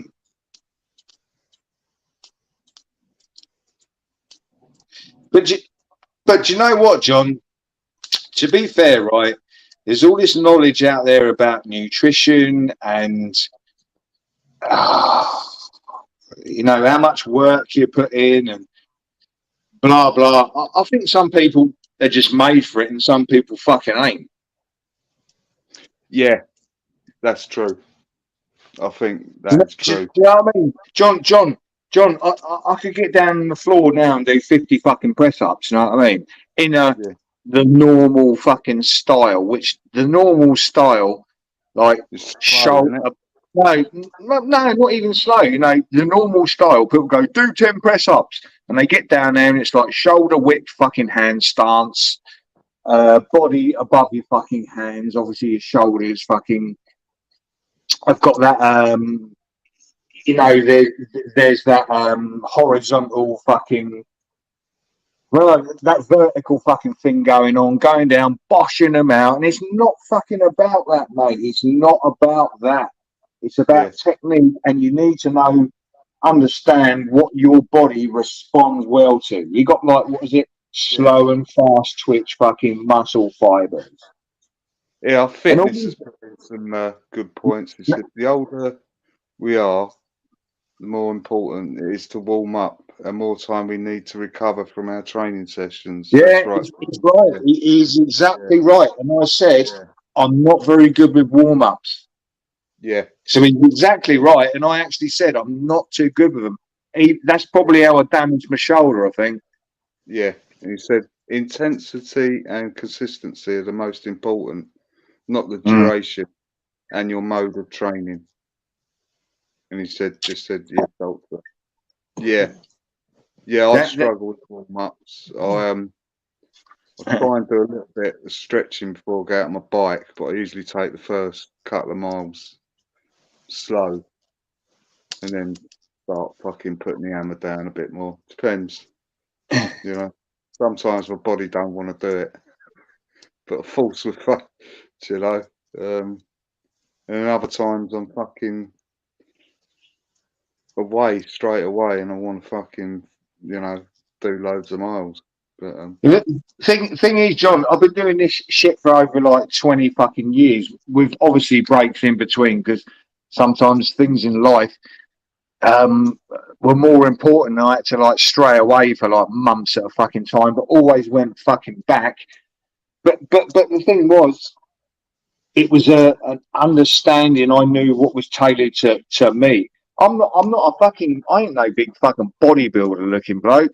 I'm more of yeah, a, I don't know, how can you put it, athletic fucking build, which is fucking better, mate, when you got clothes on. If you look athletic, mate, you look fucking good. You know what I mean?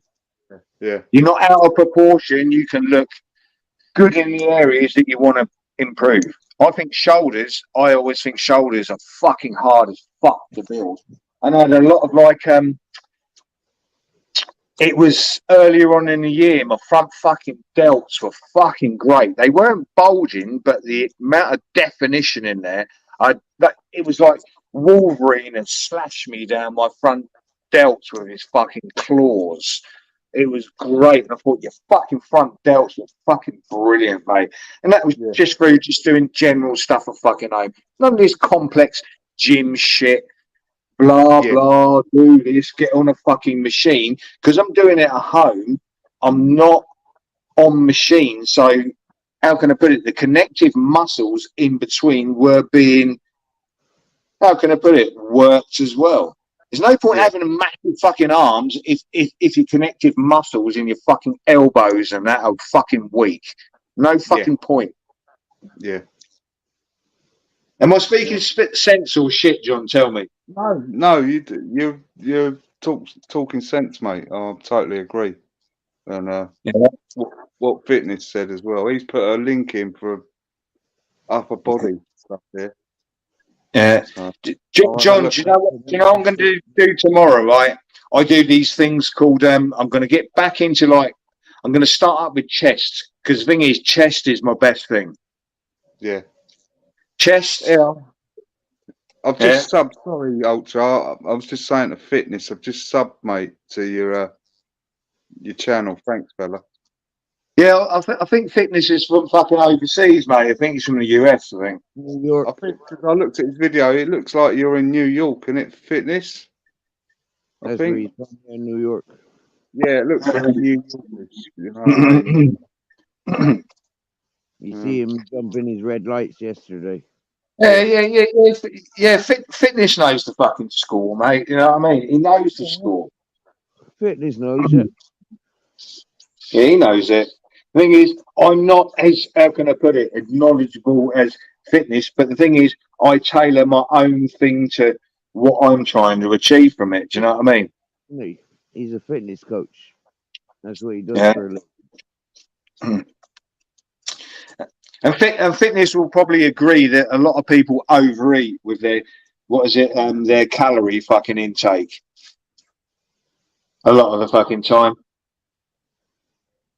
Depending on what they're doing.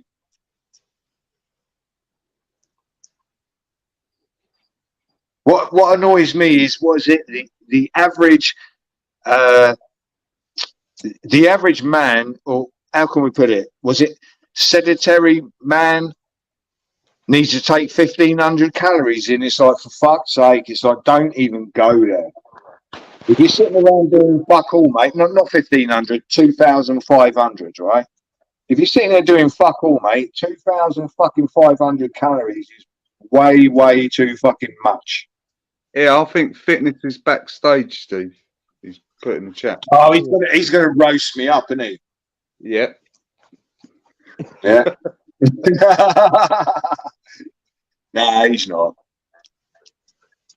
He's gonna educate me as a bloke that's like in his 50s. There you go. Oh, his arms are fucking big, aren't they? Yeah. No. Hey, how you doing, guys? No, I wouldn't do that. That's not the kind of person I am. What How you're you doing, saying, mate? actually, how are you? What you're saying is actually pretty much dead on accurate. You know, the thing is that once we turn here in America, anyway, because most people in America are way overweight, but once we turn 40 years old, it's just as important to work on the mobility, which is your joints' ability to move in a given range of motion, as it is to work on strength and endurance. And that's the problem here in America anyway. Most men especially, they don't work on mobility, they just work on getting stronger. And being stronger is part of having and maintaining a higher level of fitness, but the mobility is extremely important. You can only be as strong you can only be as strong as the mobility allows you to be. If that makes any sense. Like a lot of men, Fitness, totally, yeah. yeah, a lot of men, like say above the age of 50 years old, can't even bring both of their arms straight up over their heads. Their arms end up slightly in front of their heads, and that's because of the mobility, right? The joints and the shoulders don't have the mobility that they really should. Yeah. The smaller connective muscles in between the primary muscles in the joints. Yeah, exactly. Yes. But anybody, no matter what your level of fitness is, can improve your level of fitness. It's just you have to be determined. You have to be consistent. And as I mentioned in the chat and in one of the comments, the intensity of your workouts is what's important. Excuse me, it's something called progressive resistance. For instance, let's say you were somebody that was doing bodyweight exercise like myself, and you get to the point where you can do 50 standard push-ups. Well, at that point, if you continue to just do standard push-ups, you're not really going to get much stronger. You won't. Yeah, fitness. You won't progress. I could do 80, right? And I had to go on to the. Have you ever seen the elbow to hand technique? Elbow to hand? You mean like? So basically, you start your press instead of being on like two hands. You start on the elbow. Yes. The thing is, yes. it's a good shoulder, and the thing is, you'll work one pec at a time. And thing is, I've got a deficiency, I'd say, on the left side. Nobody's ever noticed it, but I do because I know my own body. So I work on the left with the elbow to hand technique on press ups. The thing is, it's good for shoulders as well. Brilliant, and good for core. Well, if I could finish what I was going to say before, once you get to the point where you can do 50 standard push-ups, if you want to become stronger, that's not going to do it. You'll improve your endurance doing 50 plus push-ups, but you need to go to the next progression in the push-up, which would be like the diamond push-up, where you I can do the diamonds, and they got too easy in the end, and I had to stagger them. Like. I watched a US military video, and it was this black guy, and he said, I got too good at them in the end. I had to go down and stagger like a passive fucking hold in between and do it in 3 stages. So one press up takes about 10 seconds, and that is hard. That is hard. Yeah, slowing down the movement is one way of increasing the intensity. Another way to increase your intensity is, let's say you were doing push-ups once again, right? And you normally rest 90 seconds in between each set. Well, if you cut that rest period down to 60 seconds or even 75 seconds, you've actually increased the intensity of your workout because you're going to get the same amount of work done in less time. Therefore, the intensity is raised. Exactly that. Exactly that in less time. And in the end, the push-up is basically the beginning of your journey towards either the one-arm push-up or, even better, the handstand push-up. Yeah, fitness. I used to be able to do the handstand push-ups about over a year ago. The thing is, I don't think I'll be able to do them again because of my age. Well, I'll tell you what, don't knock yourself down because of your age, right? You got to go back into it. What I would suggest to you is to, instead of trying handstand push-ups, try the pike push-up, Pike. Oh, the That, pike. Yeah. yes, right. And once you get good with the pike push-up, then you keep your hands on the floor. You continue to do the pike push-up, but you do it with your feet on an elevated surface, on a chair or on a bench or something. Yeah. Fitness. I was doing declines and inclines to mix it up. Yeah. Yes, perfect. Yes. When I would say that after the diamond push-up, the next progression to the push-up would be with your feet on an elevated surface and your hands on the floor. Some people call it the decline push-up, some people call it the incline push-up, but it doesn't really matter what you call it. Just understanding what the next step is what's important in doing it. Raising your feet up. But the thing was, sometimes I was doing diamond push-ups with raising my hands on like a small bench, but a closer grip to work more on shoulders and chest and core. Well, when rather your hands, than like all over.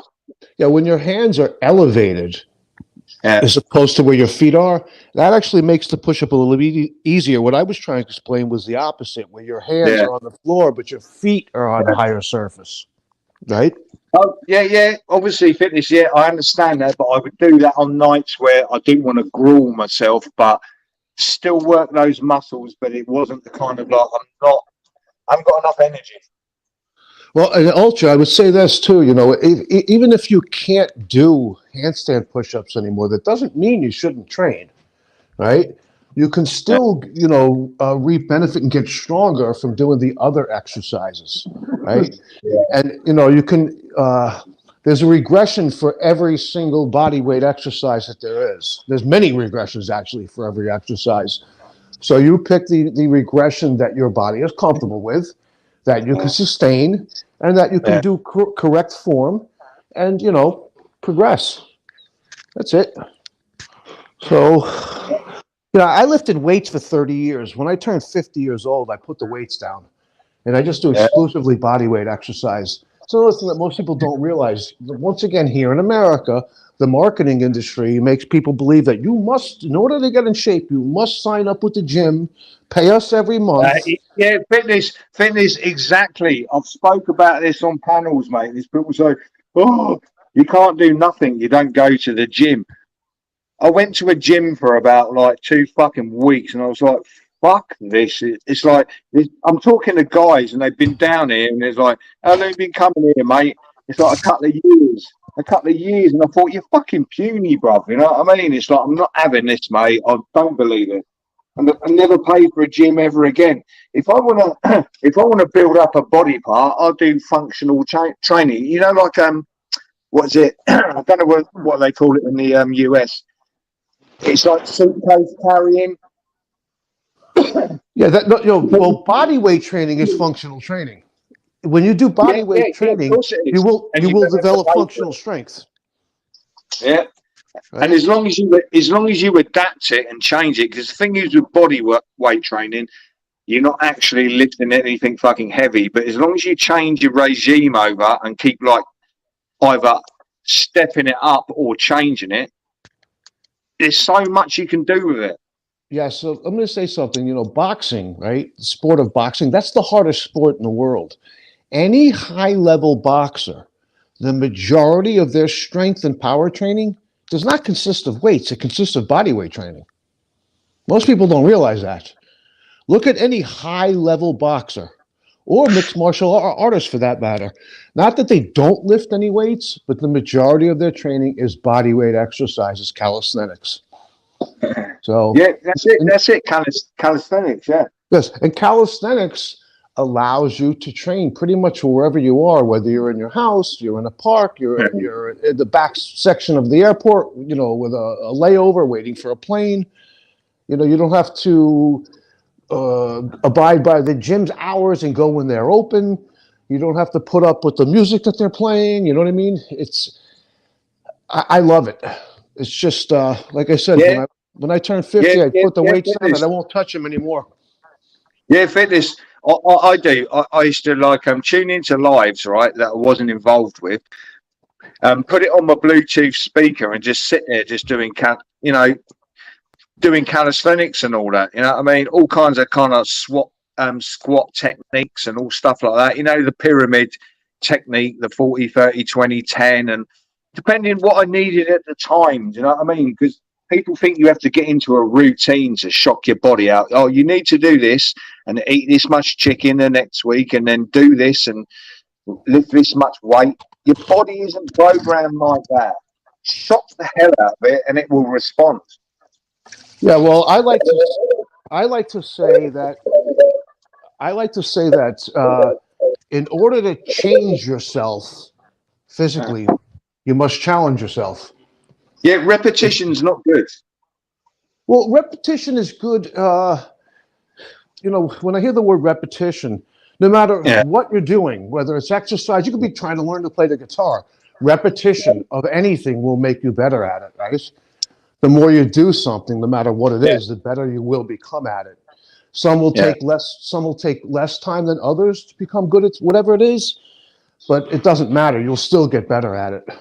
Yeah, So, fitness. Don't get me wrong. I think I use that out of context. But the thing is, I do use repetition. It's like I think my shoulders ain't looking too good or my triceps ain't right. And the thing is, I'll go into repetition for about 2 weeks until I think, okay, I've sorted that out, and then I'll change over.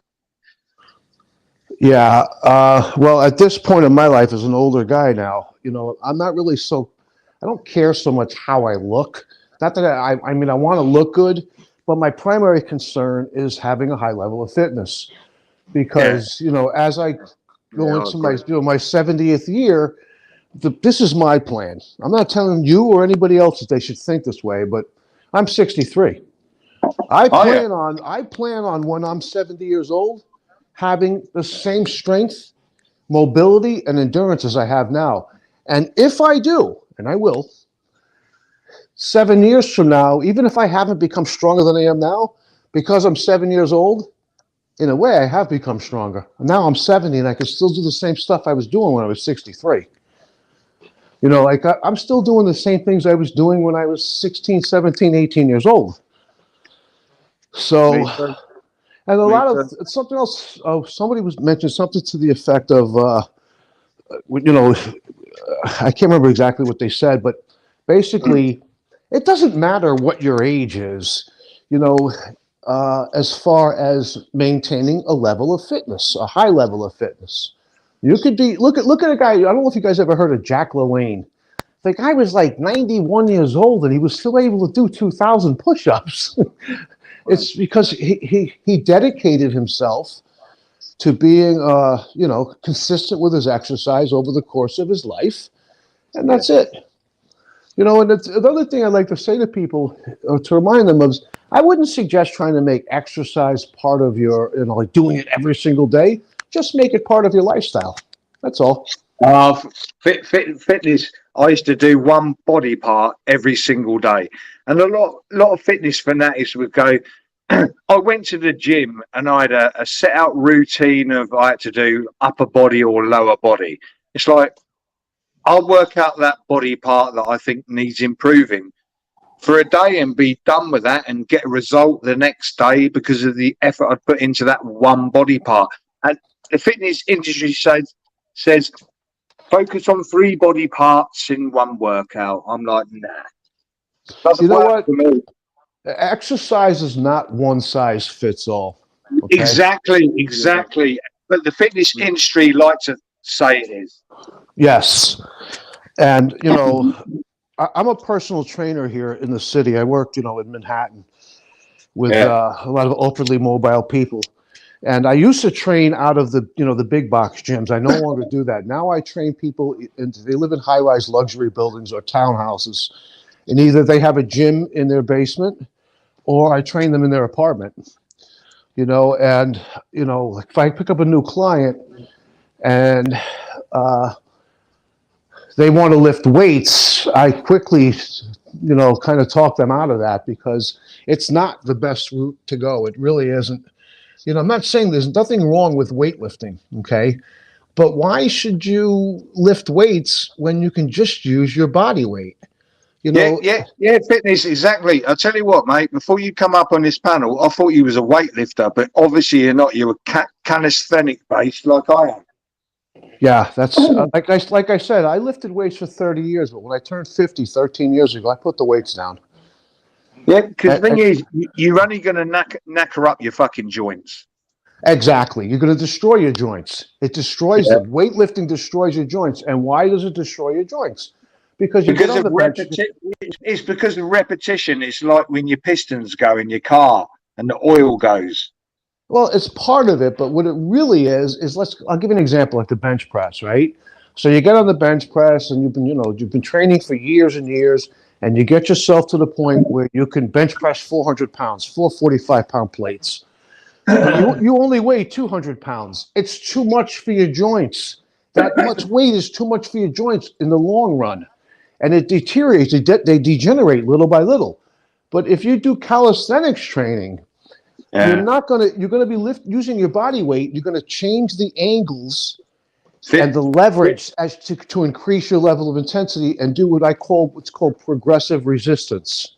Meaning that you're always, little by little, you're making the exercises more challenging, so you're continuing to get stronger and improve your level of fitness. It works better overall, though. Better results. You end up with functional strength. Right? Yeah, exactly. No, fitness, right? Fitness. Somebody said to me on a live stream, Ultra, how much can you bench press? And it's like, I've never bench pressed. I wouldn't know. Probably not much. But the thing is, I can do a lot of press ups, every technique fucking going. And even got to the stage, have you seen people over in the UK with these tiny little, they're like little plastic steps for short people that can't get into cupboards. You can buy them in shops. Yeah, I know what you're talking about. They're only about a foot high, right? The thing is, I started to get into the realm of like having one of those either side, press up and in between, and switching over to like step to step and then stepping down, pressing up, doing one arm, stepping up, mixing them up. And I tell you what, somebody rung my doorbell in the fucking morning. I went down there and I couldn't even lift my fucking arm up. My chest was like somebody had like shot me in the chest. My shoulders were killing me, and I thought, brilliant. Can you hear me? Yeah. Okay, good. I'm actually in my kitchen, away from my Wi-Fi box, making a cup of coffee. Excuse me. The elbow to hand is good. I used to do a lot of like 3-finger knuckle and all that. The thing is, I like the knuckle. I actually missed them because I was getting like these really big like knuckles. I thought, oh, my knuckles are growing. What's this all about? Yeah, I do push-ups a multitude of different ways. I'll do them, on my hands, the classic standard type. I'll also do them on clenched fists. I'll also do them on my fingertips. Right? Yeah. I've actually done staggered hands. Yes, staggered hands as well. Staggered push-ups. Yep. Yeah. And what you're describing, the elbow to hands, I know those as tiger push-ups, where basically I don't start on my elbows. I start on my hands, but I drop down into my forearms and elbows resting on the floor. I know the tiger one. I can't do the tiger one. That's both elbows on the ground, and it's a push-up from the hand to get into the push-up position. No, it's not like that. It's an alternative. It's like you've got both elbows on the ground. You push up from the left or whatever your preference is. You go up into the push-up. You come down and you can go to the right, but it depends on on your preference, obviously, what side of the body you want to work on. I usually work on the left. I do these elbow to hand to work on the left fucking pec and shoulder. I know exactly what you're talking about. We call those over here push-up planks. Planks. Planks. And the No, plank. the thing is, no, fitness. The thing is, over here, plank is just on your elbows, and it's like it's a fucking stomach exercise. Yes. I can plank for six minutes, mate. And I've seen people on YouTube like flaking after like 2 minutes. Like, I'm an old bloke. I can plank for 6 minutes, but don't get me wrong, my face and my tits are shaking. Yeah. Well, I'll tell you what. There's another way to. There's many ways to do the plank. One of the ways I would suggest to you to challenge yourself is instead of doing the plank on your elbows, just do it on your hands, like the top of a push-up position. Try holding that for 6 minutes. No. The thing is, do you know what, fitness? I actually did that. Because I was doing plank, and I thought, well, if I go up onto my hands, it's exactly the same exercise. So what I did was I elevated my feet to give it maximum like lower stomach actions. You know what I mean? Yes, but there is a difference now. When you're doing the plank on your hands, if you try it for 6 minutes, you'll understand what I'm saying. It puts a lot more load onto your shoulders than when you're doing them. Yeah, with your it elbows does. on the floor. It does. It puts a big load on your shoulders, and the thing is, in the end, it puts a big load on your chest. And you think to yourself, "This is a stomach exercise, but it's not my stomach that's failing; it's my shoulders." Right. Yeah. Exactly. So, with exercise, I believe that variety is a spice of life. And I believe that, speaking for myself, I'm not telling anybody else what to do, but what's the point of training, working out hard, if I'm not going to be stronger when I'm not exercising?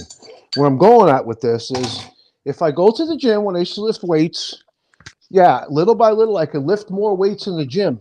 But that didn't translate or carry over to my everyday life outside the gym. Well, because it's not functional. These gym guys that are all big and like pumped up, you call them juiced up, don't you? They're not strong. They're not. They're really not. They're big. They're big, but they're nowhere near as strong as they look. Yeah. Right? Because they don't train for strength. They train for size, for muscle growth. Right? They want to walk around. Look at me. Look how big my arms are. I can't even get my hand in my back pocket now to pull my comb out. You know what I mean? It's crazy. Fitness. What do you think of Bradley Martin and all them kind of people? Then I'm not familiar with Bradley Martin. Who is he? A bodybuilder? Fucking hell, mate. He's a big fucking YouTuber, but he's a fucking dickhead, he is. What's the guy's name? Is it not Eddie Hearns? There's an English guy, a white guy. He's extremely strong. I can't think of his name now. He's a power lifter. Eddie the fucking beast. Yeah, I don't know him. I can't remember his last name now, but that guy is strong. No, I'll tell you what.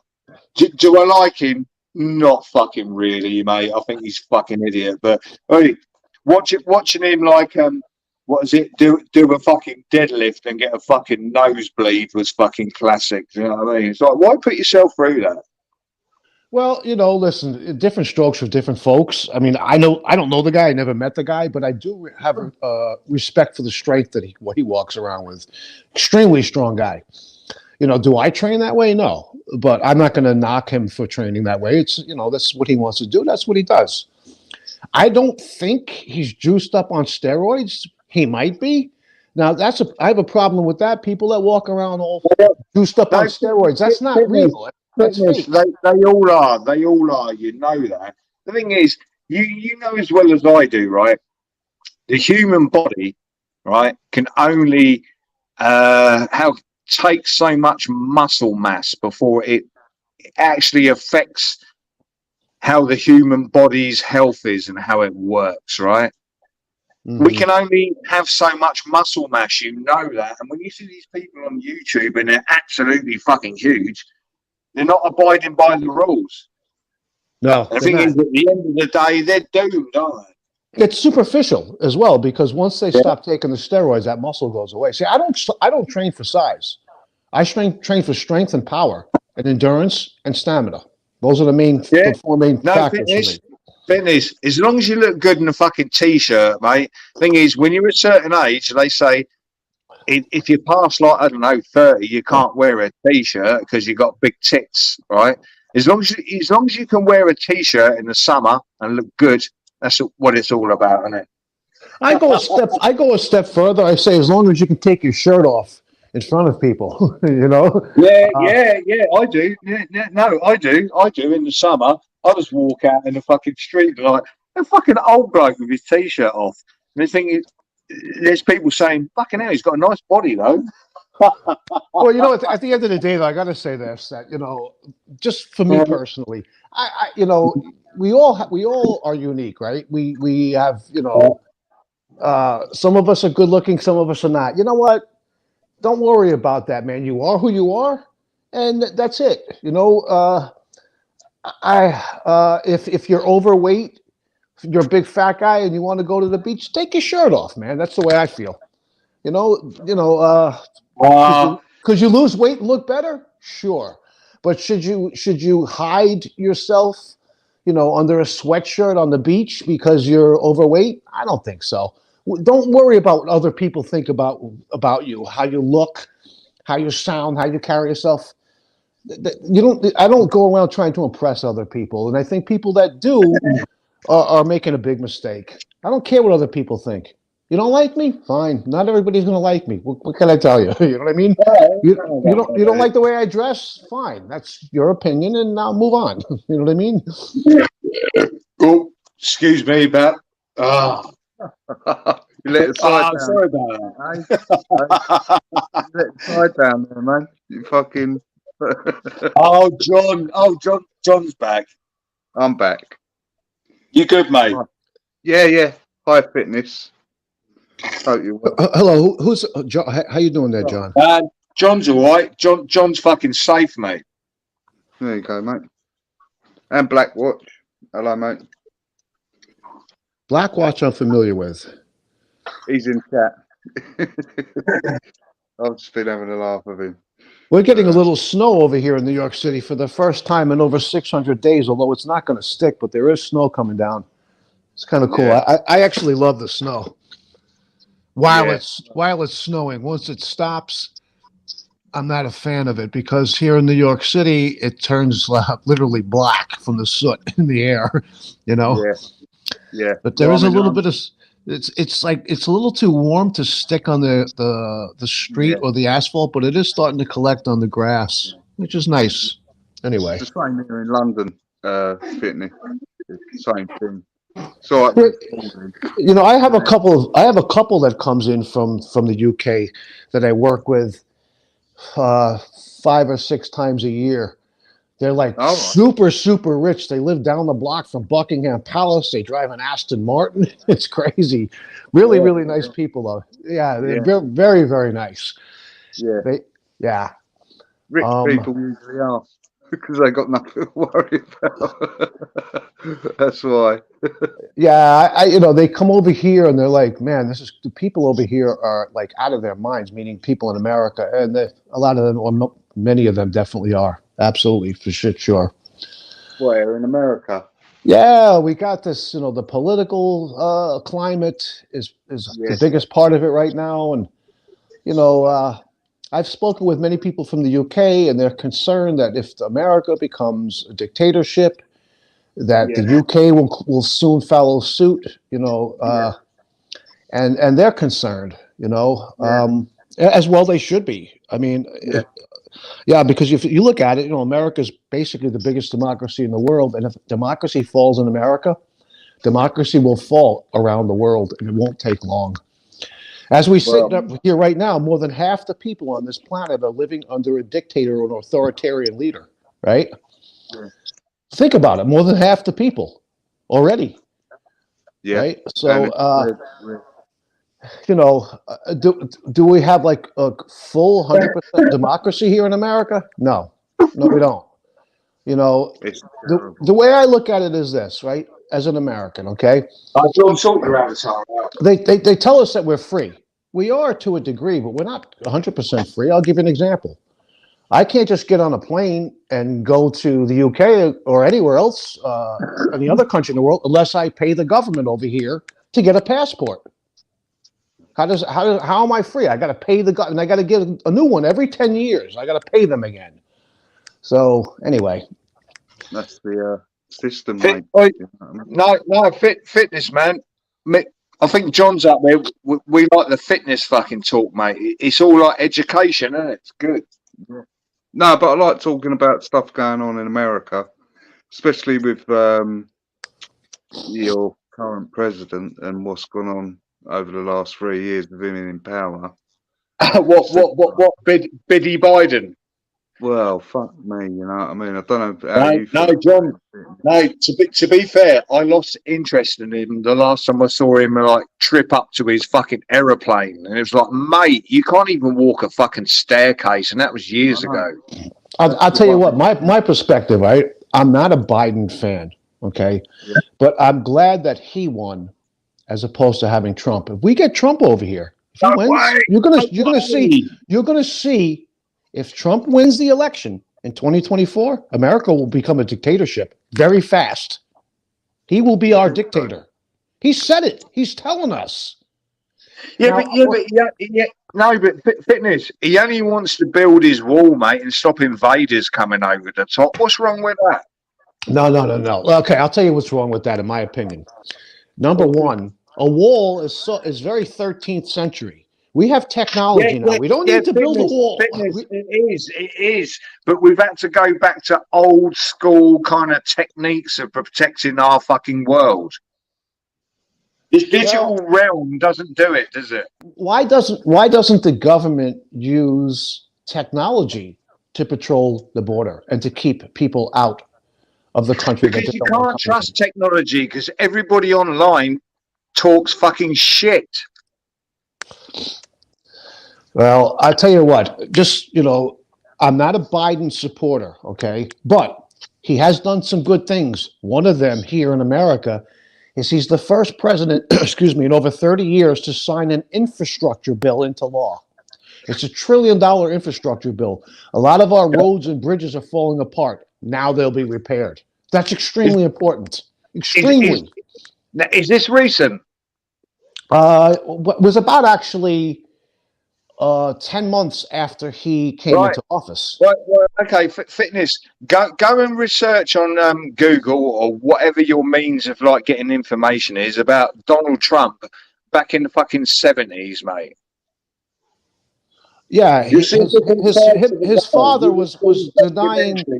His father was denying people of color their applications to rent apartments in their buildings. There was nothing about that. It was about the good things you did. Obviously, media is swerved, and it might have portrayed him in too much of a good light. But go and check it out.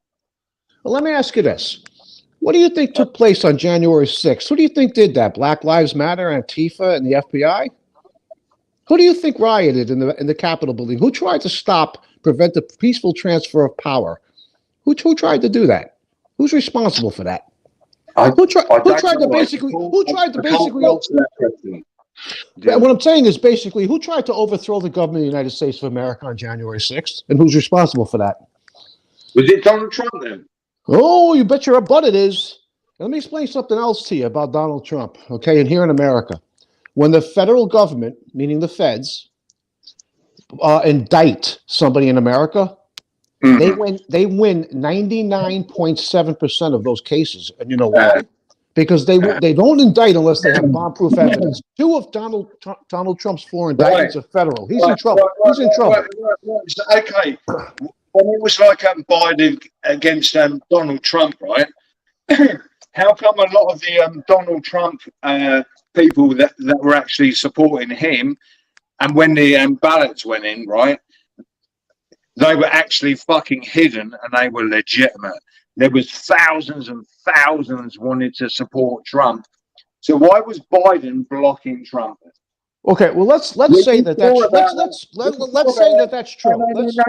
No, fitness. Listen, right, and the thing is, there was people supporting Biden, right, that had been deceased. So basically, they were fake fucking voters. Okay, well, let me say this. All right. Once again, I'm not a Biden supporter, but Trump took this to over 60 different courtrooms he walked into with the supposed evidence he has, and he was laughed out of court every single time. There is no evidence. And let me explain something else. Let's say there were thousands of ballots switched over from Trump to Biden. Trump lost the election by over 7 million votes. What are thousands of ballots going to do? Yeah, Even if it really happened. Exactly. Wrong move. Wrong move. And here's the other thing, right? Here in America, right? I don't know what happened in the UK, okay? But here in America, when COVID came in, what did Trump do? Oh, it's nothing. It's a small cold. Don't worry about it. It's nothing. It's nothing. Bullshit. Over 1 million people died from it. Now listen. Do you know what happened to Trump? Right? He went on social media and said, I support. I follow a couple of radical people on here, which were big. How can I put it? I won't call them conspiracy theories because John's going to go fuck off. But people that were actually trying to put out information, and as soon as he said, I follow these people, he was fucking cancelled out, wasn't he? I remember that 2020. Let me say this, okay? A lot of people here in America are conspiracy theorists, and they actually believe. No. My point is, right, Biddy Biden wouldn't say he supported anybody. He's very cloak and fucking dagger. But Donald Trump came out and said, actually, I think there might be something behind this and that. As an open-minded, quote, open-minded person, he got cancelled out, didn't he? But listen, I've lived in New York City. Donald Trump no longer lives here. But I've lived in New York City all of my life. I'm 63 years old. He is a straight-up con artist. This is what he does. This is who he is. He is and I'm not saying that Biden is an angel, because he's not. None of the politicians are. They're all, when you look at a guy like Donald Trump, he'll claim he loves America. He's full of shit. He hates democracy. He's working at killing democracy. Look what he did when he was in office. He tried to pull us out of NATO. NATO is what makes us strong. Fitness, I will agree with what you just said. He's a pantomime theatre fucking puppet. We all know that, but we've got to take the side of one of the puppets. Oh, well, let me say this, right? Now, shift the gears just a little bit. So you look at the economy, right? Here, it's the same around the world. After COVID, inflation rose in every single country in the world. It's not Biden's fault that every single country in the world is experiencing inflation. That's due to, once again, the pandemic. When all these factories closed down, the corporations were losing a lot of money. They got to recoup that money. They got to raise the prices. Look at the same thing with the price of gas. A lot of people in America think the president is responsible for the price of gasoline. Bullshit. That's OPEC. OPEC sets the price of gasoline. I tell you what, bottom line is, why don't you go back and blame China? This shit's been going on for fucking hundreds of fucking years. They said they would wreak revenge. So just go blame it on them. I definitely agree with you there, and I'm going to tell you right now, I think that China will emerge as the most powerful country in the world. Yeah. In some ways it already is within the next 3 years or less. Fitness, yes, exactly, 100%. Yeah. So listen, when it comes to NATO, right? Who is America's biggest ally, biggest and best ally in NATO? It's the UK. China. No, NATO. It's the UK. It's the UK. The UK and America are like, they got their fingers crossed together. We're buddies. We stand tall and proud together. If Donald Trump pulled America out of NATO, what would that do for the UK? That would hurt the UK big time. That would hurt America big time. What makes America so strong militarily? Is it just America? No, it's our NATO allies. You can't hurt the UK. As a small island, we are the pioneers of the fucking world. Ain't it, John? Ain't it, John?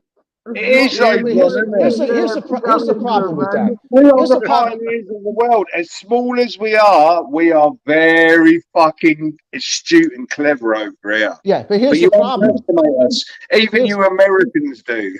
here's the problem. Here's Shame the on problem. you. Here's the problem with Yeah, that. Correct me if yeah. I'm wrong, and I'm probably am, but I'm close. What's the population of the UK? About 66 million people. Yeah. I, Yeah. Okay. I How many don't know. how many people are there in the world? 8 billion? Yeah. Yeah. Okay. Yeah, That's but right. we discovered the world. We had men with monocles that drank sherry and had was it we had abacuses and set squares, and we knew we were good at mathematics, and we conquered the fucking world. We created a language that you're speaking that you can't even speak properly. Yeah, well, if you listen to my accent, I was born and raised in Brooklyn in a mobbed up in a mafia neighborhood, so I have And the thing is, a and do unique you know what we accent. did? Do you know what we did? We sent over our Irish hard-working fucking workmen, yeah, to rebuild your country. Well, I Yeah, think all with from the here, all in from large here. part, Even though they're not English, they're Irish, but they're kind of close to this island, aren't I think that the largest contributor to the they? building of America was the So slaves. The slaves. if it wasn't for the English and Irish, your country would be nothing. Exactly. Well, maybe not nothing, but we wouldn't be as anywhere near as strong as we are. It goes back to what I was saying before. Our NATO alliances is what makes all of us strong. Yeah, but Our yeah, NATO allies is what makes all of us strong. Without our NATO allies, we would be crushed. If England pulled itself out of NATO, how is 66 million people going to fight against 1.5 billion in China? Not that you're not going to. It's not going to be like. But let me say it this way: you got 66 million people there. How many people are active military in the UK? Do you have any idea? How I'll bet many? you. How many active military members are there in the UK? I'm sure it's well under a million. There's Oh only yeah. 56. Okay, It, China has a 2 million that's man army. I know. oi, I know. oi. They have a 2 million man army, right? That's probably like 1.5 million fucking spastics that like K-pop and wear long fucking white socks, though, innit? Do you know what I mean? Well, And play a little video game when they got a bowl of fucking sushi in a fucking like I don't know, a cafe. Fuck off. well, let me go back to the inflation for a second. Right? Oi, John, So, like that. because of the pandemic, there's a lot of products that we still can't get. I'll give you an example. This is how it is here in America, anyway. When the pandemic hit, they were telling us that this is during the lockdown, which nobody was technically locked down here in America anyway.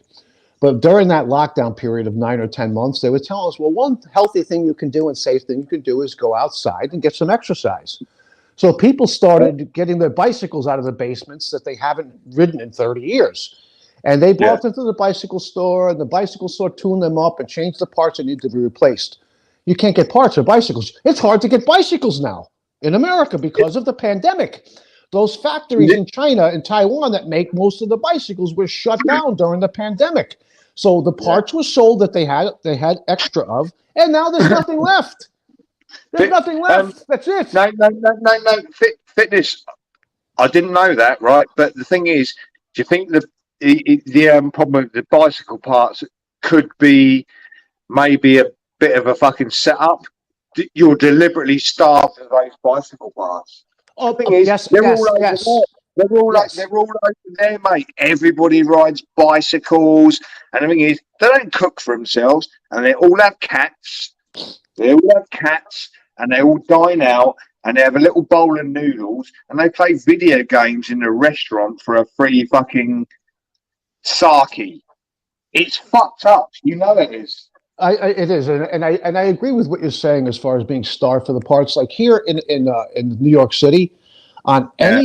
any given day, 7 days a week, there are 65,000 65,000 people delivering food all over New York City, whether it's for Uber Eats or DoorDash or there's a number of others. Okay, and they do it on a bicycle. Most of them actually are using electric bicycles now, which is something that I'm not into, but that's a whole other subject. But I tell you what, I don't support any of those companies. People have said to me on YouTube, you go out and you walk and you get your fucking shopping. You might walk a couple of miles and walk back in the cold. It's like, yeah, I don't support these kind of fucking people. I don't either. I don't either. And, you know, I don't order food very much. If you want to eat healthy, go to the grocery store and buy yourself whole foods.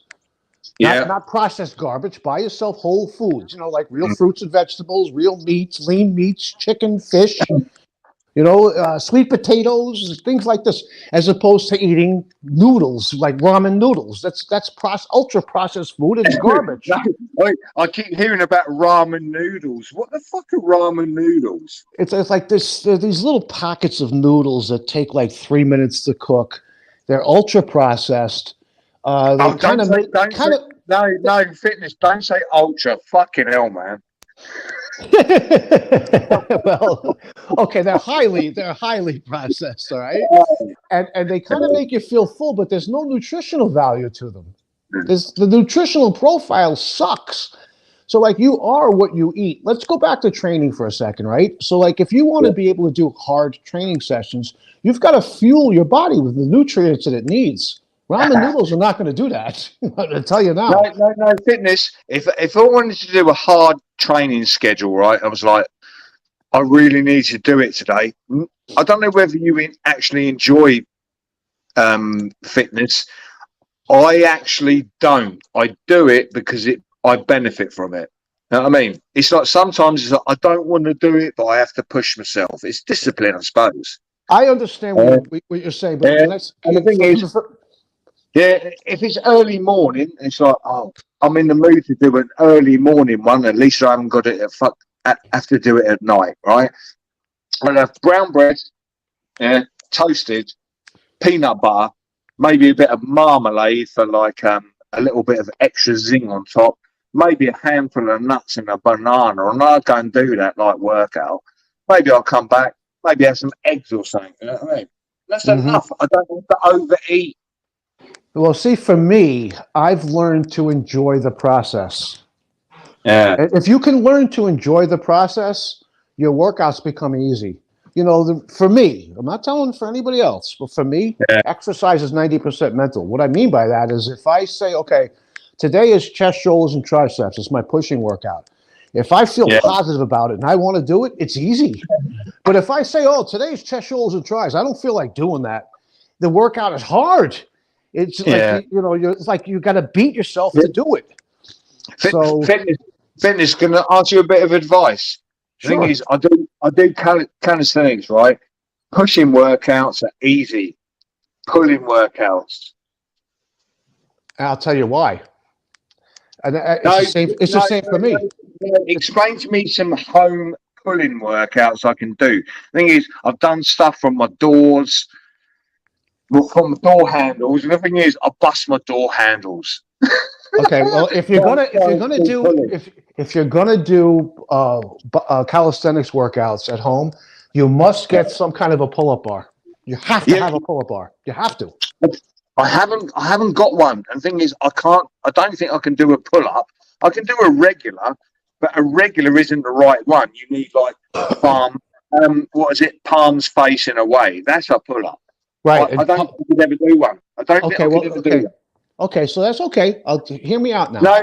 So there's two. That's a lot of back strength. That is. Okay, hold on. Now, as I mentioned earlier, there's regressions to every exercise, including the pull-up. One of the regressions for the pull-up, believe it or not, is the chin-up. When your palms are facing each other, it's a little easier to do. But even if you go further down the line, there's what we call the Australian pull-up, where you're doing a pull-up, but you're horizontal. You're not vertical, up straight up and down. So like your feet would be on the floor, and you'd be like a dip. You know what dip bars are? Like when you do dips? Yeah. Okay, so let's say you grab the dip bar, you lay underneath it, you put the heels of your feet on the floor. That's a a horizontal push-up. I mean, pull-up. It's a lot easier than doing a vertical pull-up because some of your weight is on the floor on your heels. You understand? And another thing you could do to get to where you can do a pull-up, just hang from the bar. Just hang. That's it. Another thing you could do. The thing is that hanging posture is supposed to like build stability in all those kind of connective muscle tissues. It does. It does. Just hanging. Yeah, Yes. yeah. And here's another thing you can. I know this. I'll tell you what. It's good that I spoke to you. To be fair. Here's another regression for the pull-up. Right. Get yourself a chair. Stand on the chair, and then jump up on the pull-up bar. Get your chin above the bar, and just come down slowly on a count of 5. Don't pull yourself back up. Don't even try. Just come down and do what we call the eccentric part of the movement. That's the lowering phase of the movement. Yeah, eccentric. Yeah, lower. Yeah, going out of the exercise. Yeah. Right. Thing is, fitness. 5 seconds is hard though. Well, here's another way that you can do pull-ups. Okay, so you got your pull-up bar, and you get yourself one of these big long a circular band, and you loop it around the pull-up bar. You let it hang down to the floor, and you put your feet in it. It doesn't actually come all the way down to the floor. You put your feet in it, and that will act as a way of taking some of your body weight off because the band will actually help assist you to do your pull-up. Right? There's many different ways to tackle it. Because you can't. It's all to do with resistance and leverage, mate. And the more weight you put in leverage. Exactly. So don't shy away from trying to do pull-ups just because you can't do them right now. Like I just mentioned, there's many different regressions to the pull-up. If you find the regression that fits you, you work at that progression, you will eventually be able to do some pull-ups. But you've got to work. It's not going to happen easy. You got to be dedicated and you got to put the effort in. But I don't think I could ever do a really wide stance grip. No, that's forward palm facing. Yeah, okay. That's a pull up. I don't think I could do that because when I sit on YouTube, I think a lot of these blokes look like they weigh about like 6 stone. Okay, hold on a second now. Let me just say something. Just give me the floor for about a minute here. Okay, so I lost my train of thought. Okay, you said that you have problems with your shoulders. Stay away from pull-ups. Do chin-ups. Chin-ups don't put as much stress or load on your shoulders as pull-ups do. Okay, and I lost where I was going with that. There was something else I wanted to say, but it escapes me right now. If I was you with shoulder problems, I would shy away from pull-ups and I would instead do chin-ups. Pull-ups put a lot of... No, fitness. What it was, I injured my shoulder last year, amazingly enough, through not warming up and doing just dipping. Just doing dips, mate, in my back garden off a fucking bench. And the thing it was a summer's night and I went out there and I thought, oh yeah. The thing is, a lot of people underestimate dips, but the thing is, if you do them slow enough, mate, they will work quite a lot of body parts, chest. It's Absolutely. No, they say primarily it's a tricep exercise. It's a lot more than that, mate. It depends how you. Absolutely, it depends on how you're doing them. It depends on how you're doing them. And the thing is, you get a lot of people that do cross-legged to make it easier, and you get a lot of people that can go like full out leg on heels. And the thing is, I was reading a lot about it can do a lot of damage to your front fucking delt. And the thing is, I was beasting them out, and I was like, I'm getting good results from these. I thought it takes me like 10 minutes. 10 minutes, but the result was brilliant. I've done my shoulder in. The thing is, I was doing a lot of overhead pressing with dumbbells at the time. I think I fucked my shoulder up. It's only my right shoulder, but it's all right now. Listen, Ultra, I put a link to a warm-up for the upper body that I posted as actually a video on my channel. Go back and look at that. It takes 2 minutes. It's all it takes to warm up. You don't need to spend a half hour warming up. Go try the warm-up that I posted the next time before you do an upper body workout. And tell me, in the future, get back to me and tell me how it works, because it'll work. It'll work. Just finish. Do you know what I did to combat the warm-ups? I was doing a lot of across body fucking stretches, and that kind of worked. Well, here's the thing with stretches, okay? Yeah. It's good to stretch before the workout, but you want to do dynamic stretches, moving stretches. If you do static stretches before your workout, like where you just like say like you just bend over and try to keep your palms on the floor for a minute, that's a static stretch.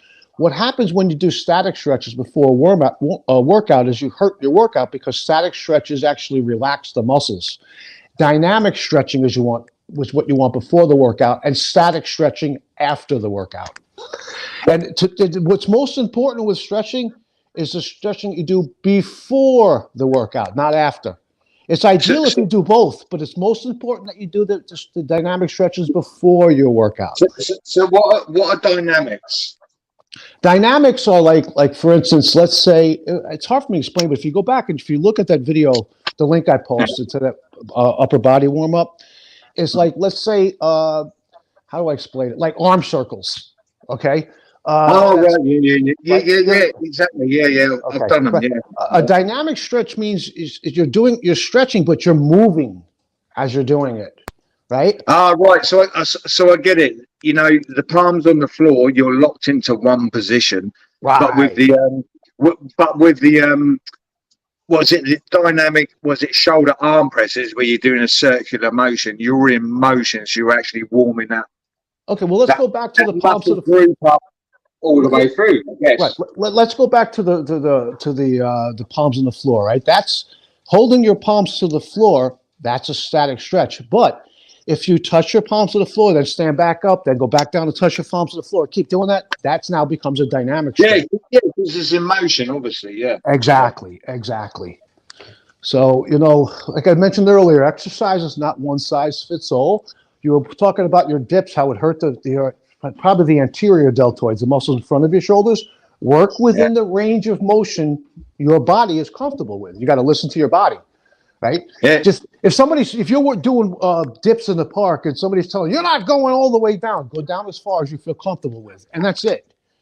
And the other thing too is don't compete with anybody else. Compete within yourself. Compete with yourself, not with anybody else. Yeah. I'll go to the park and people will try to compete with me. And I'm like, dude, don't do that. Just compete with yourself. Right? Like here's another way, like, go back to pull-ups for a second. And once again, there's a short that I posted doing this, demonstrating it. People are all about how many reps can you do? Reps really don't matter as much as you think. It doesn't matter. It's intensity and technique. Well, yes, but what it also is time under tension. Exactly. Fitness, that's the technique, time under tension. Yeah. Well, here's the thing. There's a short that I posted doing pull-ups. The way I do the pull-ups is I pull my chin above the bar and I keep my chin above the bar for 2 seconds. I count 0, 1, 2. I come halfway down, count 0, 1, 2, go all the way down, and then repeat that. Now, I can't do 20 pull-ups doing them that way. I can do them if I just go up and down, up and down, up and down. But the thing is that I'm keeping the load under the muscle for a longer period of time. Time under tension is what matters. Exactly. Yeah. So there's many different ways to tackle I understand all that you're saying. I got the impression you was like one of these fucking weird bodybuilding fucking No. I got no time for that gay fucking bodybuilder shit. No. And go back to, like you mentioned, somebody asked you how much can you bench press. That's what people. I haven't got a fucking clue. That's what people say in the gym, right? Men, how much can you bench press? Who gives a fuck how much you can bench press? You know what I say? How many push-ups can you do with clean form? Yeah, I don't care what you can bench press. And let me say something else real quick. Every military in the world, including in the UK, they don't have the recruits lifting weights. They have them doing pull-ups, push-ups, body weight, calisthenics exercises. Yeah. That develop functional strength that they can use on the battlefield. Fitness, you know why? Because it's those kind of things. If somebody says do 40 press-ups, right? That is a hell of a hit, right? And if you're expected to do it and you have to do it, it's gonna fuck you up. The thing is, and you're gonna realise, shit, that person might ask me to do that again.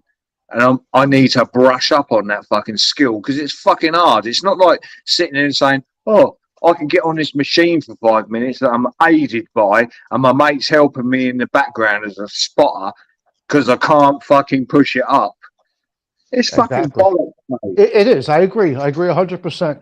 I agree 100%. I used to work out in gyms when I lifted weights where 99% of the guys in there are all juiced up on steroids. You go in the bathroom, you see the needles laying on the floor, and it's like these guys walk around looking at themselves in the mirror, look at me, and you know, they're half dressed. But fitness, you know what they are?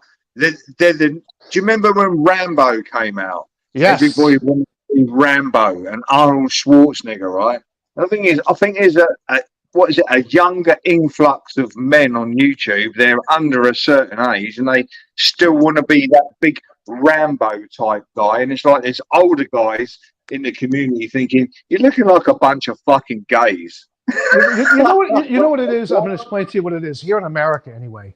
When a young person opens up, let's say Men's Health magazine, they see these images that are photoshopped of these guys on steroids, and that's what they think that they should look like. I feel bad for them in a way. And we didn't, when I was, once again, I'm 63. When I was a kid, it wasn't like that. Not that there weren't steroids, but there weren't anywhere near the amount of steroids there are now, and they weren't anywhere near as strong as they are now. A lot of these guys are taking animal-grade steroids. It's crazy. It's nuts. They're actually shortening their lifespans, and they're ruining their bodies, and they're killing their joints. And they'll all learn that lesson as they go down the road. And once you destroy your joints, they're not coming back. The shoulder joints, the knee joints, you destroy them, they're not coming back. But fitness, who was that guy that died last fucking year? The bloke with the dark hair, the big false fucking teeth and all that. Everybody's like, "Oh yeah, rest in peace." He was a fucking idiot. Richie Peoria or something like that. Is that who you're talking about? Yeah, that's the one. I thought, oh, go fuck yourself, mate. You are the epitome of overindulgence of social media and pressure. Fuck off, innit? Yeah, well, a lot of those guys, like he was a professional bodybuilder, but let me say, like the average guy in the gym, right, that takes steroids because they want to be getting bigger, they're trying to intimidate people. That's what they're trying to do. They think the bigger they are, the more they're going to intimidate people. When in reality, if they get into a fist fight, they're fucked. They can't move. They got no speed. They got no. They're fucking gassed. They're gassed after a fucking couple of seconds. Exactly. You know what? I'll tell you what. To me, just to me, I'm not telling you or anybody else just feel this way, but to me, who has a higher level of fitness? The guy who can bench press 600 pounds or the guy who can run 26.2 miles, a marathon, in under 2 hours and 10 minutes? To me, it's the guy who can run the marathon. You take one of these steroid guys and tell them, "I'll race you up 6 flights of stairs." By the time they get to the second flight of stairs, they're gasping for air. How is that having a high level of fitness? Are they strong? Yes. But strong doesn't mean you have a high level of fitness or other components. One of which I didn't mention is reflexes. If you have slow reflexes, how can you have a high level of fitness? Here, no. I'll tell you what. You've talked about reflexes, and that's the same to do with like muscle tissues. What is it? Slow reflex, high reflex. And these guys that go in the gym, like with the big muscles, they're slow reflex fibers. The slow twitch. You mean slow twitch and fast twitch? Yeah. That's it. Twitch. Sorry, fitness. Yeah, you called me out there. The thing is, twitch fibers. And the thing is, functional training gives you better. High level, faster twitch fibers. Well, fast twitch fibers are the muscle fibers that are responsible for lifting like heavy loads. Slow twitch muscle fibers are more responsible for the lighter loads, which are much more repetitious. For instance, I'll give you an example. Your forearms and your calves have a preponderance of slow twitch muscle fibers, not fast twitch, slow twitch. Yeah. Right? Because they're used to walking. Well, that's because in order to walk long distances, you need those slow twitch muscle fibers in your calves. Yeah, obviously, right? They get fatigued, won't they? That's right. And the fast twitch muscle fibers will be fatigued much faster than a slow twitch muscle fiber. My point being is, this is why a lot of these bodybuilders are big up the top and it's have not no good to be legs. big on the fucking bottom because you ain't going to walk nowhere, but Right? you have You to know, like walk around on your skinny legs, humping it, around that big top it, half. you haven't asked me, but if you did, if you said, listen, what's the most? If you were only going to train one muscle group and neglect all the others, which muscle group would you choose? If you ask me that question, I would tell you my core muscles, my abs, No, I would the say my center of core. my body, the center of my Right, body. without your core, you're ruined. Your core is the lifeline of your body structure. That's right. It's the center of your body, and it's what holds Yeah, up your spine. The core yeah, of course muscles, it the does. spine, Of the course it spine does. doesn't hold Yeah, itself up. The core muscles do, yeah, right? But you know, it goes back to what you said before. You know, no legs, right? We walk on our legs. The second muscle group I would choose after core would be legs, not upper body. I don't walk on my hands. I walk on my legs. I want strong legs. You know what I mean? Our legs were made, were given to us to walk, to move around. You know, yeah. why just train your upper body and not train your legs, or not train your legs hard enough? It doesn't make sense. It's what we call over here, we call that the Coney Island pump. Coney Island is an amusement park in Brooklyn. You know, you got so many guys, most men, that don't know what they're doing when they go into the gym. They just train upper body. That's it. Or, like I said before, they don't train legs anywhere near hard enough. And the legs are much more important to have strong legs than an upper body, period. Once again, you don't walk on your hands, you walk on your legs. Here's a little fitness test that any of you guys can take. If you go to my channel sometime, you'll see there's a short that I posted. And this is all you got to do. Watch me in the short. You stand up in the middle of the room. There's no chairs or anything near you. And I want you to sit down on the floor and then stand up without touching your hands to the floor or anything else. I can do that. Okay, well, that requires not so much strength, it requires It's, it's mobility. It's no, it's mobility. no, it's balance as well. It's Well, not balance is easy. part of it. I can't do it easily. I can't do it easily. Balance is part of it, so is coordination. But it's really, most people Yeah, that the can't do it, thing is, fitness. A balance must be connected to your core. It's absolutely, got to be. Yeah, absolutely. That's the center of your body. Exactly. yeah, Exactly. yeah. So, you know, I'll say this too, you know, when it comes to exercise, the way I feel, I'm not telling you guys should feel this way or you know, institute this, but I feel as long as you're exercising more days than you don't, you'll be on the road to success. Meaning, if there's 7 days in a week, if you Yeah. exercise 4 out of those 7 days, you're right on Yeah, point. yeah, yeah. 100% fitness. I'm exactly the same. And remember what I said earlier, No. The it's thing is, guys, I've had 6 months off, and I'm getting a little bit of like, how can I put it? A little bit of motivation to get back in. And the thing is, I usually motivate myself, but you know, it's all good. It's all well, good, mate. I'll give you I've done my a shoulder little in. I'm back in. I'm back in there, boys. I'll give you a little advice, right? What I would do if I was you, let's say you were one of my clients, this is what I do with the people I work with in your situation. I haven't worked out for 6 months. I'm only going to have you do 1 or 2 sets of each exercise. That's it. That first Oh no, couple, that's it. 1 or 2 sets. finish. You know what I do? I'll actually go overboard and absolutely fuck myself up, and it works for me though. If it Yeah, works for you, then you do that. But the problem with doing that is that when you go overboard, especially when you're first starting an exercise program, you become Yeah. so sore that most people are disencouraged from doing that again because they don't want to be that sore. So Oh no, no fitness. To be fair, I'm not because I realise that I actually got an indicator from my body that it was a result. well, here's the thing. Okay, remember this, right? It depends how tuned you are with your body. It's like if my Yes. body tells me something, I understand what's going on. You know, if I've worked out my chest too much and I wake up the next day with a bad chest, I think to myself, okay, that's good. Let's give it some nutrition. And some rest. Yeah, Rest yeah, is obviously, extremely and important. yeah. Listen, it's something that you should remember now, right? So let's say the push-ups that you were doing, whatever version of the Yeah, push-up yeah, you were doing. fitness. You can overwork body parts. I understand that. Yeah, but let's say you were doing standard push-ups and you feel that the most in your chest. Remember that. In Yeah. the future, as you go along, you're not going to become as sore from doing that same exercise, right? But remember Yeah. where it really hits you on your body, because when you do standard push-ups and when Mm. I do standard push-ups, we may not feel them exactly in the same places with the same intensity, right? No, no fitness. Do you know what? I don't do standard push-ups anymore. They bore me rigid. Do you know what I do?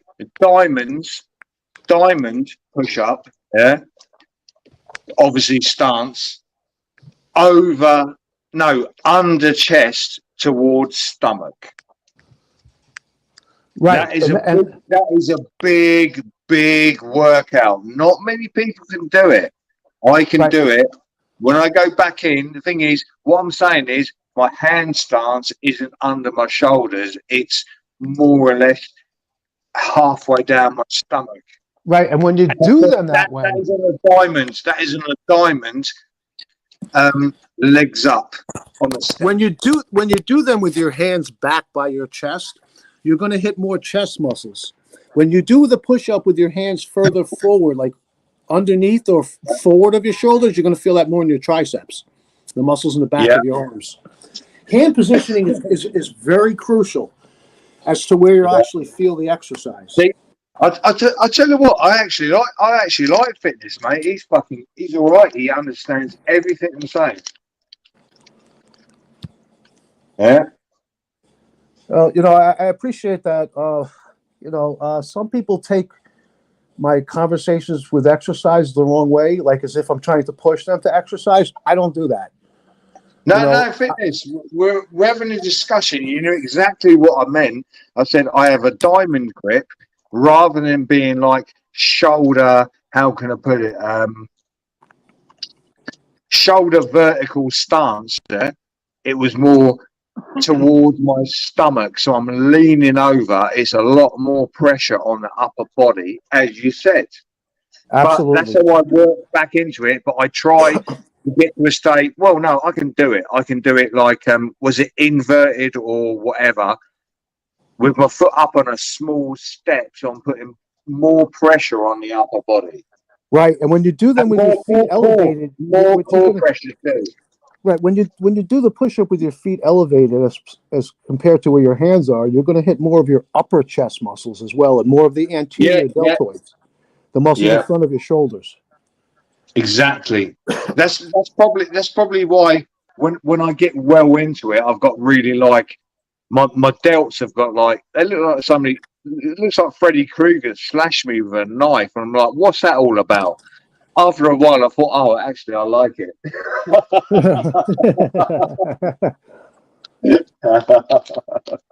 Yeah. Well, listen, just like I said before, just try to exercise more days than you don't. You don't need to devote an hour to, let's say you exercise for an hour each time that you work out. An hour represents what? Roughly 4% of the day, right? Not exactly, but around 4% of the day. You don't need to spend that much time exercising. It's about the intensity, not the duration. So Exactly. you Fitness. Exactly. I've been trying to say this to people on YouTube, and people are like, "Oh, Ultra, you're some big old fucking cunt and all that." It's like, nah, I'm not, mate. But I've got a pretty fucking decent body. You know what I mean? I'm happy with that. yeah. Well, you could I'm happy, but I don't time off. if you exercise as intense as possible, you really Yeah. can't go more than 20 minutes. Most people can't. What I mean by that is like, you take extremely very, very short rest periods in between sets, like 10, 15 seconds at the most. And if you do that, after 20 minutes, you're shot. Yeah. The average person is No, anyway. no fitness. I actually tried that with lower rest periods. I couldn't see the workout. I couldn't get to the end. I thought this is fucking hard. Yeah, I thought right. it's fucking hard. That is. When you go into the gym, you see these big guys. What they usually do is they'll do a set and then they'll wait 2, 3, 4 minutes before they do the next set.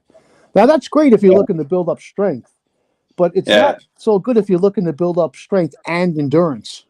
Right? Yeah, endurance. That's the thing is with press ups and whatever, all the techniques I use, I try and keep my rest periods like really short. And the thing is, the only reason I know it's good for me, but the only reason is I don't want to sit here like working out for a fucking hour. I'm not fucking into myself. Let's get this workout out of the way, have something to eat, and just get on with my day. Exactly. That's my ideology. Usually my workouts are 30 to a maximum of 45 minutes. I don't work mine. out for an hour. I don't work out. I don't need an hour to work out. Yeah. I'll tell you what, fitness, mine as well. And do you know why? Because I'm not distracted in the gym by people texting me or wanting to talk to me in the gym. And it's like, oh, sorry, mate, I've got to go back and do another fucking like a set. Do you know what I mean? It's like, oh, mate, you just rested for 10 fucking minutes. I got my workout out of the way. I'm done with it. I feel good. I got an endorphin fucking high. I feel good in the fucking mind. Right, get on with my day.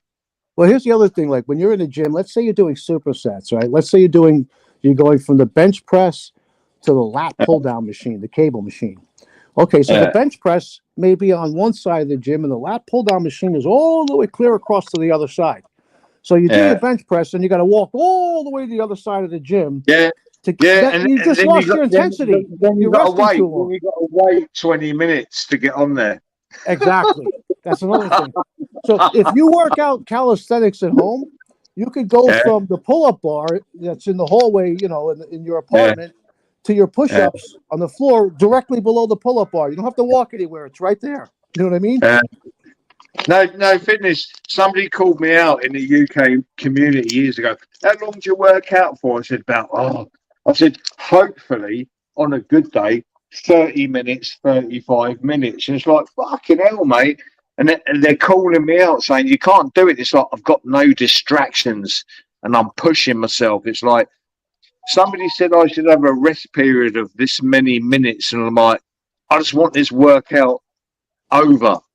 I don't do it because I enjoy it. I do it because it is integral for me to be a real fucking person. I reckon at the end of the day. You see, it depends on the rep range that you're working. So let's say like if you were working in the rep range of 1 rep to 5 reps, that's where you really build strength, not size. Okay, you build strength. So when you're doing like I'll give you an example. Let's say when you're working on 1 to 5, you're basing that on weight. Well, yeah, and you're going to end up building strength. Let me explain it this way. Let's say you were doing pull-ups, right? With weights, with a 40-pound weight vest on, right? Yeah. And you can do 3 pull-ups with that 40-pound weight vest. You're going to need a longer break in between sets because you're adding all that weight, right? But if you're just doing pull-ups with your body weight, you don't need to rest 3 minutes in between each set. You can rest for a minute and a half, 2 minutes, something under 3 minutes, right? So, like if you're looking to put on muscle, hypertrophy, you're going to work basically within the 8 to 12 or maybe 15 rep range. If you're looking to build up endurance, you're going to work between 15 and, 25, 30, 40, 50 reps, whatever it is. Yeah. I tell you what, fitness, I work on endurance, but the thing is, I wouldn't say I'm a big fucking guy. I'm not, but most people in my fucking town think, fucking hell, that old guy looks all right. But I'm not here for bulk. It's endurance. Yeah, you know what? Endurance, in my opinion, is more important than strength. Because the thing is, with endurance fitness, I think you have a better body shape. You don't look like you go to the gym. You just look fucking brilliant, don't you? Well, here's something I didn't touch base on. Yes, you do. But, like when you do calisthenics, right, you're working with your own body weight. So over a period of time, doing the calisthenics exercises trains your body to lose body fat because body fat is a hindrance. When you go to the gym to lift weights, most men, they end up gaining weight. Let me explain it this way. Let's say you could bench press 300 pounds and you weigh 200, right? And over the course of the next 3 months, you eat like a garbage can and you gain 10 pounds. Well, your bench press is probably going to go up a little bit But let's flip the coin now, right? So let's apply this to calisthenics. So let's say you weigh the same 200 pounds and you can do 10 pull-ups. If over the course of the next 3 months you gain 10 pounds because you eat like a garbage can, you can't do 10 pull-ups anymore. You're going to do something less. You're going to do 9 or 8 or 7. You understand what I'm saying? So body weight training trains your body over a period of time to lose body fat. Yeah, Right? it does. It does. I'll tell you what, fitness, I agree with you. I've been doing it for about 15 years, mate. And I'll tell you what, I haven't got a lot of body fat these days, mate. When I was younger, before I started doing it, I was fat as fuck. Well, remember what I said earlier, right? Like I alluded to, racing one of these bodybuilder steroid guys up 6 flights of stairs. I'm telling you, by the time they get to the second floor, they're already gasping for air. How is that being in shape? It's not. It's not. No. So, okay, so like this guy, this Eddie guy, the guy I mentioned before, the big power lifter, right? So he can lift extreme amounts of weight, but can he run down the block without gasping for air? No, he can't. Well, no, of course he can't. But the thing is, he's a YouTube fake TV star, isn't he? He might. I might not. I shouldn't mention him. He might drive down to me in his tank and blow the side of my fucking building. Is his name Eddie Hearns? Is that it, Hearns? Oh, it's fucking Eddie. He's that bloke with a fucking Mohican, isn't he? He drives a fucking tank over. I've seen him. When it was fitness, I watched him for about 2 weeks and I thought, oh my God, I can't be fucking arsed for this shit. You know what I mean? And let me touch base on this now, right? So, like with regards to like losing weight, if someone is overweight, most people here in America think they got to go back to that gym. The only way to really lose weight is to exercise. Bullshit. The way you really lose weight is not through exercise. Exercise helps, but the primary factor in losing weight is consuming or eating less calories. Yeah, exactly. The thing is, but if you underconsume by a certain amount of calories a day, you will lose 5. I'll explain it to you. I'll explain it to you. So let's say. The thing is, fitness, I've been under eating and I've lost a little bit of body fat, which is good, but I haven't lost the muscle because I've kept the protein intake up. So the body fat deficiency and what went was good. Yes, you know what I mean? Also now I need to work on the other. It's like swings and roundabouts. It's like a scale, isn't it? Yes, you get to a certain point when you recognize it, you need to work on the other factor. Right, and the other reason why you're maintaining your muscle is because you're doing your exercise. Let me explain something to you, okay? You guys can look this up if you don't believe me. So, like, let's say you were 210 pounds and you wanted to get down to 200. What I have my clients do, and what I do with myself is, I don't need to lose weight. I stay consistent, 183 pounds, give or take 2 or 3 pounds. Okay, but let's say the person wants to lose 10 pounds. What I have them do is I have them download this free fitness app. It's called MyFitnessPal. And what it is a calorie counter.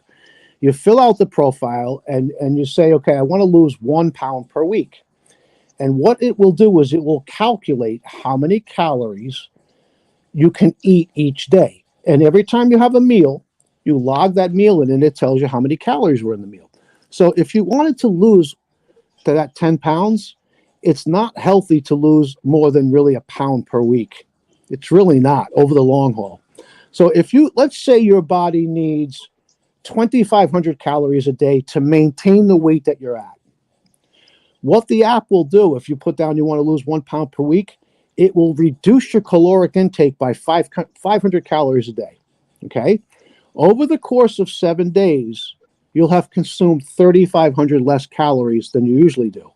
That results in one pound of weight loss. If you consume over the course of 7 days, 3,500 less calories than your body actually needs to maintain that weight, you'll end up losing a pound. The same is true for the opposite. Let's say you consume an additional 500 calories per day. After 7 days, that's 3,500 calorie surplus. You'll gain 1 pound.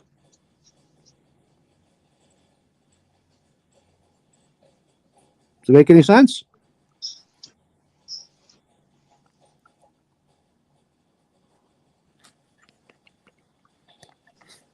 I don't know what happened. I seem to have lost you guys. I don't know if anybody can hear me or not.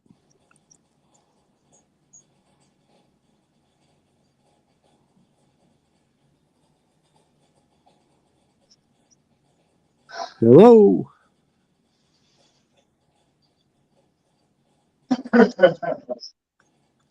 Steve, are you there? Yeah, fitness. I'm still here, mate. Sorry, I had to go in the other room. Oh, okay. No. The thing was, right. I could hear you. What's the recommended calorie intake for the average American man? What did They I say? say they On your say side? 2,000 calories a day, but most people consume a lot more than 2,000 calories a day. You know, it's like when here in America, people they eat in excess. What I Yeah, suggest to people is that when you sit down to eat, you should eat yeah, until you're satisfied, not until you're full. yeah. Exactly. Thing is, right. I think over in the UK, I can't quote this, but I think the recommended is like 2,500 calories a day. The thing is, that's fair enough, but they're basing it on if you're a really active, I don't know, working man. Do you know what I mean? And Yeah, you need that kind of energy. Thing is, fitness. Do you know what? I'm lucky if I do 1,600 a day, right? Thing is, my muscle mass is still good, but I think a lot of the stuff I'm eating is probably non-calorific, but it's got nutritional values which I fucking need. So it's not actually all about calories, but I'm not working out at the moment, so I don't Here's the actually thing. need the extra Here's the thing. lightweight. That calorie guideline doesn't make any sense because, you know, Uh, you have guys that weigh 150 pounds, and you have guys that yeah, weigh exactly. 250 It's pounds. not based on size or anything, is it? Well, you have different body types, right? You have mesomorphs, which are the Yeah, athletic build. You yeah. have ectomorphs, which are really skinny people, and then you have the endomorphs, the big guys, the big husky guys, right? So that calorie profile doesn't make any sense. It really doesn't. It does. Yeah, It's not one size fits all. It's really not. yeah, exactly. Because it's a fucking bull. It's like a bullshit fucking like a thing in the fitness industry. We all know that. Yeah. Well, like I said earlier, Don't get me wrong, fitness. When I start getting back into it, probably like in the next couple of days, I will need to buy supplements, but I won't be buying any of this fucking bullshit off of fucking YouTube saying, "Oh, we're gonna explode your muscles in fucking 48 hours" and all that old bollocks. I'll actually buy what I need. It's like I need protein, so I will buy not the highest quality protein I can buy, but I'll get the protein I need. I don't need to put 4 scoops in a fucking drink. You know what I mean? I'll get yeah. something Well, where I I'll can tell you. put 1.5 scoops in, and it's optimum for me. And it will be. I won't be living on it, but it will be a replacement in between meals. Well, listen, I'm not telling you shouldn't buy or use protein powders, but for me personally, I don't touch this stuff, and I'll tell you why. Number one, the protein in those protein powders is inferior, not superior. It's inferior to eating a nice piece of steak, a nice Yeah, lean chicken breast, a nice lean cut of fish. yeah, yeah. And Fitness. I understand that, but it depends on your situations and what's going on in the world, mate. Getting a lean piece of steak over here, mate, it's like fucking hell, mate. I can't be doing that every night. well, listen, if I was Steve, one day I'll be where not exactly where he is, but I'll be off grid. That's a different situation. If you can carry protein powder into an off grid situation, it'll be Yeah. an advantage to you because you can't get lean Yeah, steaks out there, obviously, yeah, right? fitness. Exactly. I try to, how can I put it? I try to eat clean, but I do kind of cheat out with protein. Not at the moment, but I will do. I will go back to doing that. But it works for me for the foreseeing future. Do you know what I mean? It's all I can do. Yes. Yeah. Well, you know, But, hold on one as, second. as I said, I will incorporate things and try and mix things together to try and get a good result. But I'm not either way on any of Yeah, well, back to what you were saying before about, you know, how many calories per day we should be eating. You said over there it's 2,500. I said over here they say 2,000. Not only does it, as you said, depend on your level of activity, but it also depends on your metabolism. Some people have faster yeah, metabolisms. Some people have slower metabolisms, right? So it's, you know, the just like with the exercise, the nutrition and the amount of calories you need is not yeah. one size fits all. It's not. Fitness. Do you know what? Something I've noticed as I've got older. When I was younger, I could put on a lot of weight. As I've got older and I've exercised more, I can drink a lot more and just put it out there a lot more. And I don't put on as much weight. Well, no, I don't put on any weight actually anymore. And I'm thinking, is it old age or is it I've trained my body to resist the things that are bad for me? You've trained your body to resist the things that are bad for you. That's what I would say. Yeah. Because as we get older, our metabolisms tend to slow down a little bit. But as we get older, we understand our bodies and our, you know, what we actually need nutritionally better than we do when we're younger. Right? Like for instance, like, you know, if you take an 18-year-old kid and put him in the gym lifting weights, they don't know Yeah. what they're doing. They don't know their bodies yet. But if you take when that 18-year-old kid turns 50, if they're still exercising, that 32 years of experience is invaluable. They understand their bodies much more. They understand what works best for them and what doesn't work best for them, right? So it's a learning process. Anyway, Yeah, but I tell you what, to be fair, I wouldn't want to put a 15-year-old kid in the gym. no, I didn't say 15. I said 18. No. I'll tell you what, I'll take that back, right? I'm in my 50s, right? I'm talking about back in the day. These days, probably 15-year-old kids need to be in a fucking gym because we're living in a fucking hostile world. But, mate, you know, maybe research calisthenics, mate, is better for you. Yeah, well, I can only speak for here in America. You know, most people, like I said earlier, are way overweight, and that includes teenagers.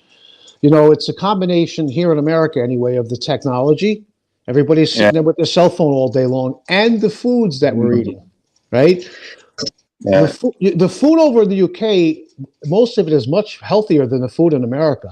The meats over here are all the cows and the pigs and the chickens are all pumped up with hormones and steroids and antibiotics because they jam them in all close together, and that's not good.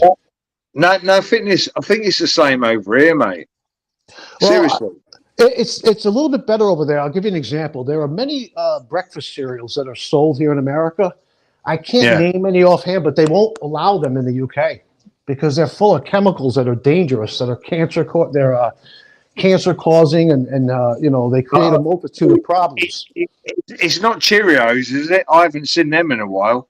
It Is might it be. Cheerios? It might be. It might well be. I remember seeing Cheerios. I'm like, fucking hell, mate, they're from America. And you know, and other American products showing up on our shelves and they disappeared. Yeah. Well, I'll tell you what. My breakfast usually consists of these things. Sometimes all of them. Sometimes some of them. I'll have 3 eggs. I'll Yeah. have 2, 3, 4 servings of oatmeal, depending on how much cycling I'm going to be doing that day. I'll slice a banana on top of the oatmeal. I'll put Yeah. in 4 tablespoons, which is 2 servings of all natural peanut butter. I'll drink 2 glasses of water. Yeah, exactly. I'll drink 2 glasses of water, and I'm off to go. You know, one thing I didn't touch base on. I tell you what, fitness, I was doing all that stuff last year. I was having wholemeal, right? But I wasn't turning it into porridge. I was having it raw, right? With milk. And the thing is, I'd have like just whatever on the top of it, bit of cinnamon to spice it up. It's fucking boring. I'd have a banana, an apple, handful of fucking nuts. I'd have like peanut butter on brown bread fucking toast for a bit of energy. with dark marmalade. Athlete's fucking breakfast, but I've lost my fucking way, mate. You know what I mean? I need to get back into that. It was good. It was a good start to the fucking day, but I couldn't do it all in one sitting. I'll tell you what. You know, This is what I suggest to you is. It's like people saying, "What are you having for your lunch?" It's like I'm still eating me fucking breakfast. What I suggest to you is this: is to do it in steps, not to just say, you know what, I'm going to stop eating the stuff I'm eating now for breakfast. I'm going to go back to just eating that. Eat a little bit of that. Not, you know what I'm saying? Like steps. Fitness. You know what? I eat a lot of chocolate, but I eat dark. I eat dark chocolate, and it's like there's nothing wrong with that. No, as long as it's in moderation. Anything in moderation. Yeah, Right? no, I don't eat too much, but that dark cacao, mate, it's not bad for me, mate. I could be sitting there eating fucking what is it, Hershey's and all that kind of shit, couldn't I? You want to That's dark boost. chocolate. You want to boost up your oatmeal and make it a little more appealing. Get yourself some high quality, grade A, all natural honey, and just put a little drizzle of honey on top of it. It makes a world of difference. You can do that as well. So No, the one thing no, we didn't touch, no. one thing we didn't touch base on is two things actually is carbohydrates and also Yeah. sugar. We know sugars are bad for us, but a lot No, of people will tell you, it's natural sugars in fruits and things like that. right? The thing is, there's that dilemma where it's like they've bred too many unnatural sugars into our fruits, Yeah, and well, that's the thing I have a problem with. Yeah, let me go to carbohydrates for a second, right? A lot of people will tell you in order to lose weight, you've got to cut your carbohydrates out. Wrong. Yeah. You need carbohydrates for energy. Here's the thing with carbohydrates. you have the good carbohydrates, which are complex carbohydrates, which would be found in something like oatmeal or wheat pasta. Yeah. Thing is, And this in oatmeal is slow release exactly. complex carbohydrates. Exactly. Like if you look at like the guys who ride in the Tour de France, okay? Yeah. They would. There's no way they eat high. Their diets are very high in carbohydrates. They have to be. They would not have the energy to sustain themselves over, what is it, 2,300 mile race that they're doing in 3 weeks, right? So a lot of people here in America will try to tell me, oh, you got to cut carbs out. One thing I didn't touch base on is I do a lot of never cut carbohydrates out. It's a fucking myth. I know. The one thing I didn't touch base on. One thing I didn't touch base on, and once again, if you guys ever go over to my channel, you'll see the last 3 shorts I posted. I'm on a bicycle. I ride a fixed gear bicycle, meaning it doesn't coast. There's no gears on it. There's just a front brake. With my lifestyle, if I cut carbs out, I would ride 5 miles on my bike and I would be exhausted. I would run out of gas. I need those carbohydrates. I need those complex carbohydrates that will sustain me through my rides. Yeah. No, fitness. The thing is, if you had raw oats with fucking milk and a sweetener or honey on the fucking top or whatever you like it, you could put that into your body, right? The thing is, you'd get on your fucking whatever you're doing, your fucking regime for the day, cycling or whatever you're doing, fucking calisthenics. And the thing is, you think, I'm feeling drained. But the thing is, it's a complex carbohydrate. It leaks into your body. How can I put it? Discreetly, doesn't it? And the thing is, it will give you that fucking energy. And at the end of your workout sessions, you won't be fat because you had that. People say, "Oh, you ate a carbohydrate, you're going to get fat," and it's like, nah. No, it's like the marathon, the New York City Marathon, which I've trained many people for that marathon, but that's another story. But the night before the marathon, they have like basically a pasta party, where not all the runners, but a lot of the elite runners will go and they will sit there and eat 3 or 4 servings of pasta to sustain them through the race the next day. The amount of energy you would get from that is fucking stupid, isn't it? Right, and the complex carbohydrates are almost like a time-released pill, right? Where, like, if you take no. The thing is, I'd actually say that was an immediate carbohydrate. Pasta would be like, bang, wow, full of energy. Well, it depends on what kind of pasta. If it's white pasta, it's not anywhere near as healthy for you as like a whole wheat pasta. Yeah, right? yeah. So, yeah, deleting carbohydrates from a diet is a recipe for disaster. And I'm going to tell you why, especially if you're somebody that works out. If you don't eat carbohydrates, you're not going to have the energy to fuel yourself through your workouts. You're not. There's a guy in another genre that content creator, another genre that I used to involve myself with a lot. Right now it's barely I barely go there at all. But he tells people, he preaches, oh, you should just eat steak. That's all I eat is steak. Meanwhile, he'll do a live at 4 hours into the live. Oh, I'm tired, dude. You're sitting down on your ass talking. What do you mean? You're not eating Yeah. carbohydrates. No, you're tired because your stomach can't handle that intake of fucking meat. And then there's no fiber. Where's your fiber coming from? You're not eating vegetables. Exactly, You have no fiber. You need fiber, carbohydrates, and protein. And you know what this guy does when I say something like that in the comment section? He blocks me. He blocks me because I suggest you should eat some complex carbohydrates. He gets pissed off. You know, there's a lot of sick people on YouTube. There's a lot of good people too, though. You know, I'm having a great conversation with you guys. You know, I've just now. This is the first time I'm talking to you. I hope in the future we get to talk more. Like I said before, there's a lot of good people on YouTube too. It's not all bad people, but there's some real nut jobs on YouTube. That you know, if you go against what they're saying, if you have a different opinion than theirs, if you step outside of the group, they block you. It's just whatever. Yeah, but fitness, you know that because they're fucking idiots, mate. Yeah, well, you know what it is? It's like the people in those chat rooms, right? Yeah. They follow that content creator no matter what they say, as if it's like their cult leader, right? And they're afraid. They want to be part of that group so much that they just go along with the program. That's not who I am. If I have a differing opinion, I'll lend it in a respectful way, right? And if they want to block me because I've lended my opinion in a respectful way, well, they're a piece of garbage. There's something not right with them. Hey, fitness, can I ask you a question? You're over 60. Can I ask you exact age? You don't have to say. Yeah, I'm 63. You're 63. That's right. Brilliant, mate. I'll tell you what. I'll be straight up. I think you're kind of inspirational because at my age, I'm nearly 56, and I thought, why am I doing this anymore? What's the point to it? Why am I trying to be fit and all that? Oh, no. You know what? I was going to fuck it off and just be a fucking slob old cunt. Oh, no, please don't do that. Keep going. Because the older you get, the bigger the dividend, the payoff is for keeping yourself fit. Trust me on that. Just because you're 56, you're older, but you're not old.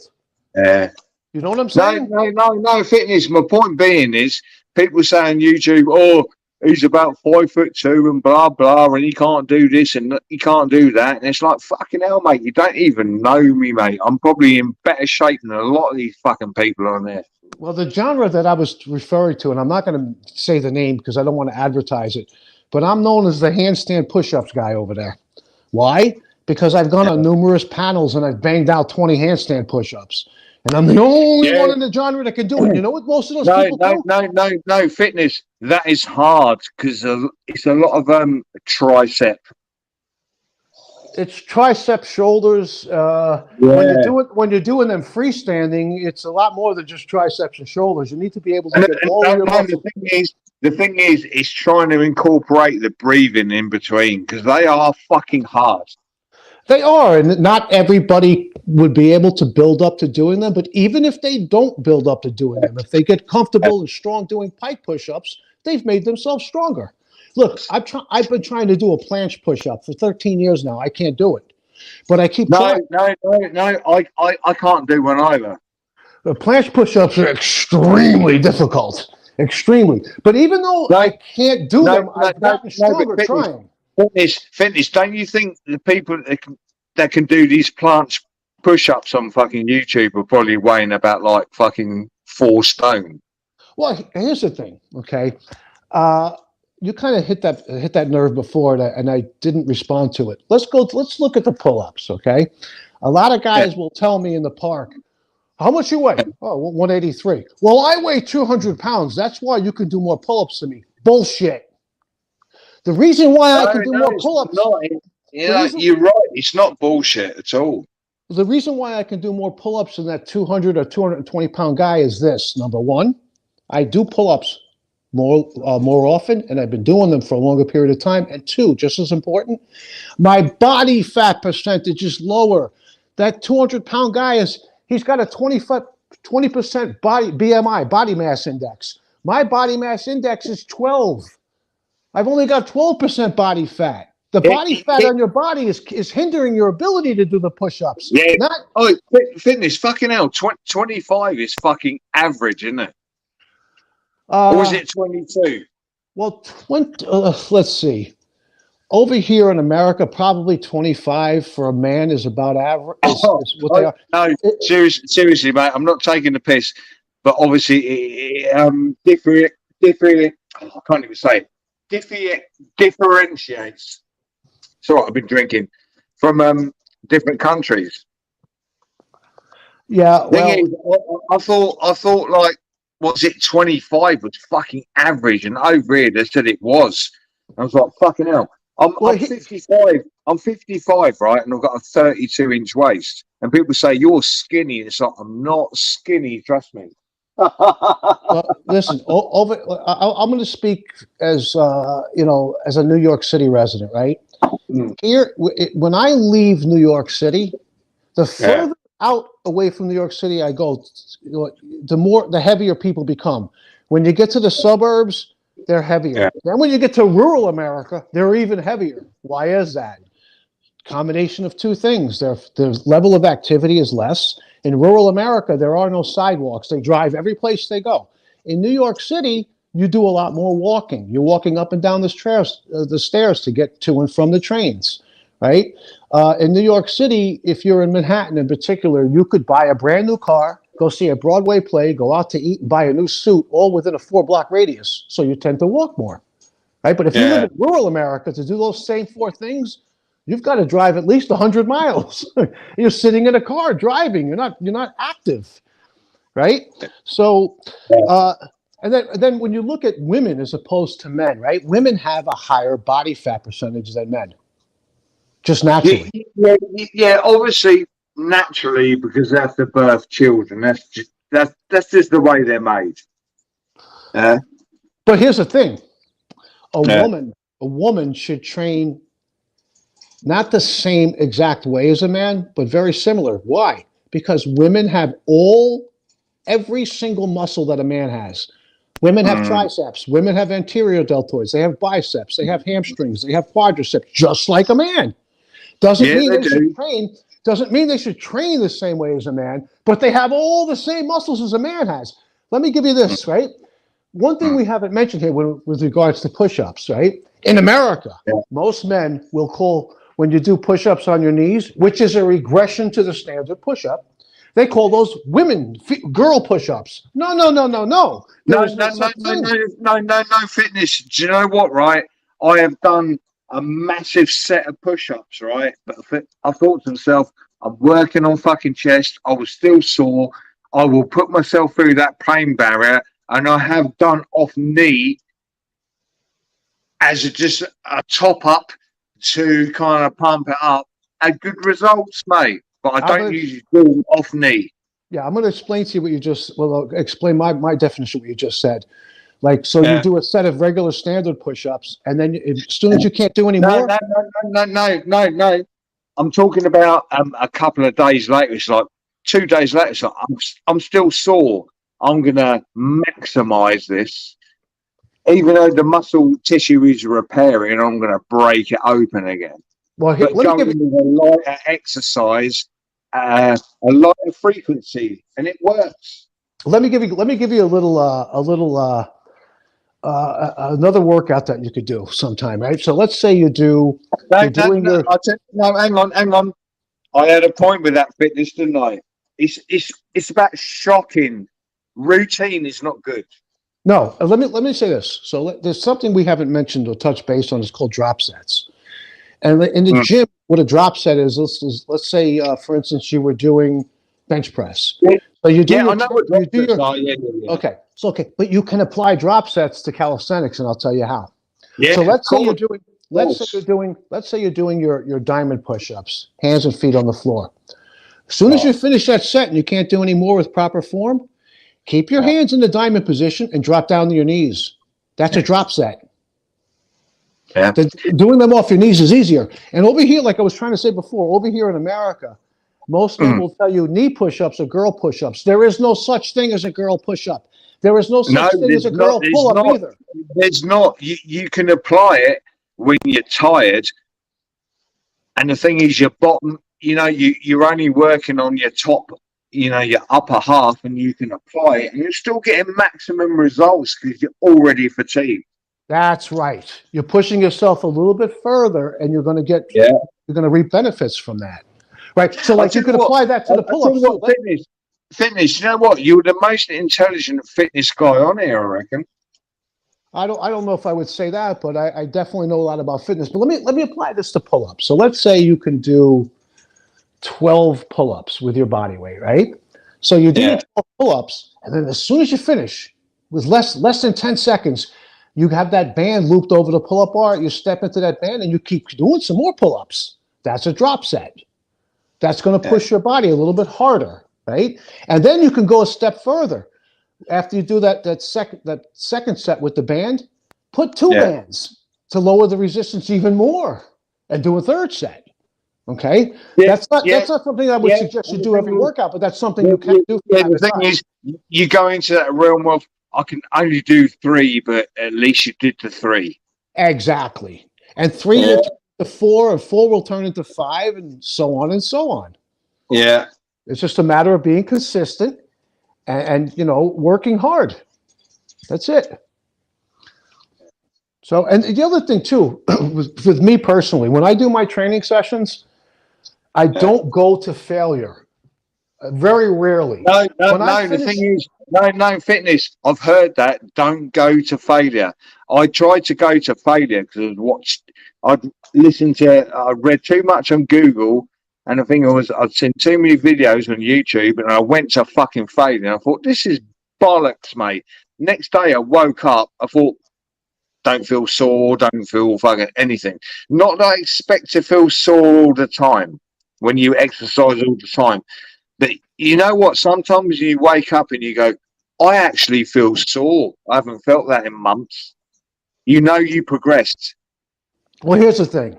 There's a saying, no pain, no gain. I don't really buy into that. So the No, I problem, don't. No, I don't. No, I don't fitness. I think it's a lot of bollocks. the problem for me personally, and I'm not saying you or anybody else should feel or think this way, but for me personally, Yeah.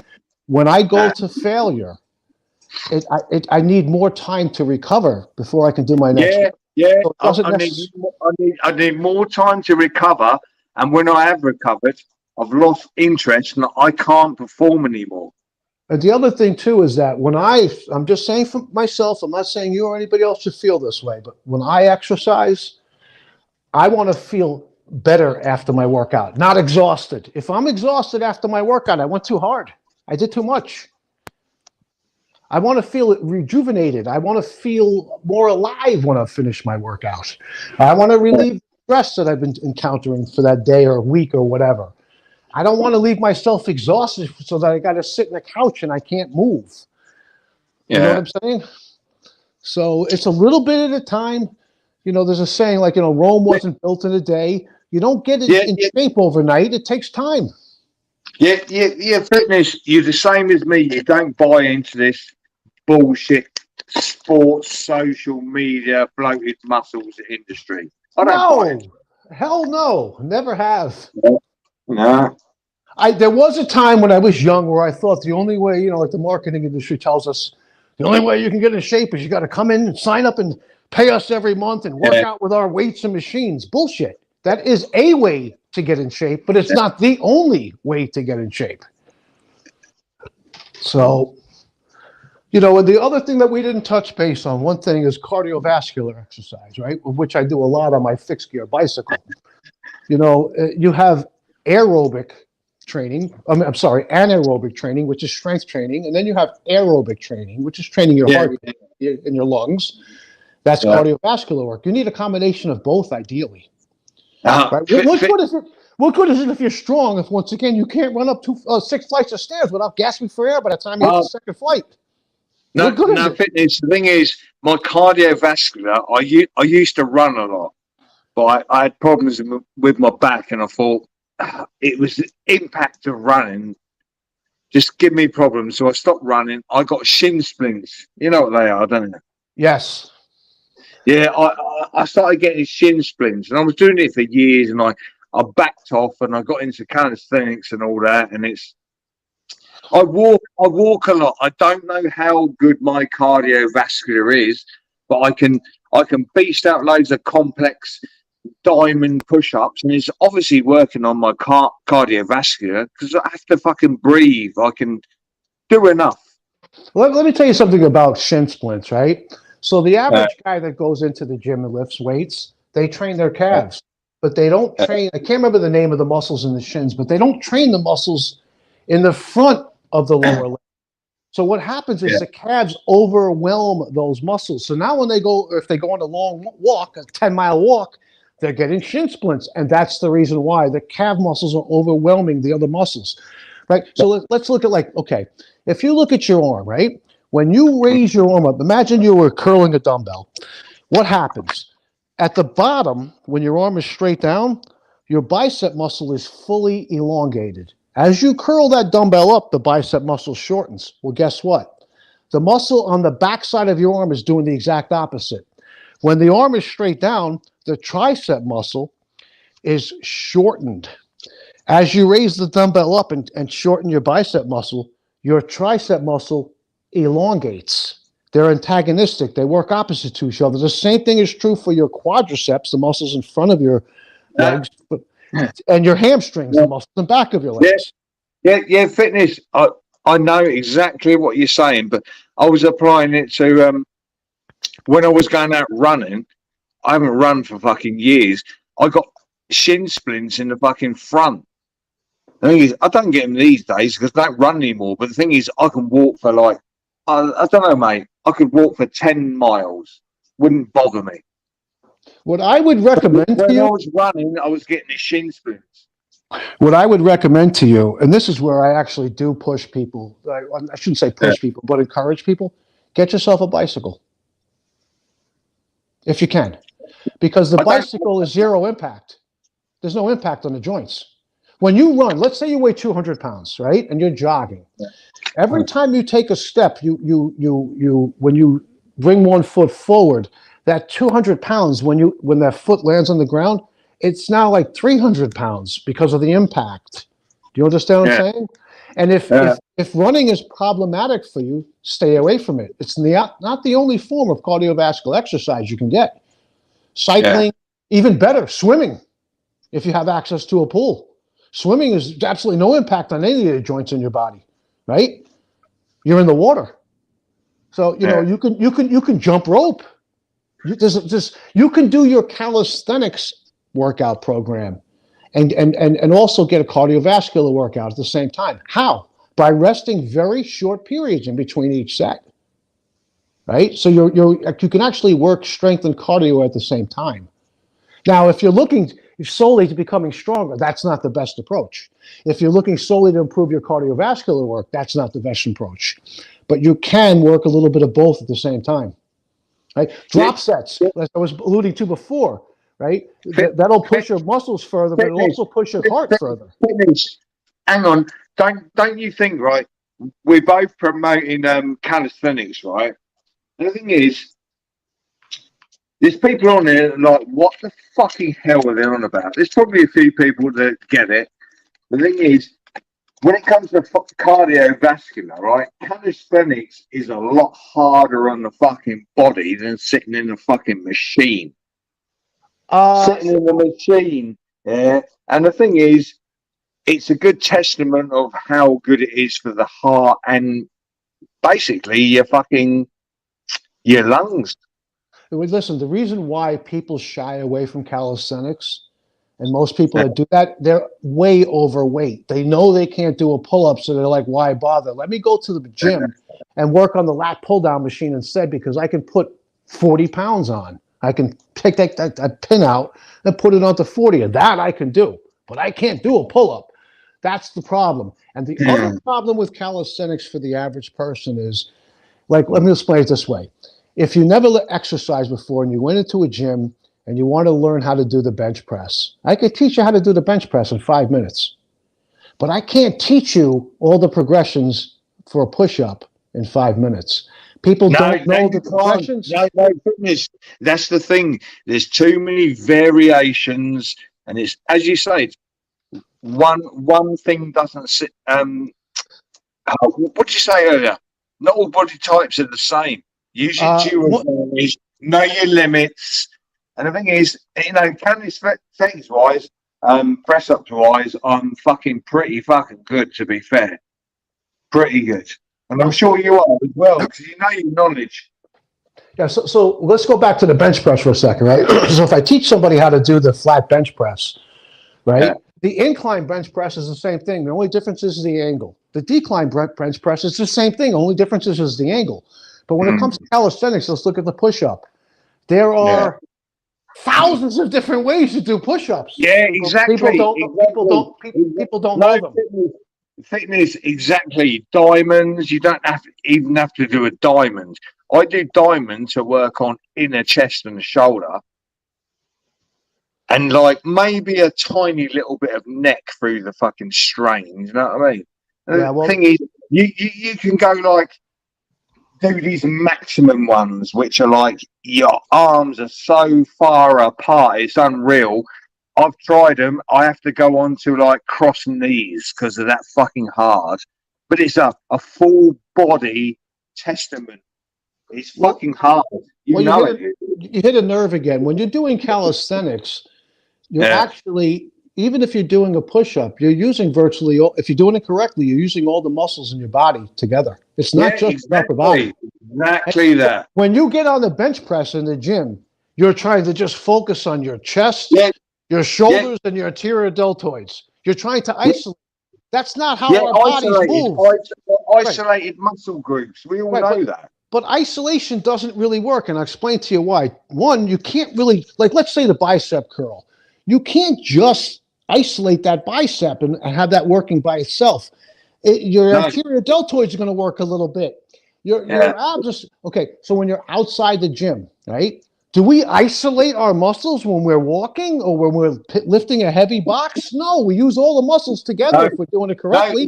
No, exactly. Fitness, and it's called functional. That's right, functional strength. Yeah. What's the point of exercising, right? Like, here's why I left, one of the reasons why I left the weights, right? So, yeah, I was getting stronger lifting the weights, which is a balanced weight in an air-conditioned environment. How does that make me stronger when I'm not lifting weights? It doesn't. It makes me stronger while I'm in the gym. I want to be stronger outside the gym. That's why I train. I train to be stronger and more fit in my everyday life, not just while I'm training. Do you understand what I'm saying? Yeah. So, as you get older... Fitness, people don't get it. They live in a pretty boy world, don't they? Yes. Yeah. And they want everything easy. It doesn't come easy. Anything worthwhile. It doesn't come easy. Yeah, you're right. Pretty much anything worthwhile takes hard work and dedication. Okay, so like the guys who want it easy, right? They take the steroids. It's superficial, and it still doesn't come easy because it takes a toll on your body. Right? Look at your heart. Your heart is a muscle. If you take steroids, your heart's getting bigger too, not just your biceps, not just your shoulders. You know what I'm saying? Yeah, exactly. The heart grows. That's right. Grows. And that's not good. I've seen bodybuilder videos where they said their hearts were fucking absolutely huge to take up the stress of accommodating for the muscle and blood flow and everything else in their body, which was artificially fucking made. And what they're doing is they're shortening their lifespans. Yeah. You don't see these guys who took, these steroids, like these professional bodybuilders living to 100 years old. It doesn't happen. It doesn't happen. No, it doesn't. They don't live beyond their like late 40s. And those guys, Fitness. I'm nearly 56, mate. You know what I mean? yeah. Well, like I I'm said before, still here. you're Never taken a steroid in my life, mate. listen. You're older, but you're not old. Don't ever say you're old. You're older, but you're not old. And guess what? If you use that positively, you say, "I'm older now." You're more experienced. You have more knowledge, right? So Yeah. you train smarter, not harder. You take the knowledge that you've picked up and you train smarter, not harder. Yeah, that's it. Exactly. So, Boy, and Fitness, you ain't a bad guy, mate. You're all right. I appreciate that. I mean, I try No, enough. no, the thing is, we can have a conversation without fucking arguing and all that. It's good. It's Yeah, good. that's all A lot of bullshit. things you said, no, a lot of things you said are like straight up, and I think a few of the things I said were straight up. So it's good. Absolutely, absolutely. You know, I'll go back to the other genre, and once again, I'm not going to mention the name. It's all about drama. I don't want the drama. The drama is emotionally and physically draining. You know, Yeah. like this conversation is uplifting for me anyway. Okay, when I have before engaged in a drama, it's like it makes you feel terrible. It's not uplifting. It's the exact opposite of it. You know, I'm talking to you guys from the UK. That's Yeah. great. I think it's a great thing. We're having a good conversation. That's positive. You know, this drama crap is just it's not my cup of Yeah. tea. The thing is, Fitness. I think it's happening all over the world, mate. Ever since just before, I don't know. You call it Thanksgiving and we call it Christmas. I think it all went to fucking shit on air, didn't it? I think one of the big factors of late is that pandemic. Here in America, like at the height of the pandemic, a lot of people were like, "Hey, don't come near me." You know, they didn't necessarily say that, but that's the attitude they were giving off, for lack of a better way of Yeah. saying, it. Stay away from me. You're gonna make me sick. You know what I mean? And technology has driven us further and further apart. Although, like Yeah.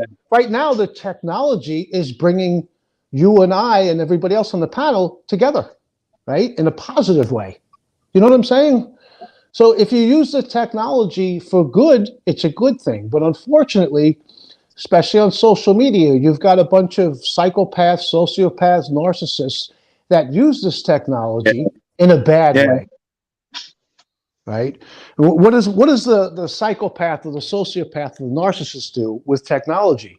They get large groups of people that they can talk to all at once, and they try to Yeah. bend and shape them into what they want them to think and to do, right? Yeah, you're right. You're right, 100% right. The thing is, I come on here. I'm not very well liked in the UK community, mate. Thing is, I do my own. I act on my own, and the thing is, people don't like it because I won't gang up and I won't be that kind of fucking narcissist that they want me to be. What can I do? I can only be myself. If you don't like me, fuck off, innit? I'm not a Exactly. narcissist. I don't need to be jumping on panel every 5 minutes saying, I got this and I got fucking that. I know what I got. Don't need to prove anything. I'm Now, not that invested. you know, speaking once again personally, it's upon ourselves to make the decision whether we want to engage in that kind of behavior or not, right? So we know it's out there, but we have the choice of whether or not we want to engage in it, right? If somebody likes that kind of stuff, they live for drama. Okay, that's your cup of tea. Go ahead, go do it. It's not where I'm at. It's just not where I'm at. Now, there are times, like I said in the past, where I have engaged in the drama, and I feel like crap when I get off the panel or even in Yeah, the chat room. I yeah, don't feel fitness. good. No, Fitness. I've done it myself, mate. I've been on panels and it's like I was in the wrong frame of mind of engaging in the drama. And I thought to myself, I come off there and I thought, oh yeah, I feel really good. And I woke up the next morning and I thought, I feel fucking awful. Yeah. Well, here's the other thing, right? What was I going to say? Okay, I lost my train of thought. Yeah, maybe it'll come back to me. Boy, I got so many thoughts running through my mind so quickly. It escapes me right now. I guess maybe it'll come back. But I don't know. No fitness. Who's Kendra? I have no idea. It says Kendra Williams. It says faggot over 60, mate. Now he made me remember. He made me remember what I was going to say. Here's the No, thing. it's in the back. No, mate. It's in the back chat, mate. It's in the back chat. Here's the thing with me. Now he remembers me. Now I remember what I was going to say. I don't give a fuck what he says about me. I don't even know this fucking guy. The only time I care if somebody says something negative. Oi, Vega's in there. Listen, hell, mate. The only time it bothers me a little bit if somebody says something negative about me is if I know the person face to face and I actually respect that person. If I don't know them, go ahead, run your mouth, say whatever you want, call me whatever you want, have at it. If that makes you feel better carrying yourself like a little child, go ahead, go for it. Enjoy yourself. No, I don't. No, I don't usually read the chat, but there's Vincent Vega in there. Was it? I am. Hang on. Let me adjust my glasses. I'm assessed by bodybuilding, 2.4 body fat. Now same as Jason V. You see me tomorrow, G. No, Jay. Fucking hell, Vincent. Let me explain the way I conduct myself when I'm on a panel, right? If I'm engaged actively in a conversation like I am with you right now, I usually don't look at the chat.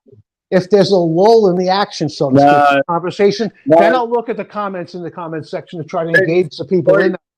Fitness, you got to watch Vincent.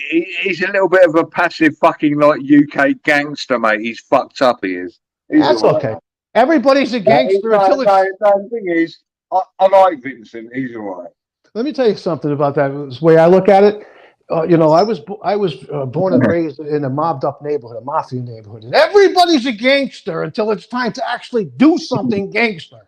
You know what I'm saying? Everybody's a tough guy on YouTube. Everybody. Well, I should say everybody, but there's a lot of people that run around there tough. They're going to do this. They're going to do that. Behind the safety of the computer screen. Let them run their mouths. That's how I feel. Go ahead.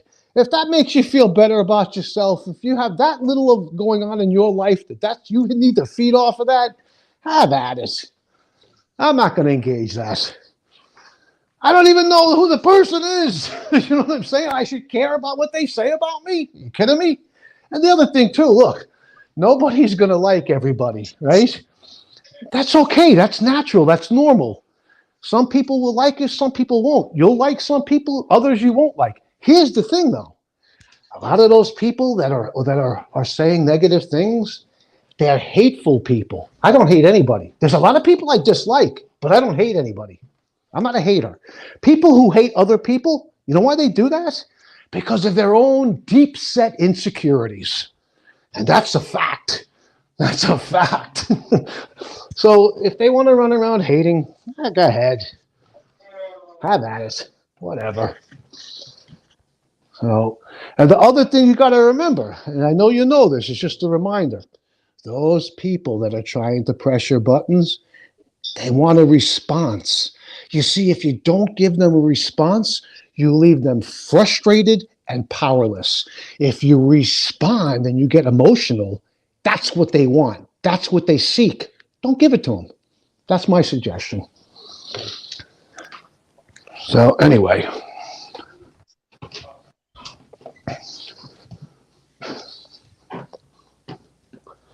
You still there, Ultra and Steve?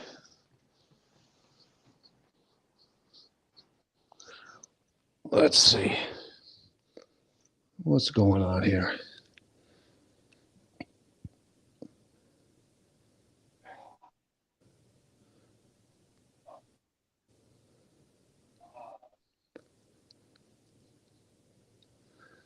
I'm upstate New York by Canada. I weigh 150, 6 feet tall. You know what we don't have up here? Cockroaches, bed bugs, and rats. So that's a good thing there, Frank's Fish.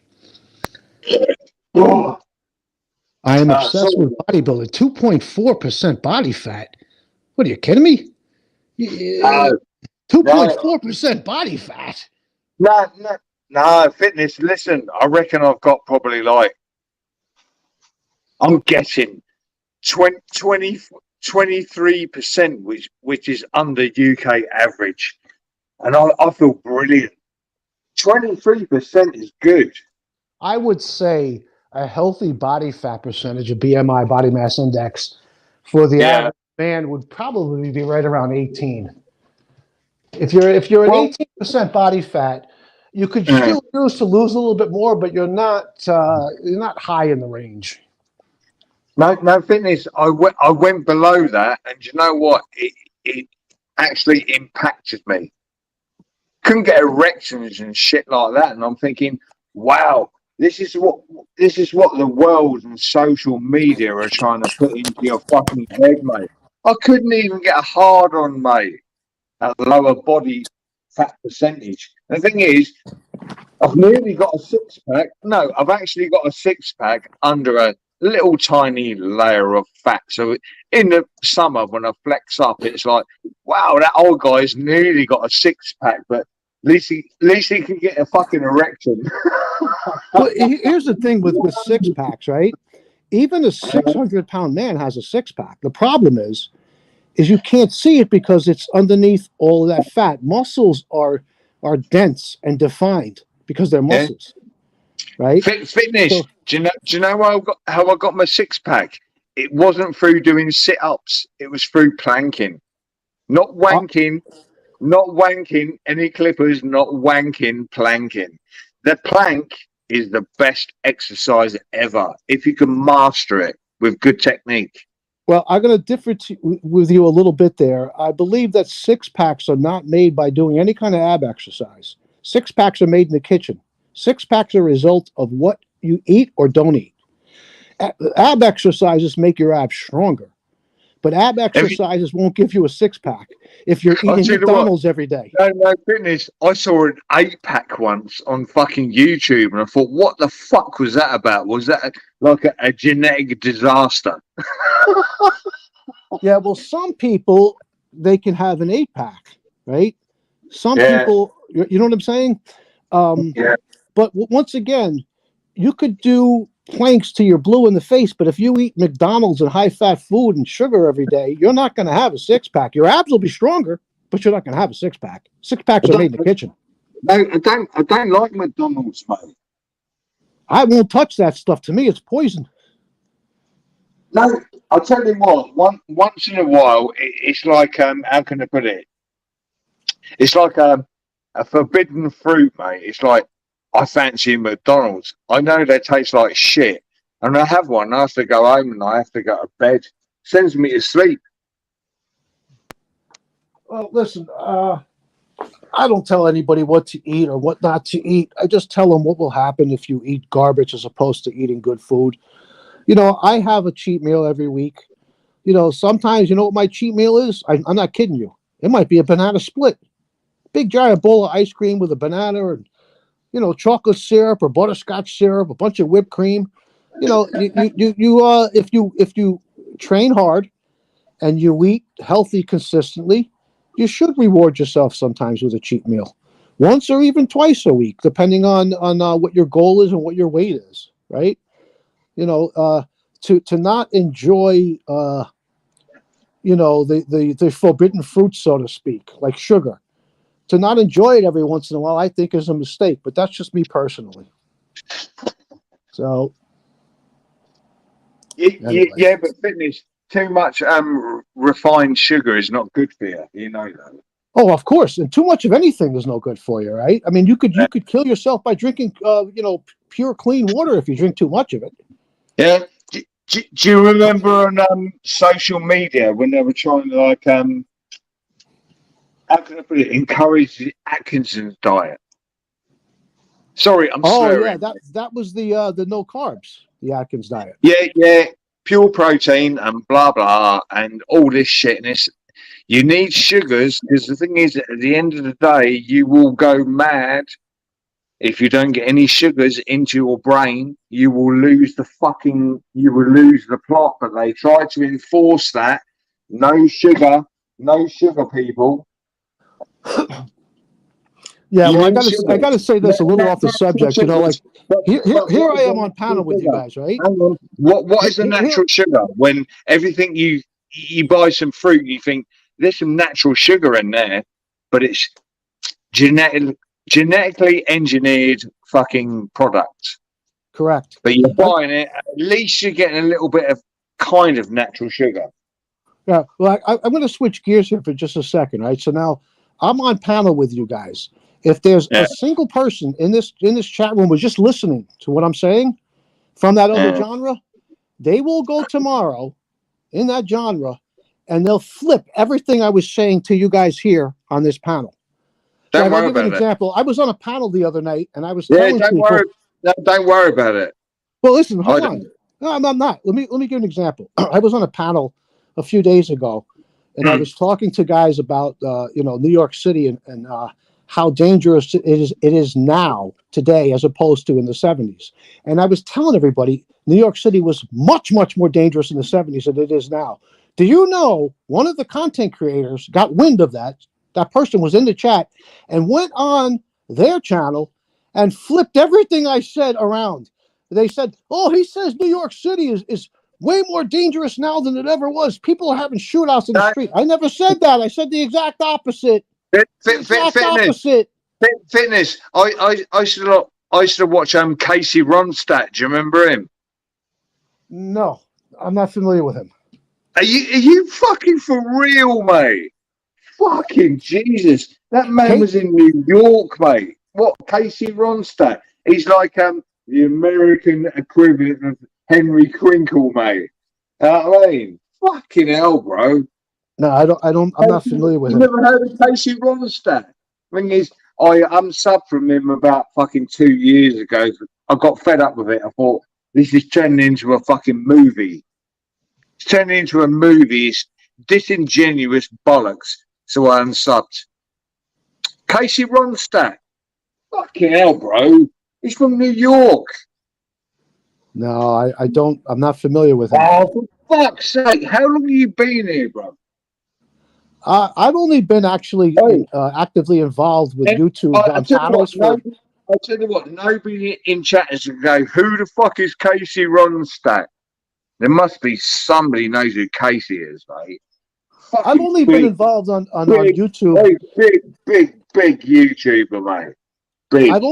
I've only been involved like on panels and in the chat room on YouTube for 2.5 years. Prior to that, I had YouTube and like I would research. Let's say I had a problem. I didn't know how to like fix something on my bicycle. I would look at YouTube videos to find out how to do it.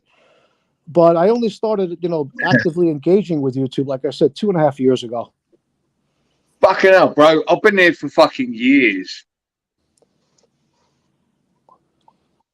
Well, to be honest with you, this conversation has been great, but I would say, especially in the beginning, most of the times I was on panel, it would turn into an argument and it would be this drama, and it's just whatever, man. Yeah, that's good, mate. That's good. Well,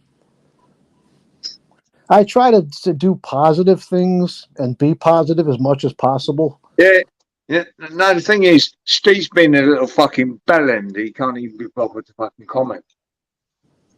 Well, Steve might be sleeping, or he might be doing something outside of his tent. I don't know.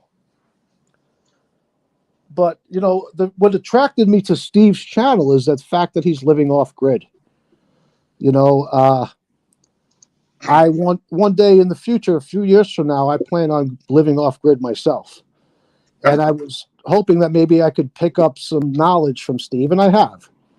That was my initial, like I said, attraction to coming over to Steve, right? No, I have a huge amount of respect for Steve in that, and I envy him in that he no longer lives under the thumb of the system, right? He's created his own world, okay? And some people may laugh. It's oh, he lives in a tent. Well, listen. If he's that's what makes him happy. God bless him, man. That's what I say. God bless him. Other people will have a different interpretation of that. And I guess people are entitled to their opinions, but there's a lot to be said for if you don't have anything nice to say, then keep your mouth shut. You know what I'm saying? But once again, I don't tell people what to do. Do whatever you want. You want to call me a faggot and this, that, and the other thing. You never even met me. Go ahead, have fun, enjoy. Bro, fucking chill, brother, chill. Anyway, Who said that?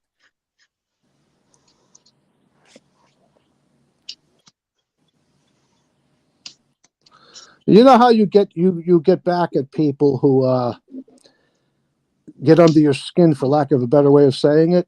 Be successful. Be successful. That drives them nuts. Don't argue with them. Just be successful. Make them even more jealous of you than they already are. Yeah. Do you know what, Fitness? Huh. You're right, 100%. But I don't argue with them. There's a million people I could get up on this panel and go, I think you're a cunt. I think you're a fucking cunt. I think you're a cunt. But I don't do it. It drives them fucking mad. Yeah. You see what I do? And I'm not telling you to do this, but what I do is I laugh at them. I don't laugh with them. I laugh at them.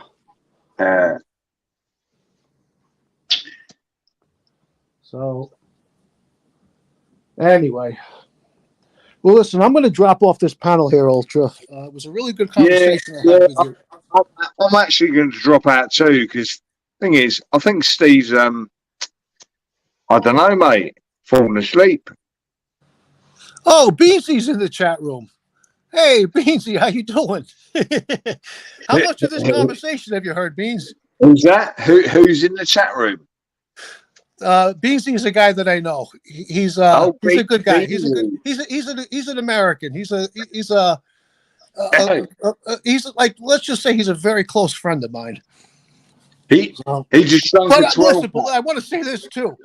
I'm not responsible for anything that Beansy might say or might not say, and I don't endorse it either necessarily. You know what I'm saying? We're all our own people. So anyway, he's asking if Steve has a Beansy has a McDonald's right near right near his tent. You know, he's very close to a McDonald's. Come on.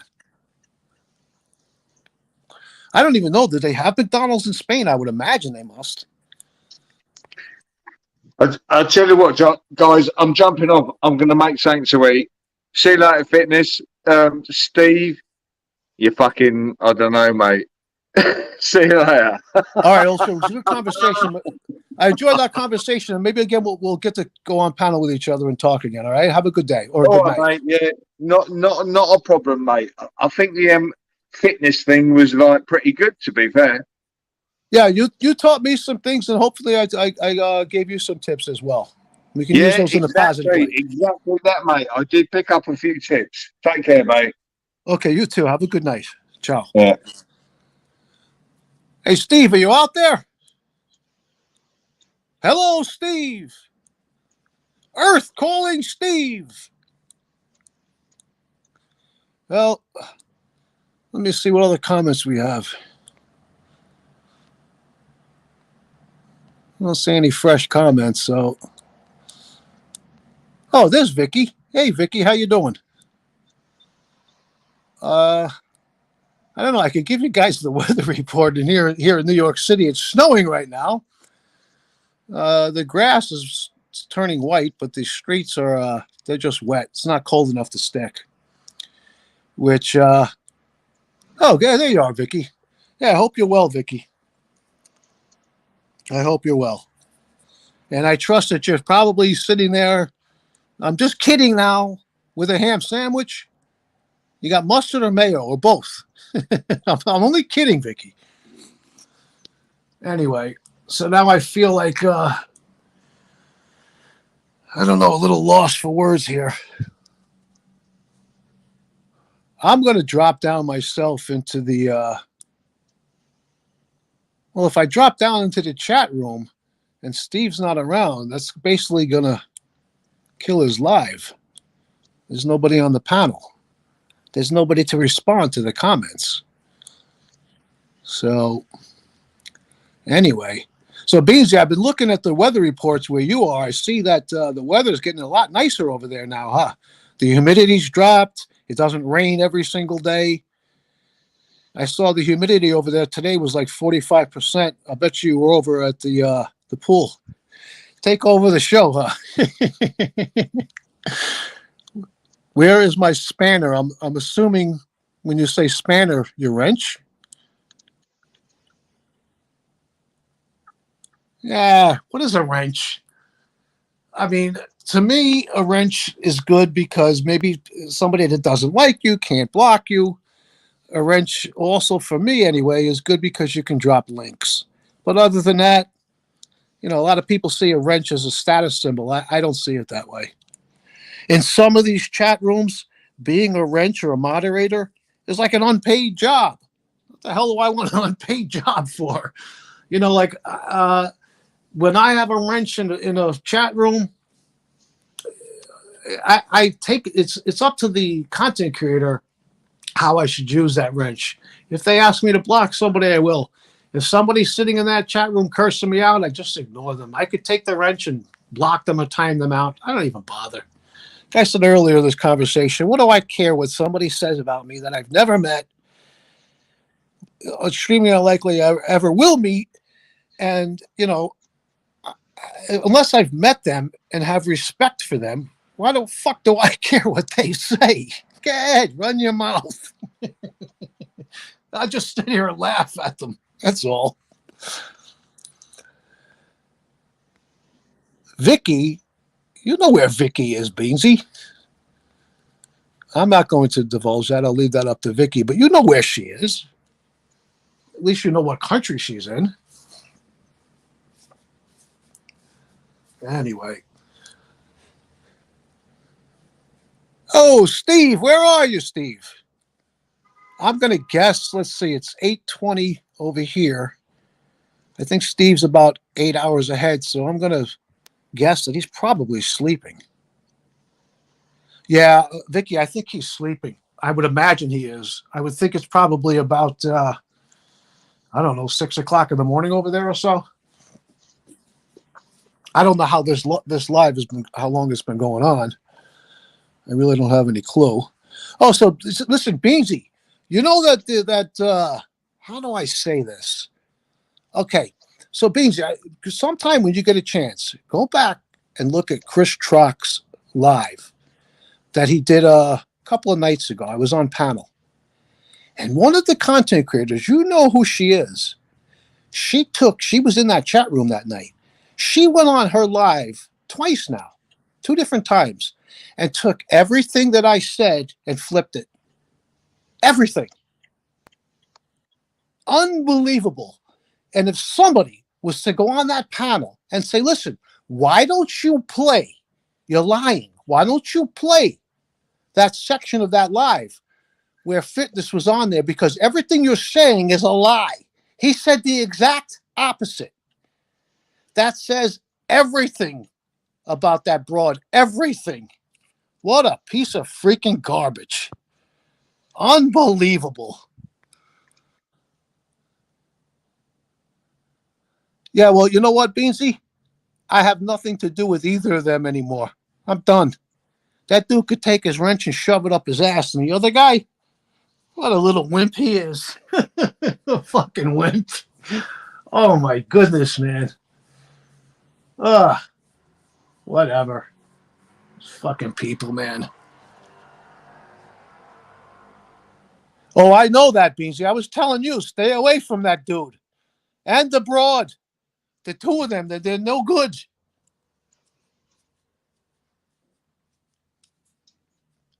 The broad I can get. She lives in the middle of nowhere, right? But the guy, I just don't get. Whatever, man. I'm not going to sit here and talk shit about people like they do, like they like to do. It's not, well, especially the broad. Let her run her fucking mouth. I know she did. And guess what? I helped her accomplish that. Does she owe me anything? No, I don't give a fuck. Yeah, no, I know that, Beansy. I know that. if you look at the view count when I was up there, a lot more views she was getting. Now the views have gone down suddenly. There was a bunch of people talking shit about me over there. You think I responded? Fuck no. I sat there reading the comments laughing at them. What lies about you? Okay, so Beansy, go back and look at Chris Truck's live from, I think it was 2 or 3 nights ago, maybe 4 nights ago. It should be his most current live. Go to about the 3-minute and 25 minute mark. I was telling people that New York City was much more dangerous in the 70s than it is today. Right? So she went on there and she was saying, yeah, he said that New York City is so dangerous today that people are having shootouts in the street all the time. I never said that. I said the exact opposite. But unfortunately, the dingbats in the chat room over there will just take what she says because it fits their narrative and they'll run with it instead of going back over to Chris Trock's live and listening to what I actually said. Well, actually, okay, I think he's a nice guy, Beansy. That's my personal opinion. Whatever. Anyway, so now, does it matter? Does it mean anything that this broad has to go over, and go on her lives and say the exact opposite of what I actually said? No, but you know what it does? It tells me who and what she is, and not only that, the fact that she keeps bringing up my name. There's a reason for that, and you know what it is, Beansy. There's a reason for that. Now, could I have grabbed the link and put her on the spot? Sure. Why bother? Why bother? Why bring myself down to that level? Ain't going to happen. You got the wrong person. In fact, a large part of the reason why she was doing that, at least twice now that I know of, was probably trying to get a reaction, to invoke a reaction from me. Ain't going to happen. Ain't going to happen. So, no, I know that. You just ignore them and you win. Exactly. That's what I've done. I will not say her name for any reason whatsoever. I will let her continue to trash talk me all she wants. Say whatever you want. Doesn't matter. You coming to New York? I'll tell you what. You come to New York, get in touch with me, and if you'd like, maybe we could meet. Trust me on this, Ultra. New York is nowhere near as dangerous as it's being advertised. Is it? Is there danger? There's danger anywhere. I mean, especially here in America, right? We've got 330 million guns in America. Doesn't matter whether you're in New York City or East Jabib, right? In fact, it's probably more dangerous in rural America because here in New York City, it's illegal to own a gun and walk around with a gun. Not that there aren't people that do that, but the average person in New York is not walking around with a gun. So, yeah, no, I know, Beansy. And you know what? That includes you. And, the guy learned, we were telling him about the pizza boy over there. We were dead on. He knows that now. He's actually come over to one of my videos at least and left a comment. So, anyway. 90% gone. Yeah, well, I told her that. I said, you lost your power brokers from New York City. You lost them. So she thinks the guy in the truck is a power broker. Okay, fine. That's the only, if she considers him a power broker, great, but that's the only one you got. It's the only one you got. So in that genre, anytime you and I have been on panel, it was usually to the content creator's benefit, not to their detriment, right? Well, you lost it. So now, as a result, because you lost a good thing, you want to go around bad-mouthing me and twisting everything I say? Go ahead. Because in the long run, you're not helping yourself, you're hurting yourself. So whatever. Yeah, well, you know what she's getting paid for those commercials? about a tenth of 1 penny for each commercial, something ridiculous like that. Look, the broad lives in the middle of no place. She's fucking clutching at you, grabbing at straws. Okay? I get that. I get it. Okay, but whatever. Whatever, man. Whatever.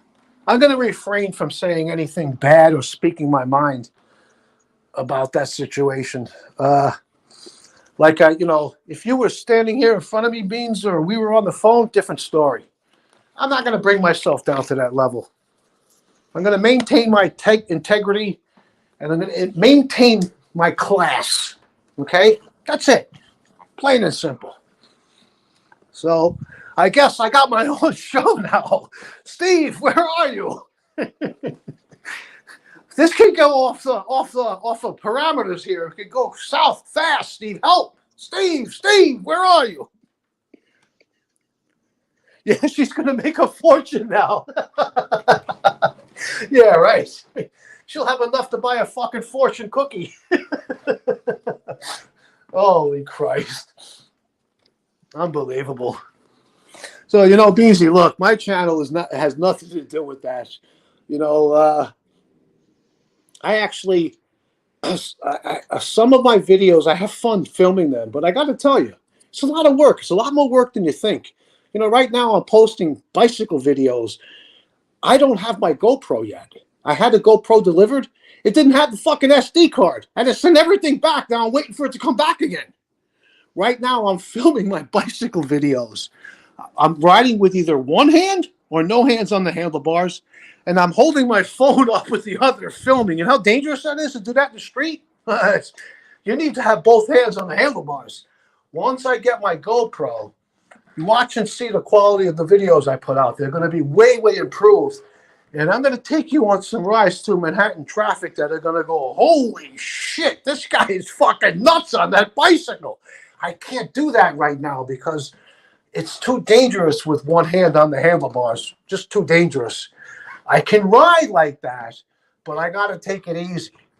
Because if I got to stop, if a pedestrian steps out in front of me or somebody cuts me off with one hand on the handlebar, if I'm moving the way I normally do with both hands on the handlebar, I'm dead meat. I'm going to make these people look at my videos and sit down and go, he's going to die. I can't stop watching this. I want to see him get killed. That's what I'm going to do. So you're serving dinner. I hope you're having something healthy. I'm sure you are. You guys eat healthy over there. Yes, I appreciate that, Ultra. And you too, man. You just keep going little by little, man. Little by little. Remember, try not to make exercise part of your daily routine. It's too much. Just keep it as part of your lifestyle. And trust me, in the future, the older you get, the more it's going to pay off. So, anyway, I kind of feel bad to drop off a panel because I'm imagining if I drop off the panel, whoever's in the chat room will likely leave. I mean, what's the point? Unless they're going to have a conversation among themselves. I'd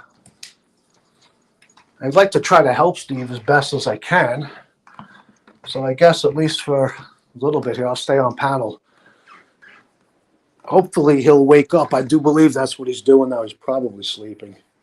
Actually, if it's 6:32 here, I thought it was 8:30. It's at 6:32 here. It's probably like 2:32 in the morning where he is. So, yes, it's all about balance. I agree, Ultra. You need not make it, adhere to like a very strict diet and routine. Just keep it part of your lifestyle. That's all. That's it. If you make it too strict, it ends up becoming like laborious, for lack of a better word, and monotonous, and then you don't stick to it. So anyway.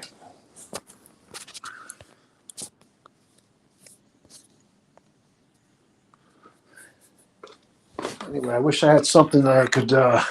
Somebody asked me if anybody asked me a question, I would respond to it. But without any questions, I'm kind of at a loss for words over here. Let me look out the window and see what it's doing with the snow. Yeah, same old, same old. The parked cars have a little bit of snow collecting on them, and the grass, but the street and the sidewalk, it's just wet. It's not cold enough for the snow to stick. Oh, so Beansy's back. Well, anyway, yeah, Beansy. I think you, me, and the Muggs guy there have made the right decision. And the other guy, the guy that was with Pizza Boy. In fact, I know we did. I mean, it's clear and obvious, right? So, anyway, you had to hear what my girlfriend said about that broad. Oh, boy. I can tell you right now, if that girl was in front of my girlfriend, she would tear her limb from limb. Literally, limb from limb. No. But she maintained her integrity, her dignity, and her class by not saying a freaking word. She would just shake her head at me like, what the fuck are you doing? You know what I mean? When she found out that girl put her number backstage, she was like, you got her number? I was like, here's my phone. What are you fucking kidding me? I have her fucking number. What the fuck would I take her fucking number for? What do you think? Don't you? I explained to her what that was all about. She's trying to get my fucking information, for Christ's sakes. She gets my telephone number, and even if you call her on you block your number out, there's an app to figure out, or if there's a way to figure out what that unblocked number is. They get the number, then they got your name, right? Real fucking pieces of shit. What pieces of shit? That's what you need to resort to? Take a fucking walk, broad. See, Beansy, I was trying to explain to you what I was doing. Now maybe you get it. I was making her think this, that, and the other thing just to drop her on her fucking head. And that's exactly what I did. I dropped her right on her fucking head. And I did it with class.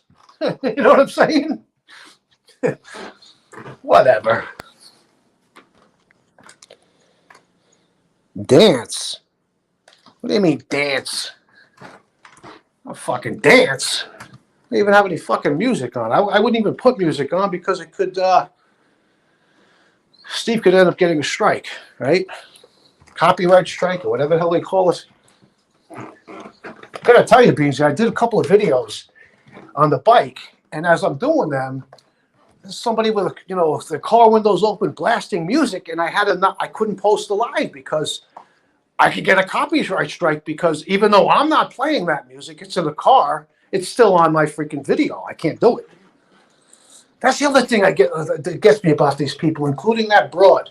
They bitch and whine and moan and groan when somebody strikes their channel. Hey, if you didn't disobey, or if you abided by YouTube's service agreement, they couldn't strike your channel. Why are you blaming the person who struck your channel when you should blame yourself?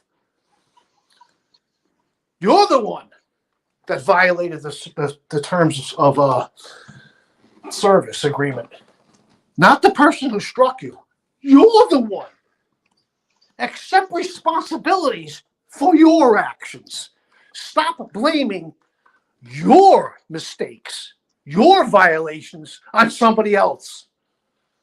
And you know what kind of people do that. So, anyway.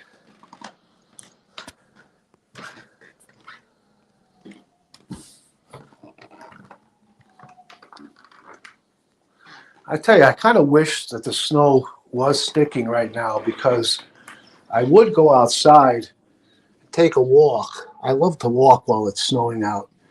like, not a deep snow, like, 6, maybe 9 inches of snow walking around in it and take a nice video, but it's just not going to happen. It's like 37 degrees outside Fahrenheit. So it doesn't freeze that until we get down to 32. So anyway, now, I don't know how much longer I can hold out here, Steve. I don't think there's a distinct possibility that Steve's going to wake up at 2:38 in the morning and want to keep this live going. But anyway. All right, I'm going to wait 60 seconds. Excuse me. If nobody has any questions in the next 60 seconds, I'm going to drop down off the panel, because there's no reason for me to be up here unless somebody's going to ask questions. Now, if they're funny questions, I'm going to respond this way. Ask me no questions, I'll tell you no lies. But if you've got valid, reasonable questions, fire away. Steve, I hear you.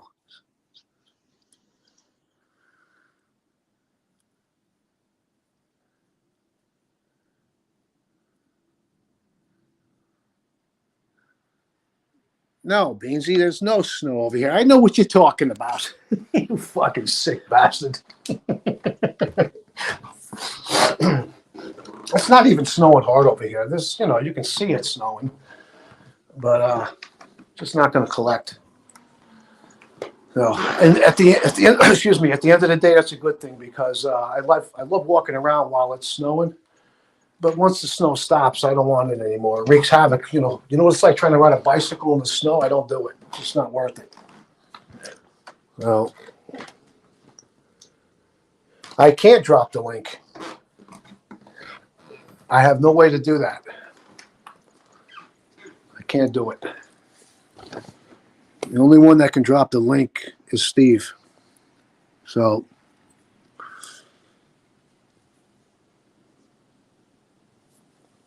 anyway. So let me ask you, Beansy, excuse me, is it getting any more challenging or difficult to get in and out of where you are? Meaning, like when you come back, when you come back from Seattle or wherever you've been going, when you try to get back in there, is it becoming more difficult, or is it the same deal? Any more like not dangerous, but is it any more risky than it's been?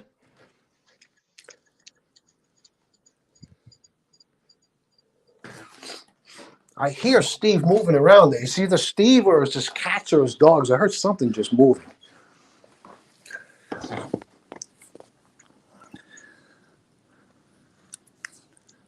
Well, you know what? You do what you want, Beansy, but I suggest you maintain that absence, because even if you go in there, right, with a troll account, all you're doing is helping her. That's all you're doing. If you go in there with a troll account and you start, saying this, that, or the other thing, especially if it's controversial or it's against the group thought, all you're doing is helping her. That's all you're doing. Right? The way you get back at those people is you give them what they deserve. You fucking ignore them. They're not worth the time or the effort. And in reality, they're not worth the fucking ground that they're standing on.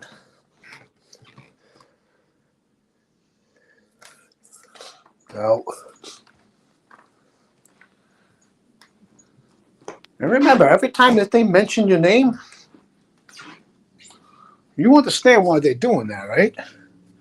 Number one, they're trying to invoke a reaction. And number two, they realize what they lost. And to a degree, you may not be eating them up alive, but it's bothering them. Now, that's not what I'm about. I'm not looking to bother anybody, but I'm not going to engage. I'm not going to lower myself down to that level and engage in that bullshit. So, I got to tell you, Beansy, that genre, it's like like so played out now. The whatever enjoyment or entertainment I was getting from it, it's just not happening anymore. It's just like whatever magic there was, if there was any magic, it's gone. It's done. It's finished. It's over. Kaput.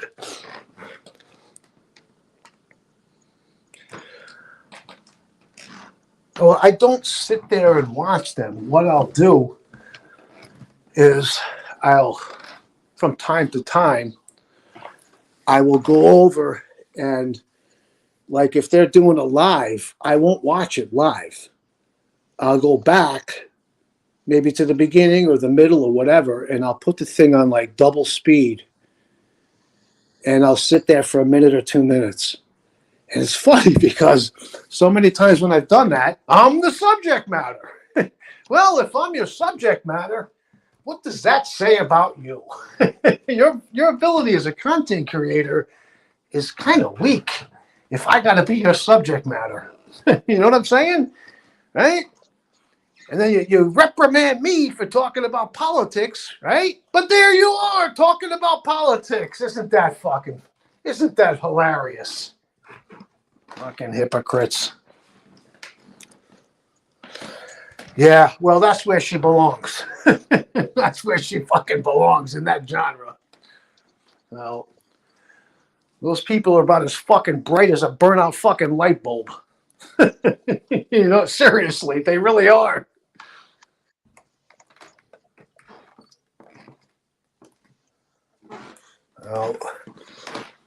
Oh, and trust me, the other reason why they talk about you behind your back like that, right? And they twist everything that you say, is because they want you to go on somebody else's panel and mention their name and bring them advertisement. Ain't gonna happen. You know who I'm talking about, but I don't think anybody else in this chat room does.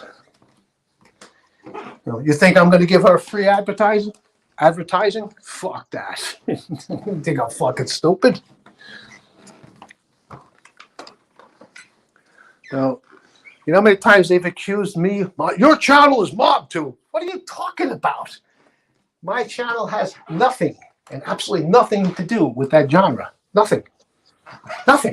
Do I, or did I, should I say, engage in that genre? Sure, absolutely. Doesn't mean my channel is that genre. No, they only wish they had they had the ability to create content that I have. I'm in New York City. They're in fucking bumfuck America somewhere. Who the fuck wants to go see where, I don't know, what's the fucking John Dillinger shot this one or that one? Who the fuck cares?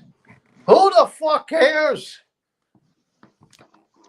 I could, but I won't. But I could pull up right in front of where Carlo Gambino used to live. Oh, that would drive them nuts. And film the house. They can't do that from East Jabib or bumfuck America where they live. Oh, anyway, the guy over there, Beansy, was saying that went into rehab. Apparently, he hasn't, because he did a live last night. I was over there for a few minutes. It's just, I don't know, man. It lost its zing. It's just not, I guess it's run its course, for me anyway.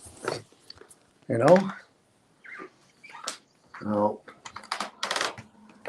There are some people over there that I like. There are some good people. They're far and few between. But, yeah, anyway, there was a broad over there running her mouth about me today in the chat room, right? And whatever. It's not even worth mentioning. Whatever. So, hey, Steve. Hello, Steve. Time to wake up, Steve.